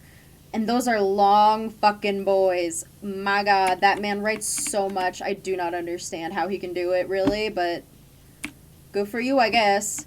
And so I was trying to read those for a while, but they are just fucking long as hell. And, like, every series has, like, multiple books that are each, like, as big as a brick. It's a lot. Yeah, I read the Mistborn series, too. And then I, like, read the books that were out of the, like, what's it called? The, like, Shardbearers series. And then I was like, I can't do it anymore when, like, new ones were coming out. And I was like, nope. And stopped because I was like, I can't handle it. It's too much, too many words. I'm going to read shorter books, thank you.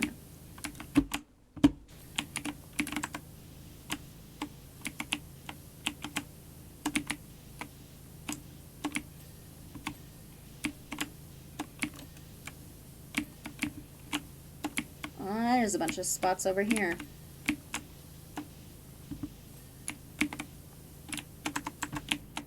Nope. There you go. Inside of the wheels, eh?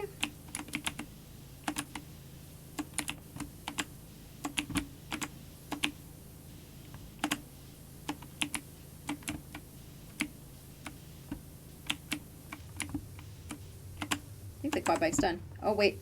What was that? Footing? Fairing? Oh.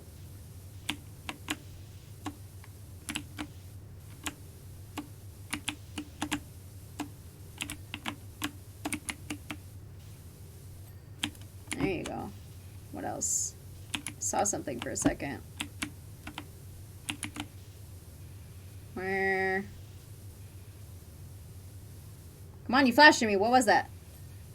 Alright, I guess I got it. Alright.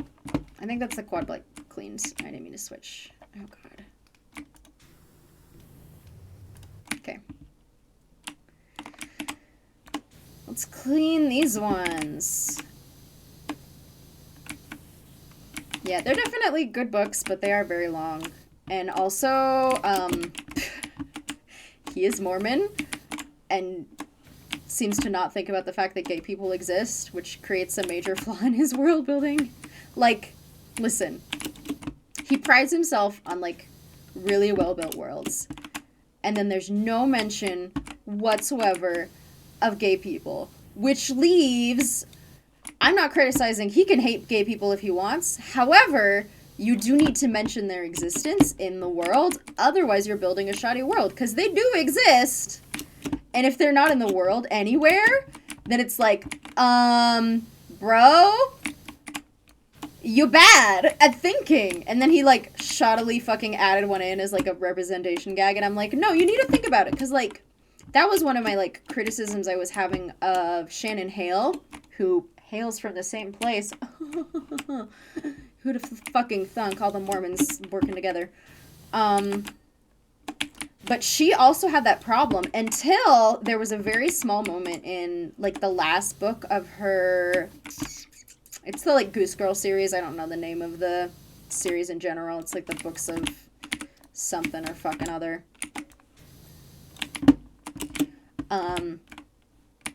But she had a small moment where the villain kissed the main character on the cheek and was like, "You're such a cute little doll." And I was like, oh, so, like, homophobia is, or, like, this is a society that is homophobic and thinks gay people are kind of weird and creepy. Okay, got it. That's world building. And that's okay to have that as world building, because it is, like, a somewhat medieval themed series, and, like, that would make sense.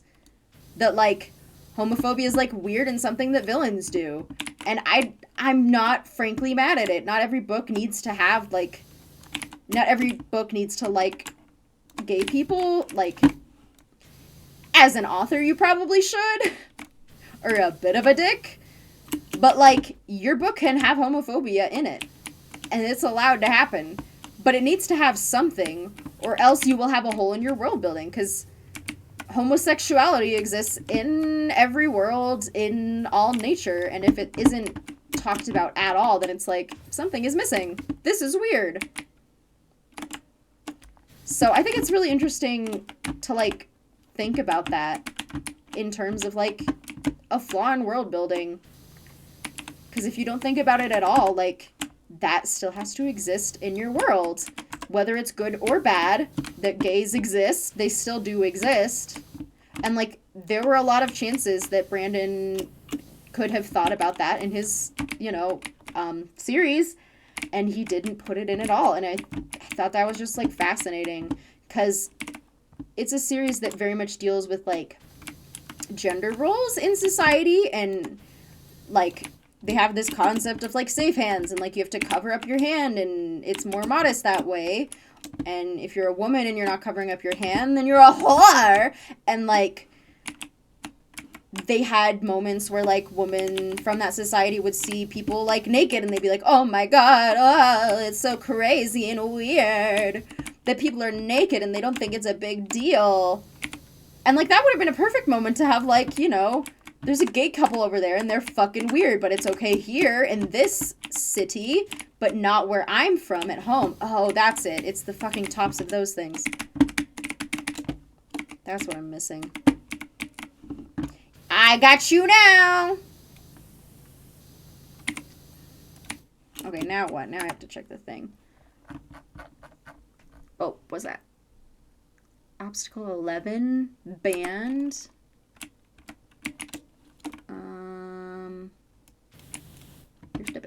there's one. Is it this one? Yeah. So it has to be included somewhere, or you're just, like, not thinking through the world. Half box. This box needs cleaning too. But, like, that doesn't mean it has to be a good thing, you know? Some places are homophobic, and that's allowed in your books. It's just, I don't know. It was very interesting to me to think about that. Like, it didn't occur to him when it seems, like, so obvious to me. But, you know, I guess I'm just cooler than this fucking paid author.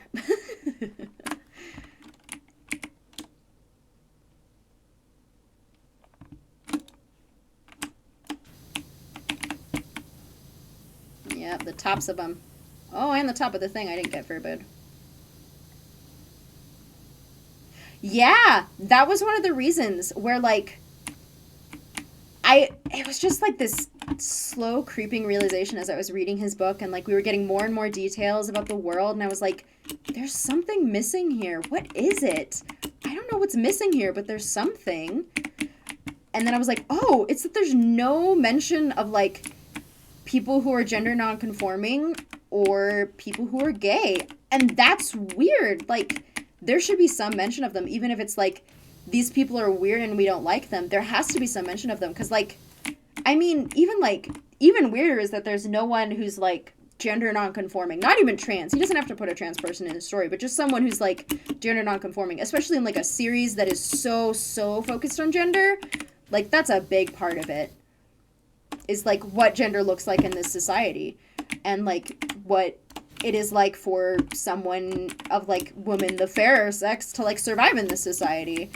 And yet, there's no woman, like, trying to cross-dress. Like, Mulan is a famous cultural story, and, like, there have been stories of women cross-dressing in order to have male professions for a long time. And yet, there was none of that in his story, and I thought that was really interesting. That's, like, almost more interesting than the fucking gay thing, is that it's, like, no women are trying to be doctors, and no women are trying to, like, join the army? What? Zipline mount. I think that's the thing above me. It'll be hard to reach. Okay, come on. Get over there. Stop getting stuck on stuff. Like, it's disappointing, but it's also just fascinating. That's this handle? Oh, this is the mount. Okay.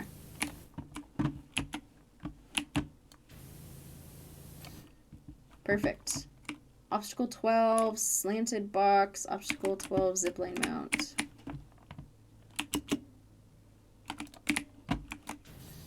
There's that. Is this the one? Yeah. Oh, there's the dirty spots too.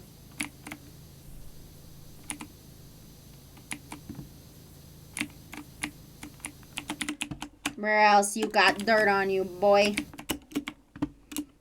I get it.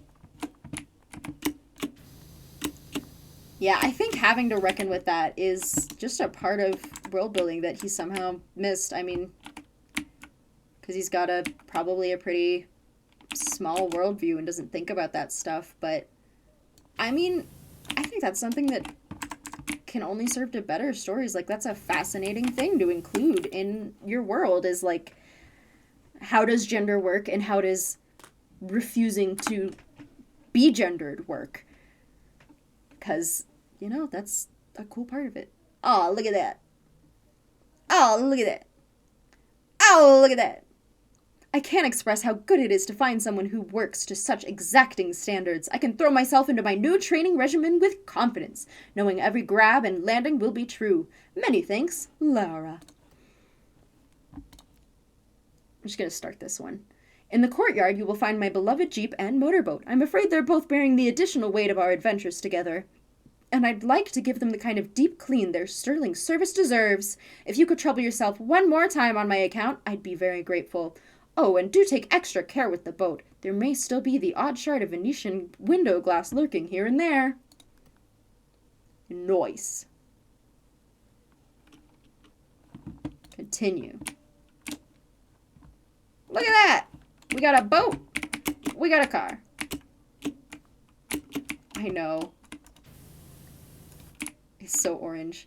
It's very strange, but when you share the kinds of experiences I have with my vehicles, you start to see them almost as friends. The Jeep, for example, got me out of one almighty scape in Karnak. And you wouldn't believe the spaces the boat can squeeze itself into.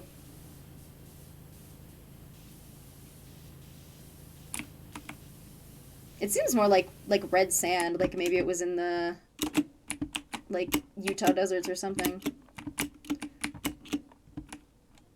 All right, I'm gonna call it quits for the day.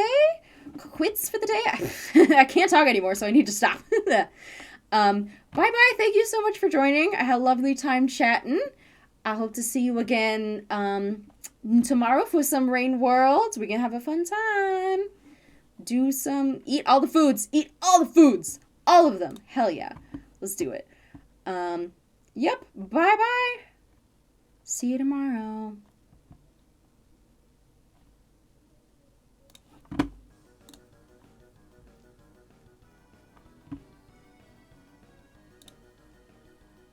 Yeah, I hope you enjoy the books if you end up reading them. Thanks for your recommendations. I'll definitely check those out too.